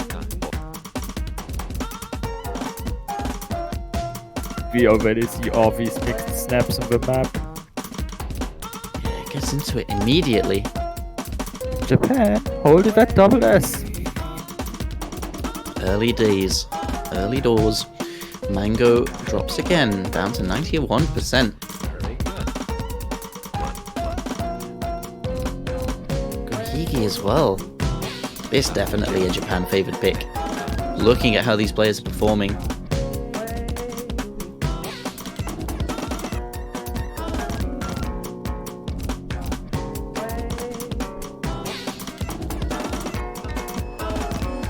So many different rhythms, snapping decisions. Really got to be on your toes with reading. And the finger control involved is not to be sniffed at as well. One finds a miss. He doesn't just find a miss, he finds a lot of 100s.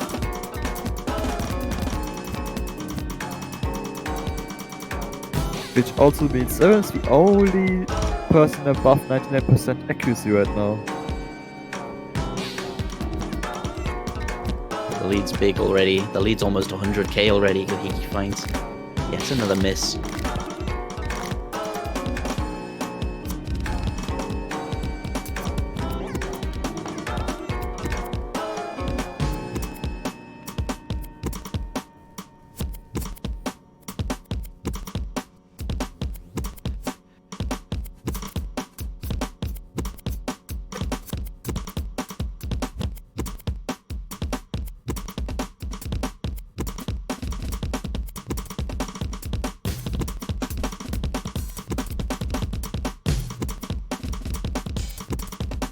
Mango a miss in the breakdown. He's still hovering around 95%. One will mirror it. With a third of the map left to go. The score difference between the players is just a little bit too much. Yeah, there's no coming back at this point. It would take a big drop, an incredible mishap. It would take a player to just stop playing at this point.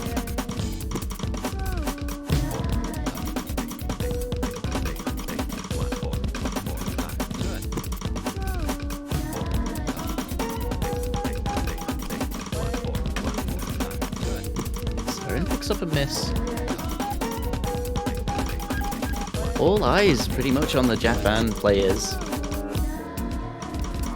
Ooh, long string of hundreds.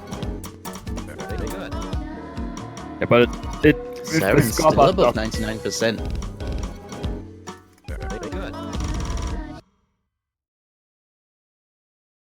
That'll be the map. Seren picks up 99%.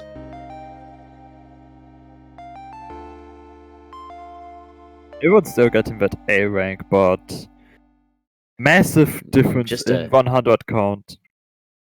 Just an outperformance. Mango 144. Gohigi 33.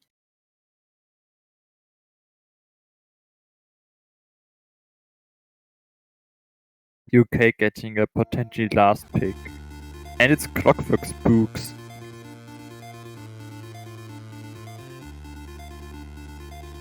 Oh, Mod 2. The stamina map.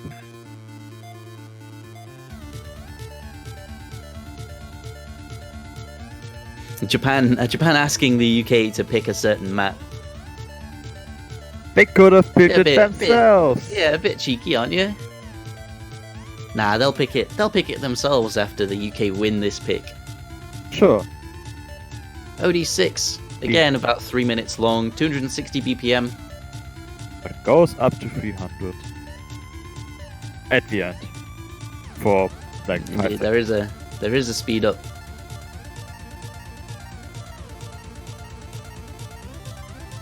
Double time map they are talking about, we haven't seen. It's the only map we haven't seen with other than the tiebreaker.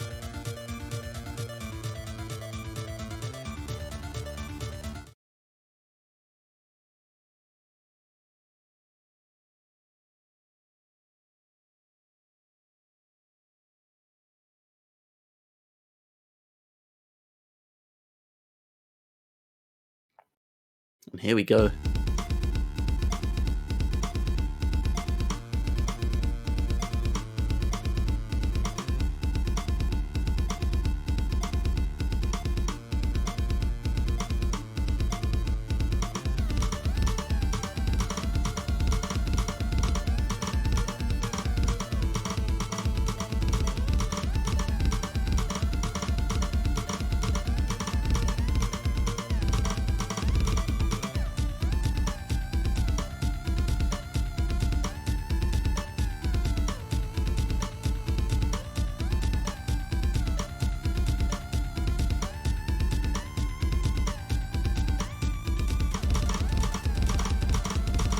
Even so far, coming out of the intro into the bursts.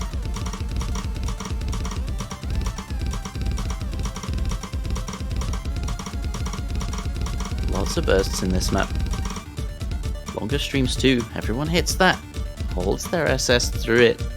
It's going to be a question of accuracy. This is OD6. Not an incredible accuracy requirement.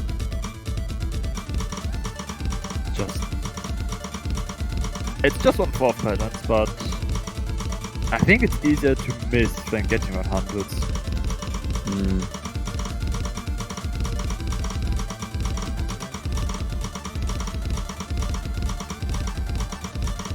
Especially towards the end, we have some really tricky patterns. Oh, will be the one to drop the miss.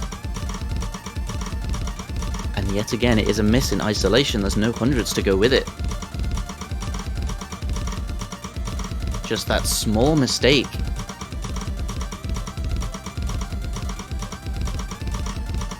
And still, everyone else in the lobby holding strong with SS's.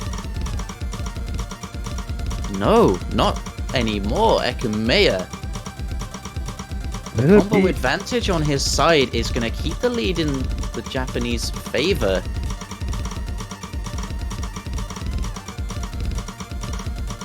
But not by much. It's not going to be comfortable. If I understand Scorpio 2 correctly, this should go back to being tied. No, not anymore. Ekumeya finds another miss. Kiyoshi follows it up as well. This is the advantage for the UK. Mango holding his SS, Gohigi holding 99.94%. Be only the one miss for them. Misses on both players for the Japanese side. Is this going to be a first point for the UK? Will they take this? Mango finds 100.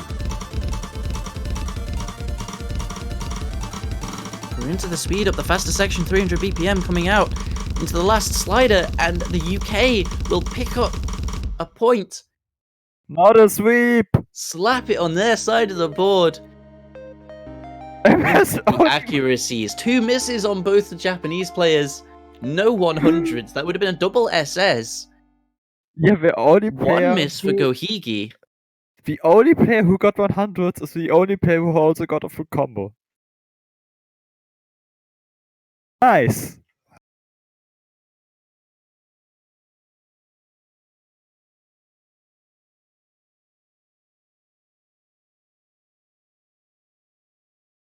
And a point. A point on the board.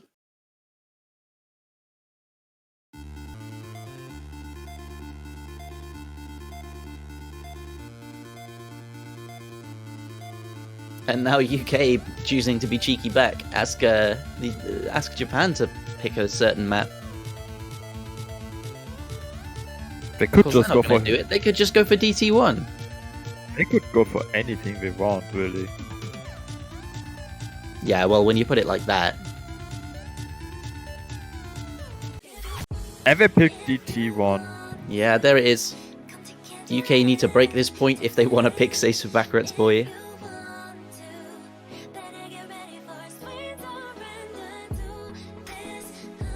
Mango's out. Horizon's back in. This is the most player swaps. It was already the most player swaps. This is an incredible amount, unheard of. Truly. Japan is truly prepared. Oh, I was talking about the one player swap for the UK. Oh.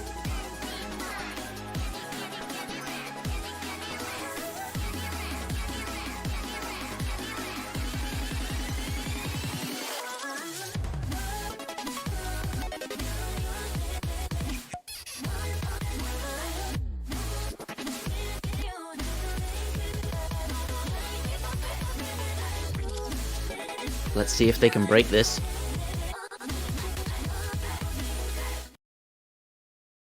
This is a tough one. This is another map that requires a decent bit of practice, kind of like No Mod 6. And that was kind of close. Closer than the most other maps. Oh wow, they won. Nice.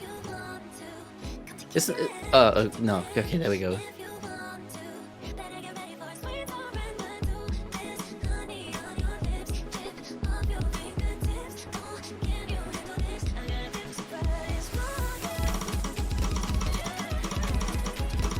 First and last time we are going to see this map. So does that make it every map being picked? Yep. So far? Except for the tiebreaker, as usual. Yeah, but you don't pick the tiebreaker. Or do you? I like some teams kind of do.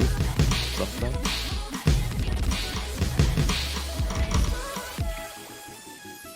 Definite accuracy advantage. Horizon down below 97%. And look at the SS. ISO C.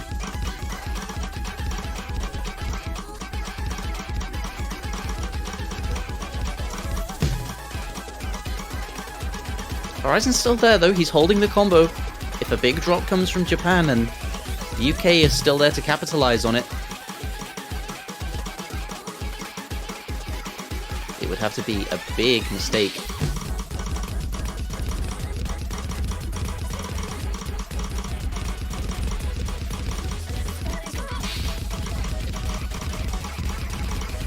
Just misreading some of these SPs could be deadly.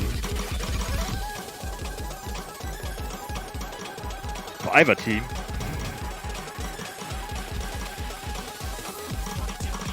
You can really see the accuracy starting to build up. It's 50,000 points advantage to Japan. They have a comfortable buffer. They can drop a couple of misses, they can drop a few hundreds. But they're going for the spectacle, the show. A couple of hundreds from ISO C. Loses his SS, matches Gohigi now and drops below him. Gohigi, finds 100. Even on the 3 players, Horizon just not keeping up with the accuracy. He's there with the combo. And we're into the outro. Another 100 from Gohigi. Combo? Drops him below, and that will be a 4-way full combo indeed. But double 99.79% will take it for Japan. 7-1. Not a sweep, quite an impressive full combo at the end there. But when you're staring that down, what can you do? How do you defeat that? Very impressive, very...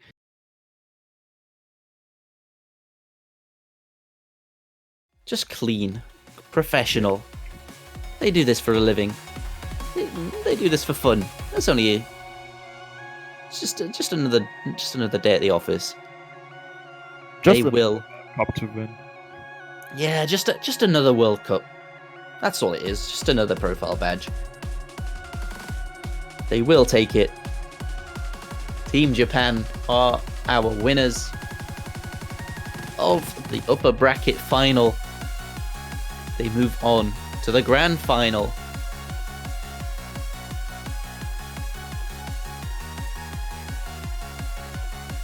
But they will face the winner of a very scary match we have next week. United Kingdom versus South Korea. We will be seeing that. But of course, that will be next week. This was the last match we have for you this weekend. Thank you very much for casting with me, N-Wolf. A pleasure as always. Thank you too. And of course, we got one more weekend left. We got 2 more matches left, so that means we need another map pool. Grand Finals map pool will be shown to you soon, but I will be bowing out. Yeah. Thanks, Bubble Man.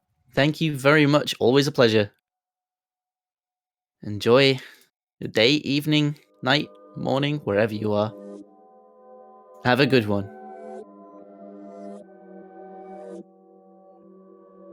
And I think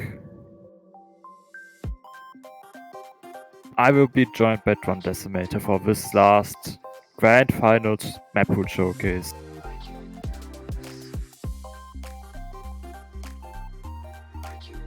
My map pooling partner with TWC.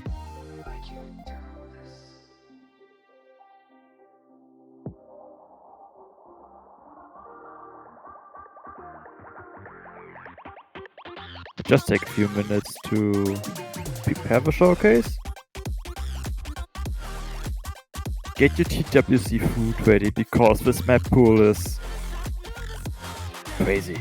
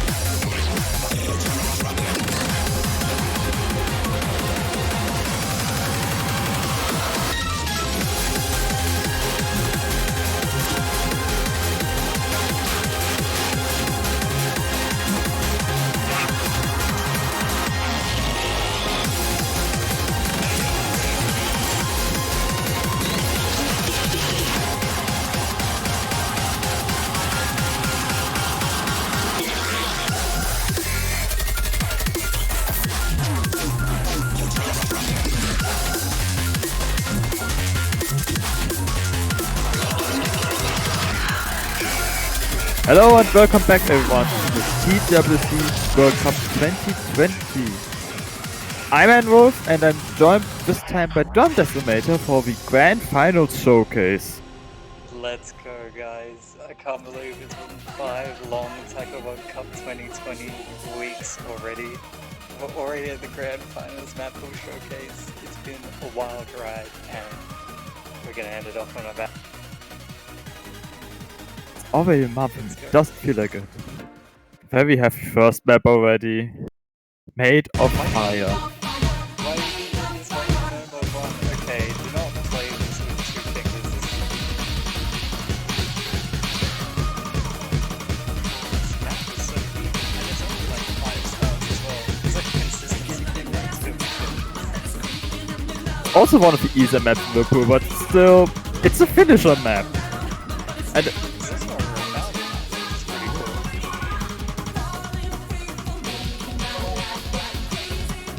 also, the difficulty name is such a mad lie. This is not comfortable on the hands at all. Just play DDKK.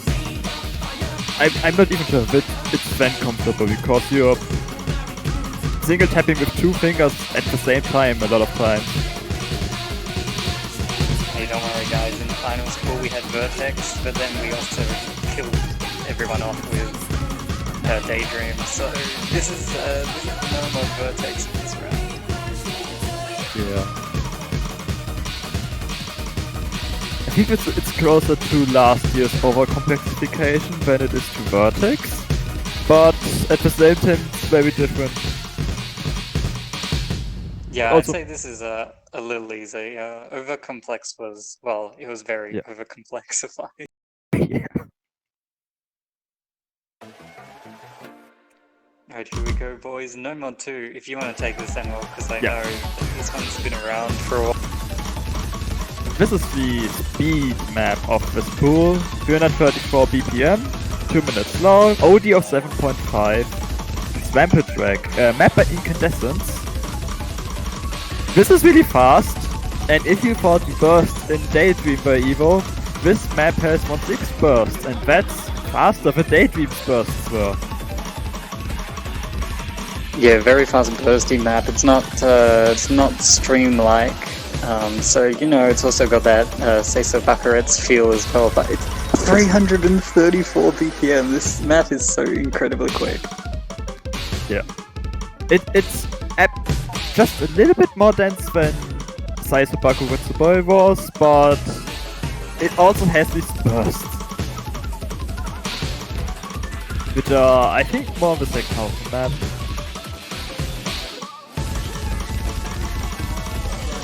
Yeah, also it's another Incan map, which is pretty cool. Actually, we've had 3 Incan maps that we were going to use in tournament. 2 of them got used though, at least.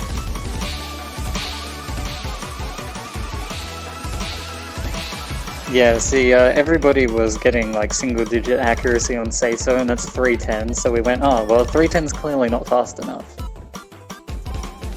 Also some very nice KD and DK streams there, very quick. Could TL them, but at OD 7.5, maybe not the best. Beautiful bird. Yeah, these bursts are very evil. The first time I saw them, it was very like reminiscent of Magic of Sanctuary.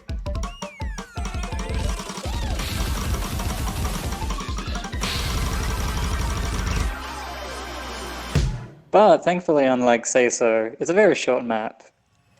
Yeah, no, but overall this time is shorter.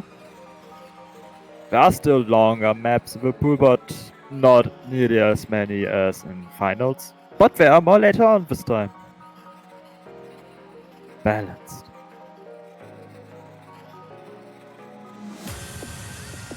Alright, bear with us. We'll be back in like a couple of seconds. Alright, here we go, guys. The most predictable map of the entire tournament. No Mod 3 and Car Hate map by Olqui. This is no items at endpoint, but cranked up to, not even cranked up to 11, cranked up to like 15. This map is absolutely wild. This is It's 9 stars, 240 BPM, it's got 1/3, 1/4, 1/6, it even has 1/8 later, and this is gonna be a test of streams, stamina, snappings. This map is absolutely wild. It's such a good map too, but yeah, it's crazy difficult. Also, been off the sheet for like since day one. Yeah, I think this is like one of the first maps that we said, okay, we're using this, and it's been there forever. It just has so much in it, this map. Yeah, I think this map has really gained some popularity in the past couple of months, and for good reasons. Absolutely crazy. It's not like a PP 9-star map, like, it's actually genuinely difficult. Like, oh, some of these 1/3, 1/6 bursts are like so incredibly mean to get accuracy on. And then 7/7, the absolute god, gets only 4 miss, and it's not even on the long stream.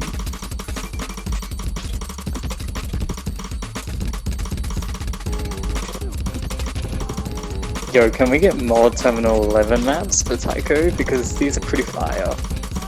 I think we basically used all 2 maps that exist. Right, guys, you have a goal set for 2021, map more Terminal 11. Also more Igor, we didn't get to use any Igor maps so far. I know, it's this one. I wanted some more Ruby My Dear in the pool, but... Did you? No, it has a new album. Unfortunately, 7C0 was not good enough for tiebreaker. Also, these streams, the bursts, there's so much stamina required for this.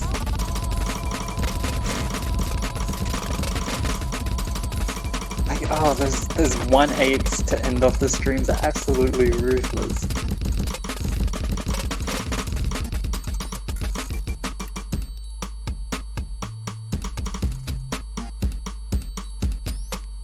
And then this ending's pretty chill. You can rest on your laurels for what a great play that was. What a great map this is. What if you miss? It's a shame I couldn't get the 1 miss replay, but this 4 miss is pretty damn good. This is a really impressive replay. Right, no mod 4 I think you'll want to take. Going from Chilean mapper to Chilean player setting the replay. This is Senseless Massacre. 270 BPM death stream stamina map with a lot of mono streams. Length of 2 minutes and 50 seconds because this map, this difficulty does not include the end. OD of 9. And it's all about these long streams. Yeah, we were seeing Made of Fire earlier, very bongo friendly. This map is not. This map is the antithesis of bongos. It's incredibly fast. So the speed players might enjoy it, but then speed bongo players, I don't know, man, there's just a couple of monos in this. This stream in particular is Oh, it just goes on for so long. What's it doing? It's still going.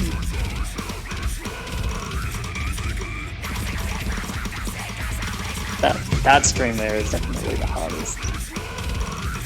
I mean, be considerate that this difficulty is the one without the ending. That would have been something. I am proud to announce I can play with 1-2 notes on this map. Yeah, I can play it too. Yeah. Yeah, this map's hard. It's good though. These monos are absolutely crazy though. This pool is fire. Of course, it's made of fire. Yeah, it has made of fire. Yeah. Oh, don't say it's fire yet. We haven't got to NM6. Boo. Oh, look at this. Oki gets a miss in like the most random spot on like a low SP triplet, and he hits all of the dense strings. We've known from past maps and from past matches that the easiest spot in the map is actually the hardest, because you don't practice that. You practice the hard spots.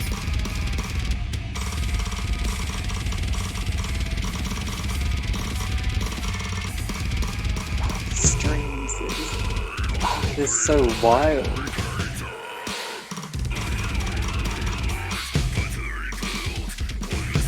But yeah, definitely a strong mono stamina aspect in this map. Most of the streams are quite bearable. The ones at the end are not as dense as that one that's closer to the middle, but by then you're already tired, so... Imagine if you had included the ending, there would be one hell of a stream after this.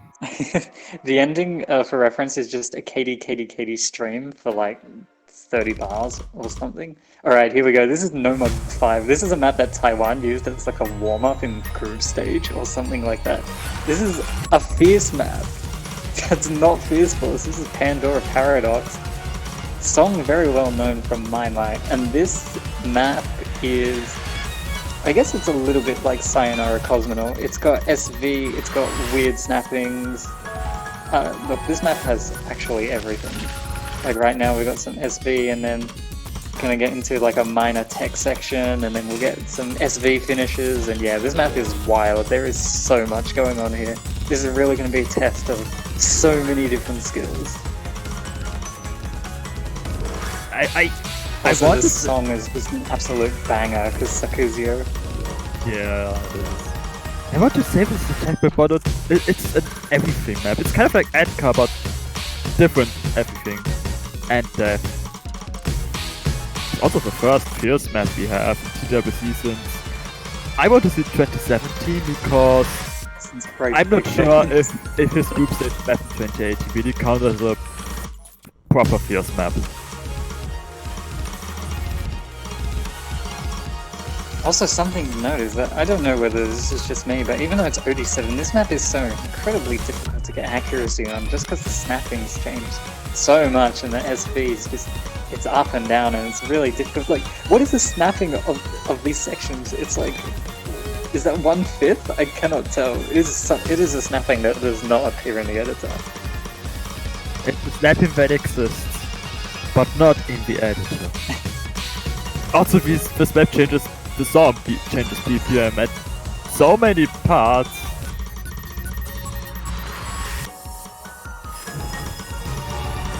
Which doesn't make getting accuracy easy. Yeah, and then at the end we're gonna have a bit of some weird snappings that SV is gonna pick up. And then we're gonna get into some bursts when the map's at the higher SV. These bursts are incredibly hard as well. These bursts could definitely be the deciding factor in a match. These are very fast.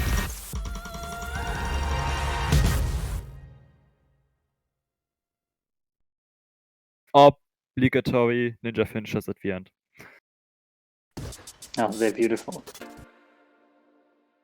And and Wolf gimmick map. Oh no.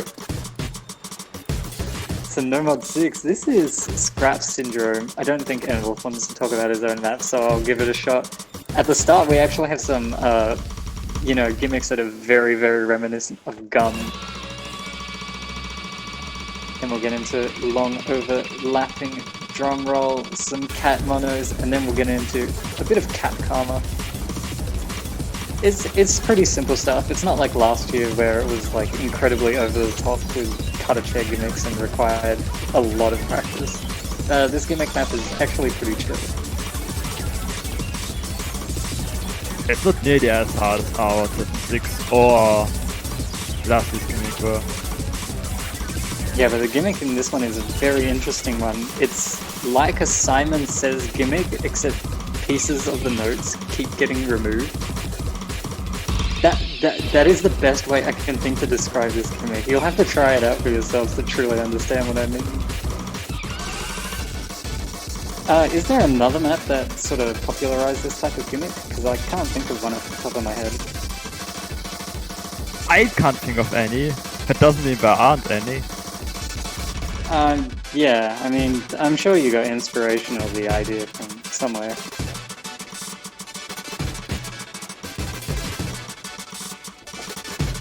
I had thought of this idea like 2 years ago actually, and I tried it on a different song. Also, this ending is incredibly difficult, even when you know what the gimmick is, and the patterns are very simple. But this drum decimator guy just flexes with like a 10-100 FC. Alright, I know you want to take hidden one, so here we go. Yeah. We have Charlie Dash, a midnight map, and this is basically what a Mew map would have been like in Grand Finals, if it wasn't in Finals already. This changes BPM between 96 and 320, and pretty much every single other BPM in between. It starts off in the slow section, and it stays this slow. It has a lot of tech here, a lot of different rhythms. Also, it's a really good song. This is based on the song title and the song are based on Char Dash. And so the song title is Charlie Dash. So much trivia. Yeah, this map starts off slow, and then, I don't know, and then players are probably gonna be sick of the slow scroll, so we figured, nah, let's just put in like 250 BPM streams here. And now we get into the faster parts. This is 240 BPM streams? Maybe it is 240. I think it's 240, it's either 240 or 250. But then it goes slow again.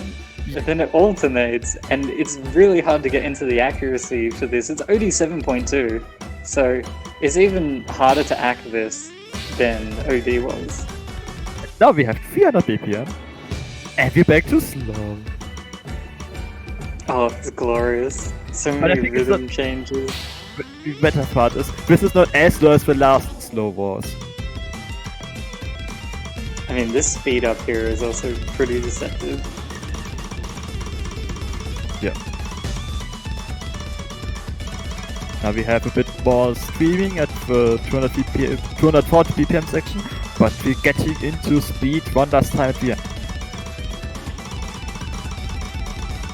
Yeah, and this is a map that, you know, it's got slow hidden elements to it, which a lot of people don't like because it takes a lot of practice and it's very difficult to read. But yeah, you know, it's not words for nerds to you.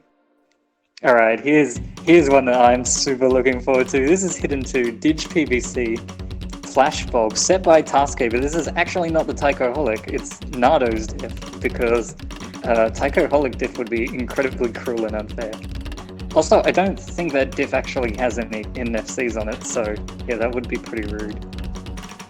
So here we go, we've got our 135 BPM slow SV tech, and then it's going to pick up in the choruses, and then it's going to slow the SV down at the end, but I think the speed stays the same, it stays faster. Yeah, it stays 160 BPM.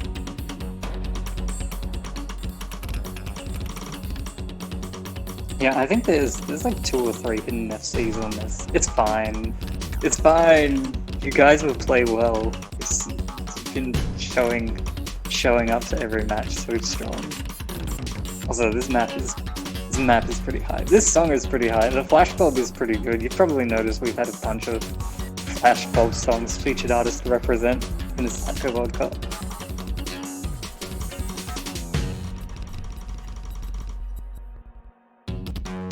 Basically, but this ending, the SV goes low again, but the speed stays up high at 160. Well, I say high, I mean that's high for this map. Yeah. And they are 320 bursts. Also, that ending with the finishes, which are just like on random snappings, is pretty cool. Going from the featured artist song, we're going to another featured artist song. I Love You, Backfire map. This is this is following the trend of the bursty hard rock pick section. Yeah, this map has streams, it has 1/6, it has 1/8 doublets, it has some 1/3. It has some wacky stuff. It has a lot of similarities to past pool maps like Long Wake 2 and Dream to Nightmare. Yep. And this map is like 8 stars.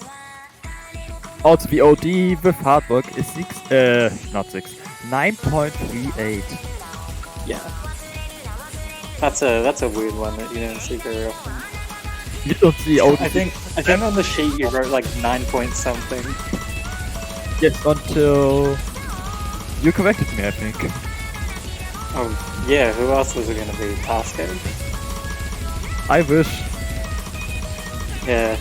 Can we get an F in chat for Tasco who still don't know what he's doing? Playing Animal Crossing. I mean, I don't blame him.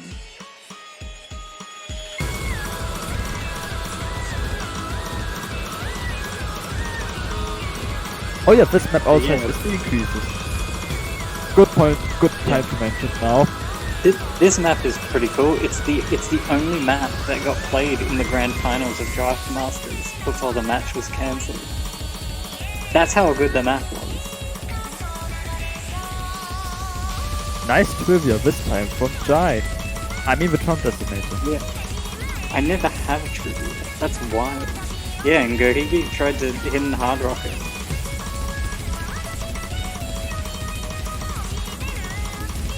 Do we have more trivia for PC mod? I think so. I think you have that instead.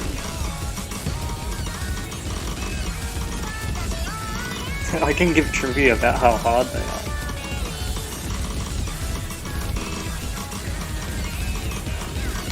But yeah, the SV and the bursts midstream definitely really pick up at the end.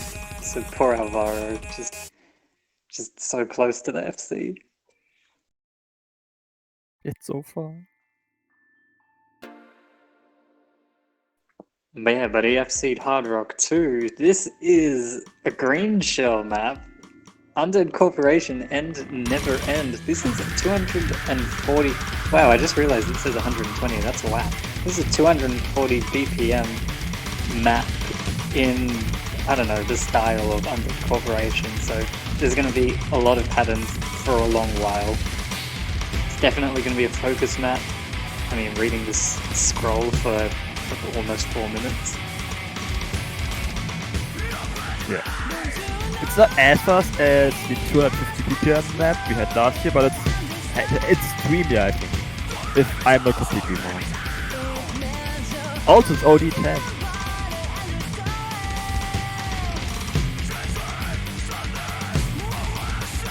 Yeah, and like actual genuine OD10, not like OD 9.8 OD10, like actual OD 10.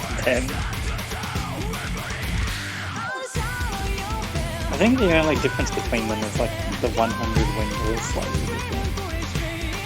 Yeah, Mango told me about it. It's like the 300 window is the same, 100 changes, it's weird. Yeah, it is weird. I mean, hey, if the 300 window, that's where all the juicy points are at. That's what matters. Also, some of these ISV cat streams are kind of evil, and it's OD10 as well. So if they catch you off guard, you will miss, or at least you will tank a lot of accuracy. Yeah.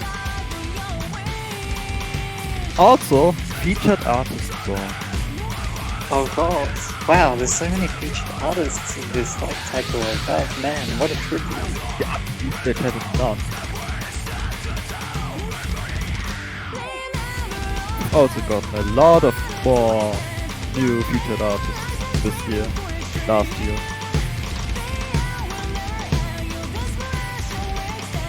Respect. We tip our hats to you.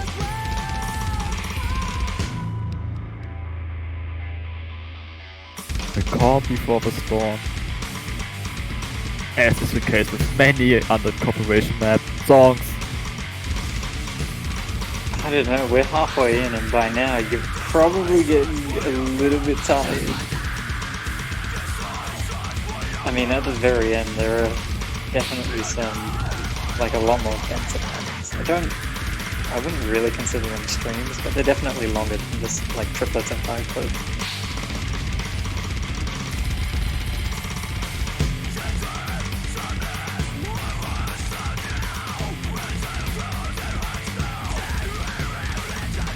The first really long map in this world.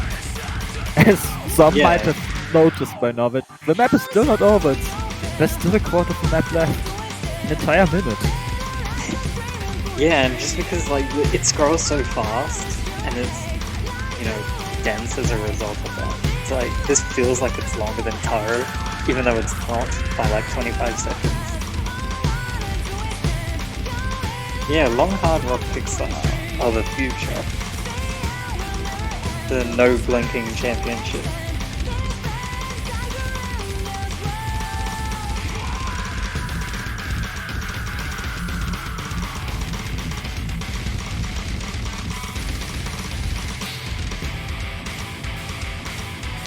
Cool, Navarro getting some shaky accuracy on that stream. But it's a full combo. That's impressive. What a champion.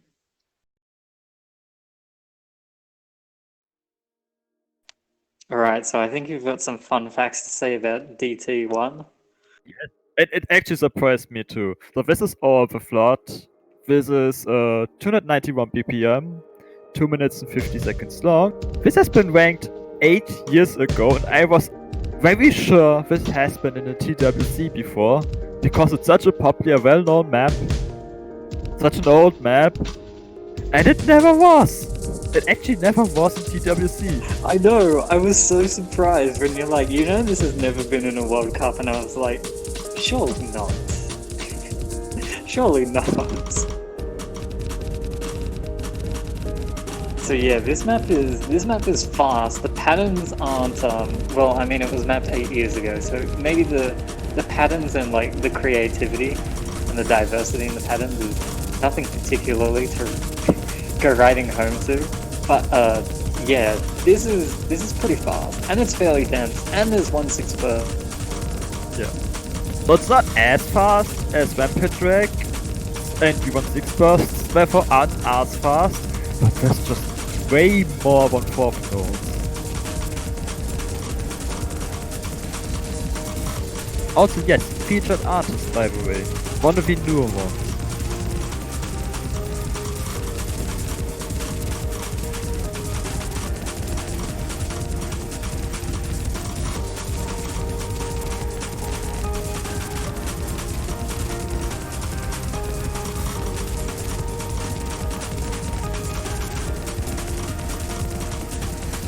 What a timeless map, really. MMCC is a good mapper.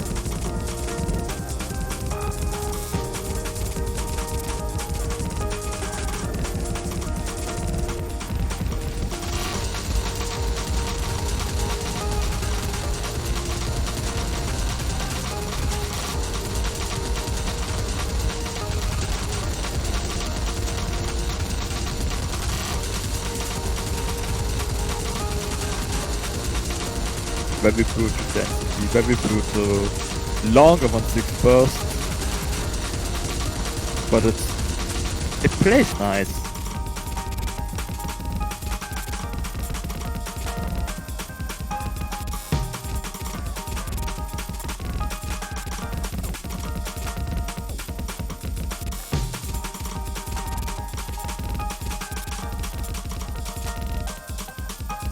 And as is usual with some older maps, the density doesn't even really go down as the song loses intensity going to the end.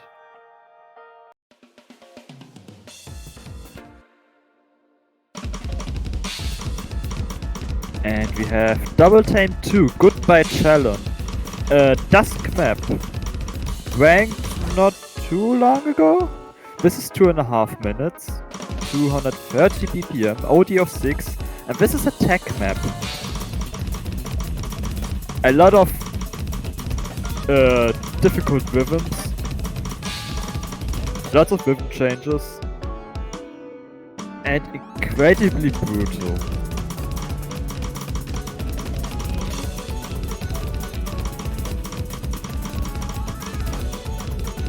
I hope you like double cross chord rhythms, because this map has a lot of them.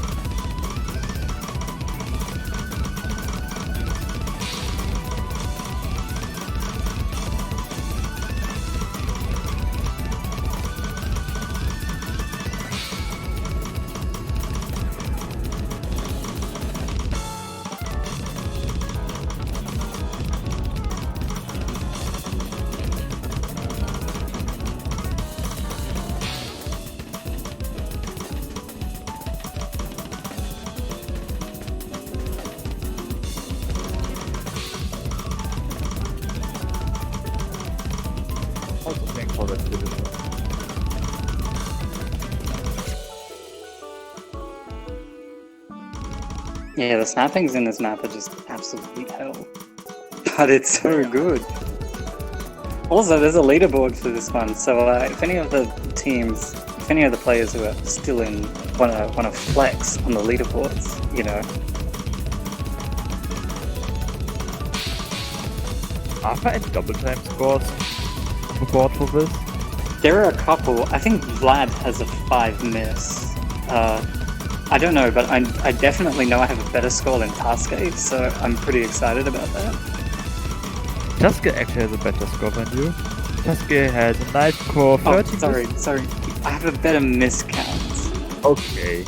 And a better 100 count. Your accuracy is 3% better, but Taske played with Nightcore. Let's go. 3%.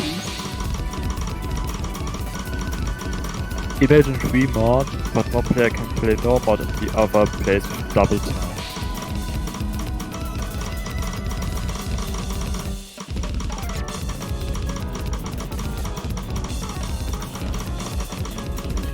Oh, please pick this map. This map is pretty crazy. The ending is also pretty wild as well. That's another case of snappings that exist. You know, in the first time I played this, I hit that ending, but I got like 50 miss. Alright, free mod 1. It's here. It's what you've all been waiting for. An actual task game map. Prepared improvisation in free mod. Absolutely legendary map that made one tournament appearance. I can't remember which tournament it actually was though. I feel like it's probably LMS. I don't think so.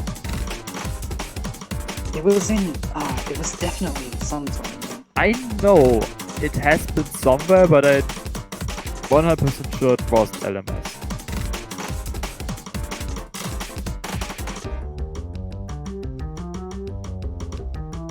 Oh, well, if it's a European Taiko 20 Grand Finals hidden, I mean, oh boy, look, there's a European team that's still in, and they're yelling at me for leaking that they're really good at these maps. Actually, I have no idea if they're good at this, but I mean, I'd imagine that all the players are probably very well familiarized with this map. So going off classic Taske in free mod 1 map, it's the free mod map that has tech elements and is, in a sense, a little bit hard rock favored. I mean, we saw that in Fracture Array. There was definitely sections there which hurt hidden players a lot more than it hit hard rock players. This is sort of similar, although this is pretty 10 with hard rock. It's still very difficult to hack. the tech sections with hidden too, with only 7.7 FAs.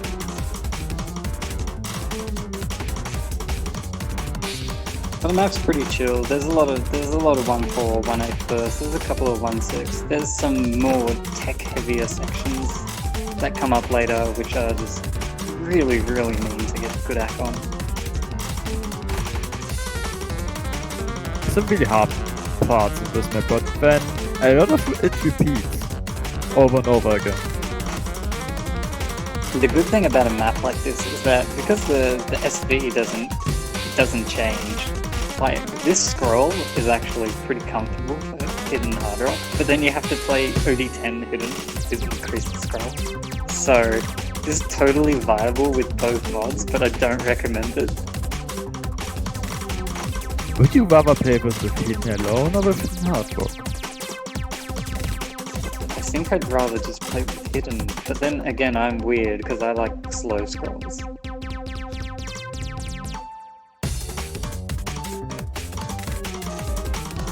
Who does?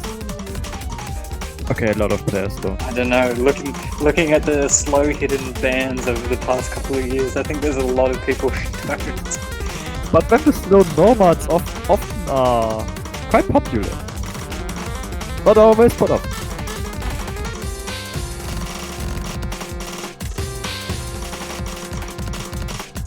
Yeah, like some of the snaps here are pretty mean. Like those cat monos, it's not even a 7-plet burst, it's actually a 6-plet. It's a 6-plet, but it still somehow ends on hand. It's like, Taske, what is this map? It's so good. Yeah, putting this map in the pool and being like, oh, I like Taske maps, it's a good pick. Who doesn't like Taske maps? Even if his internet is gone, he's here with us in spirit.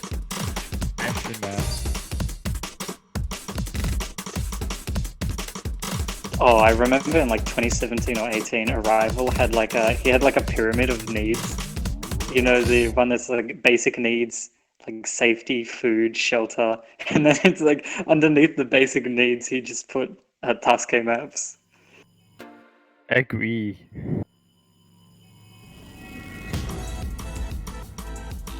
Alright, getting it. This is 4-weight stars. Nifty set, but this is the Fabuta difficulty. Bitter Winter.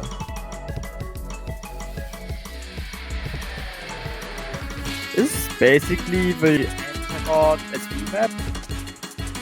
There isn't a lot of SV, but it's noticeable SV.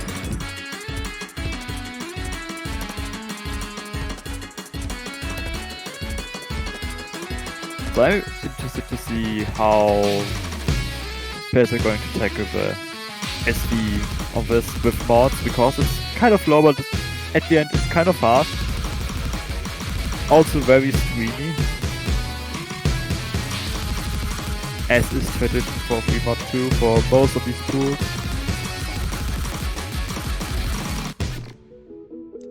Yeah, and this map does the unthinkable. It has 1.5 snaps. Well, it looks like 1.5 snaps. I don't actually know if it is. Just call it a snap that exists. Always works.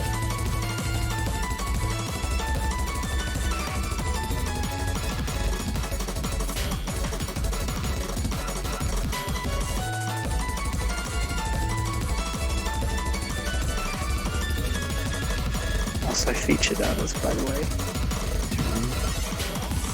There's still one more of this pool.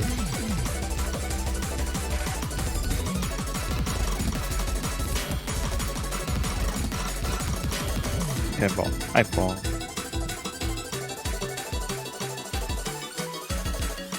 Man, I hope the amount of featured artist songs that we've put in Taiko World Cup encourages people to map more FA songs.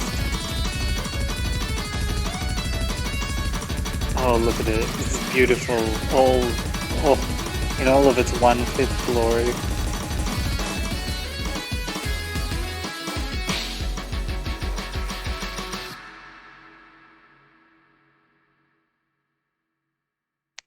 Alright, well, there's only one free mod left. Free mod 3. This is. Oh, damn, this is definitely a map. This is. Wait, is this the longest map in the pool that's not tiebreaker? Yes. I think it is. This is Over the Fullerene Ship, a map by Swedish player Hana Hayashi. Hexacarbon diff.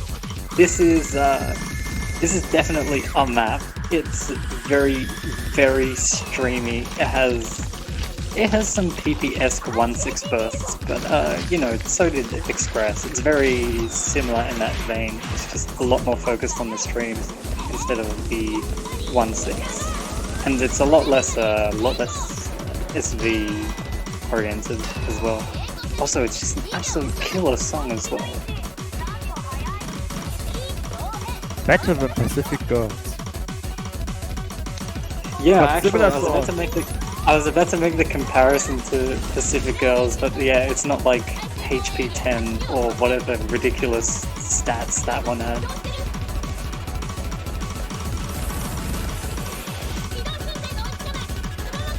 Also, this is 8.91 stars. The original difficulty was 10.14, but then N-Wolf yelled at me, so unfortunately we had to nerf it.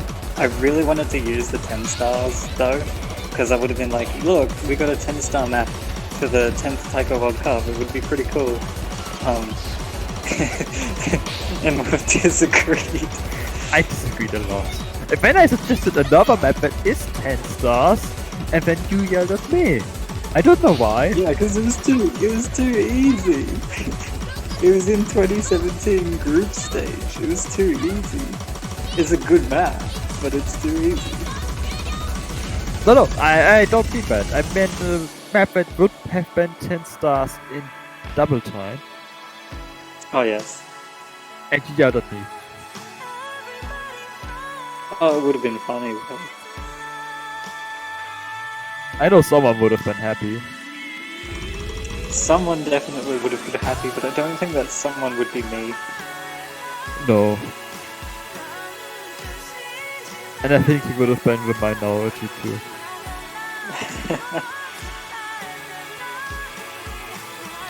Oh, it's fine. There's no picture that's perfect in the pool, so I'm a happy man. I think it would have been literally impossible to get that map in anyway. It was really funny, our conversation. I was like, we should just put it in. And you were like, no, players are expecting that. And I'm like, no, but I'm a selector. Literally nobody is expecting it. It would have been a funny curveball.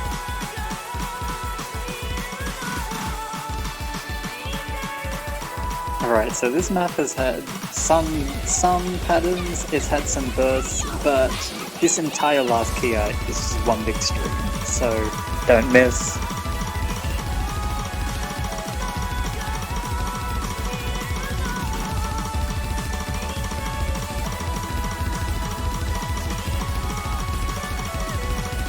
Also, after each of the 1/6 bursts, except for the first set for some reason, the SV gets slightly faster as well, just to add just a little bit of extra pressure onto the players. Like, it's getting quicker. I'm getting nervous. But it's still going. I love the selection of song. It's so good.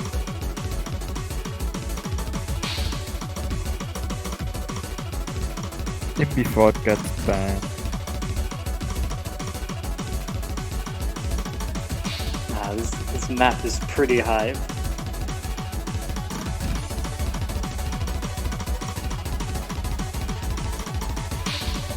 I know OD was hyped too, I think, and it was banned twice. But take more than the other hidden map. Yeah, thank God. Nobody likes slow hidden. I'm like, yeah, thank God. We don't talk about hidden one. Alright guys, guesses on tiebreaker, anyone? No one expects a tiebreaker. I don't think anybody's gonna get this tiebreaker. It's never before seen. Yeah, it's a really good map. Oh no, he missed in the oh, but he still got SS somehow with a score over 1 million. Wow, he just activated my trap card. Alright, well thanks for watching guys, that was a great tiebreaker. Okay, real tiebreaker. Alright, here we go. The grand final tiebreaker is Romanesque Breaker, which is a map by myself, German player Letheon, and also Palotta at the last second. This map is... Yeah, it's a tiebreaker. Yeah, I know, this map has everything. It's got like low SV streams, and it's got some low SV tech, and then some high SV tech, and it's got finishes, and 1-6, and 1-8, and 1-12, and I'm pretty sure there's no 1-6. This is a pretty fire song by Kyo and Stellaby.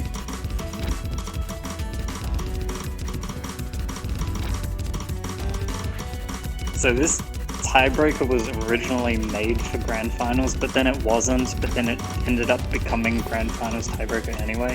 I don't know. Map pool selecting is a weird process and I still don't understand, even though I've gone through the whole thing. Also, I hope you guys enjoy the replay name for this. It's pretty sweet. I just went to thank you part, I didn't get to rest.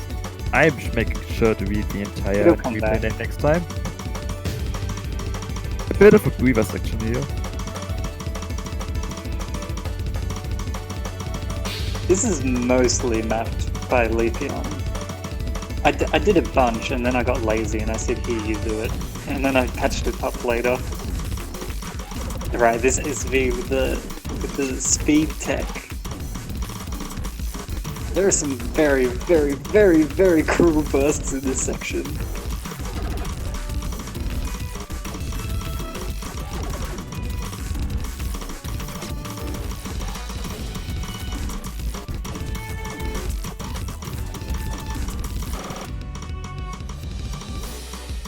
These doublets are interesting.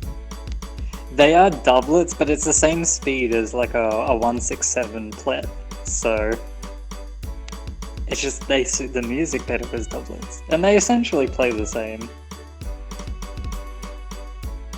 Slightly different, but okay. Anyway, that was a pretty fun speed tech section. Got a pretty slow section here. We'll get into some finishes. They're pretty chill. This isn't even the hard finisher section. And then we'll get a bit of an SV drop, and we'll get some interesting snapping tech. So there's 1/3, 1/4, 1/6, and I think there's 1/8 in here. I don't actually remember. You can discuss that with Lotta. I don't quite know what he did, but it's pretty hard.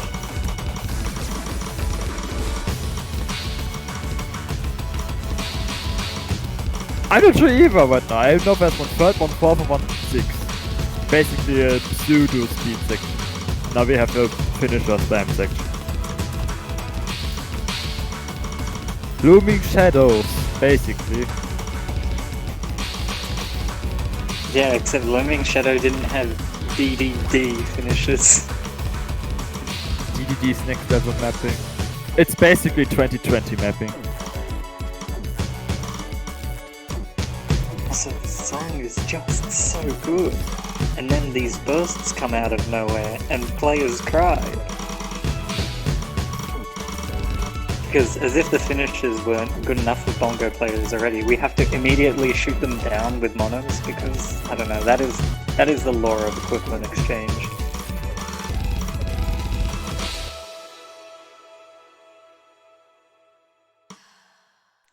And then the one slow cat. It's so beautiful.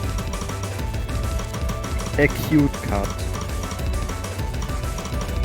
And the last key guy is actually pretty chill. You've done most of the hard stuff by here. You just get a bit of an SV increase. It goes up to, I think it goes up to 1.5. Just in case anybody wants to slap hard rock on this for some godforsaken reason.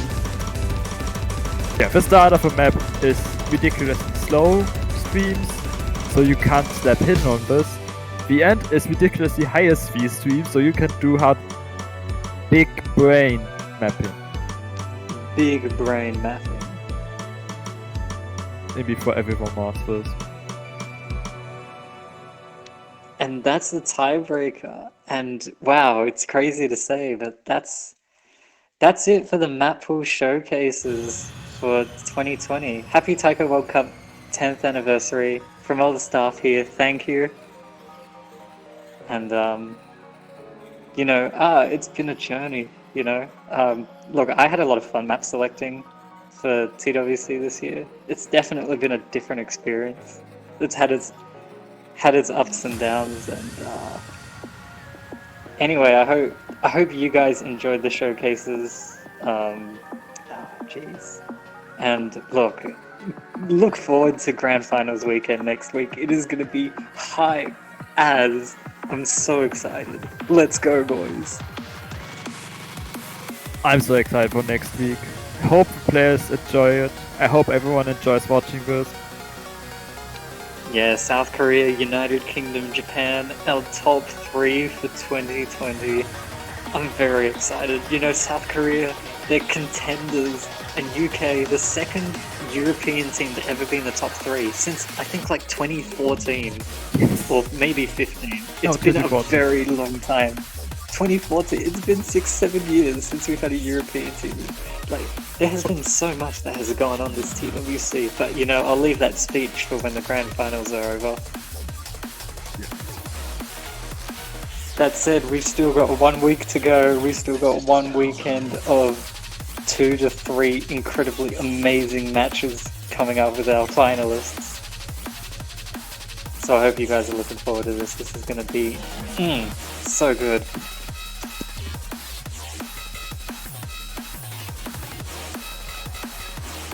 With that, unless you have anything to add, and Wolf, I think that concludes our festivities for this weekend. I do not. I just look forward to next week. Thanks for the showcases. Thanks for map pooling. Yeah, no worries. I hope you guys really enjoyed the map pools. We definitely went all out. We tried to include so many featured artists and a wide range of styles of maps. And, just show off some of the best maps that the community has right now for a tournament setting. And also, we had so many throwbacks to old maps. Pay our respects. Yeah, it's been great. Thanks Double Time Bracket for existing. Other than that, I think we're done here. I've been Drum Decimator with Enwell. This has been Grand Finals map pool showcase. I can't believe we're here already. We'll see you guys next week. And remember guys, rhythm is only a click away, and we'll see you all again really soon.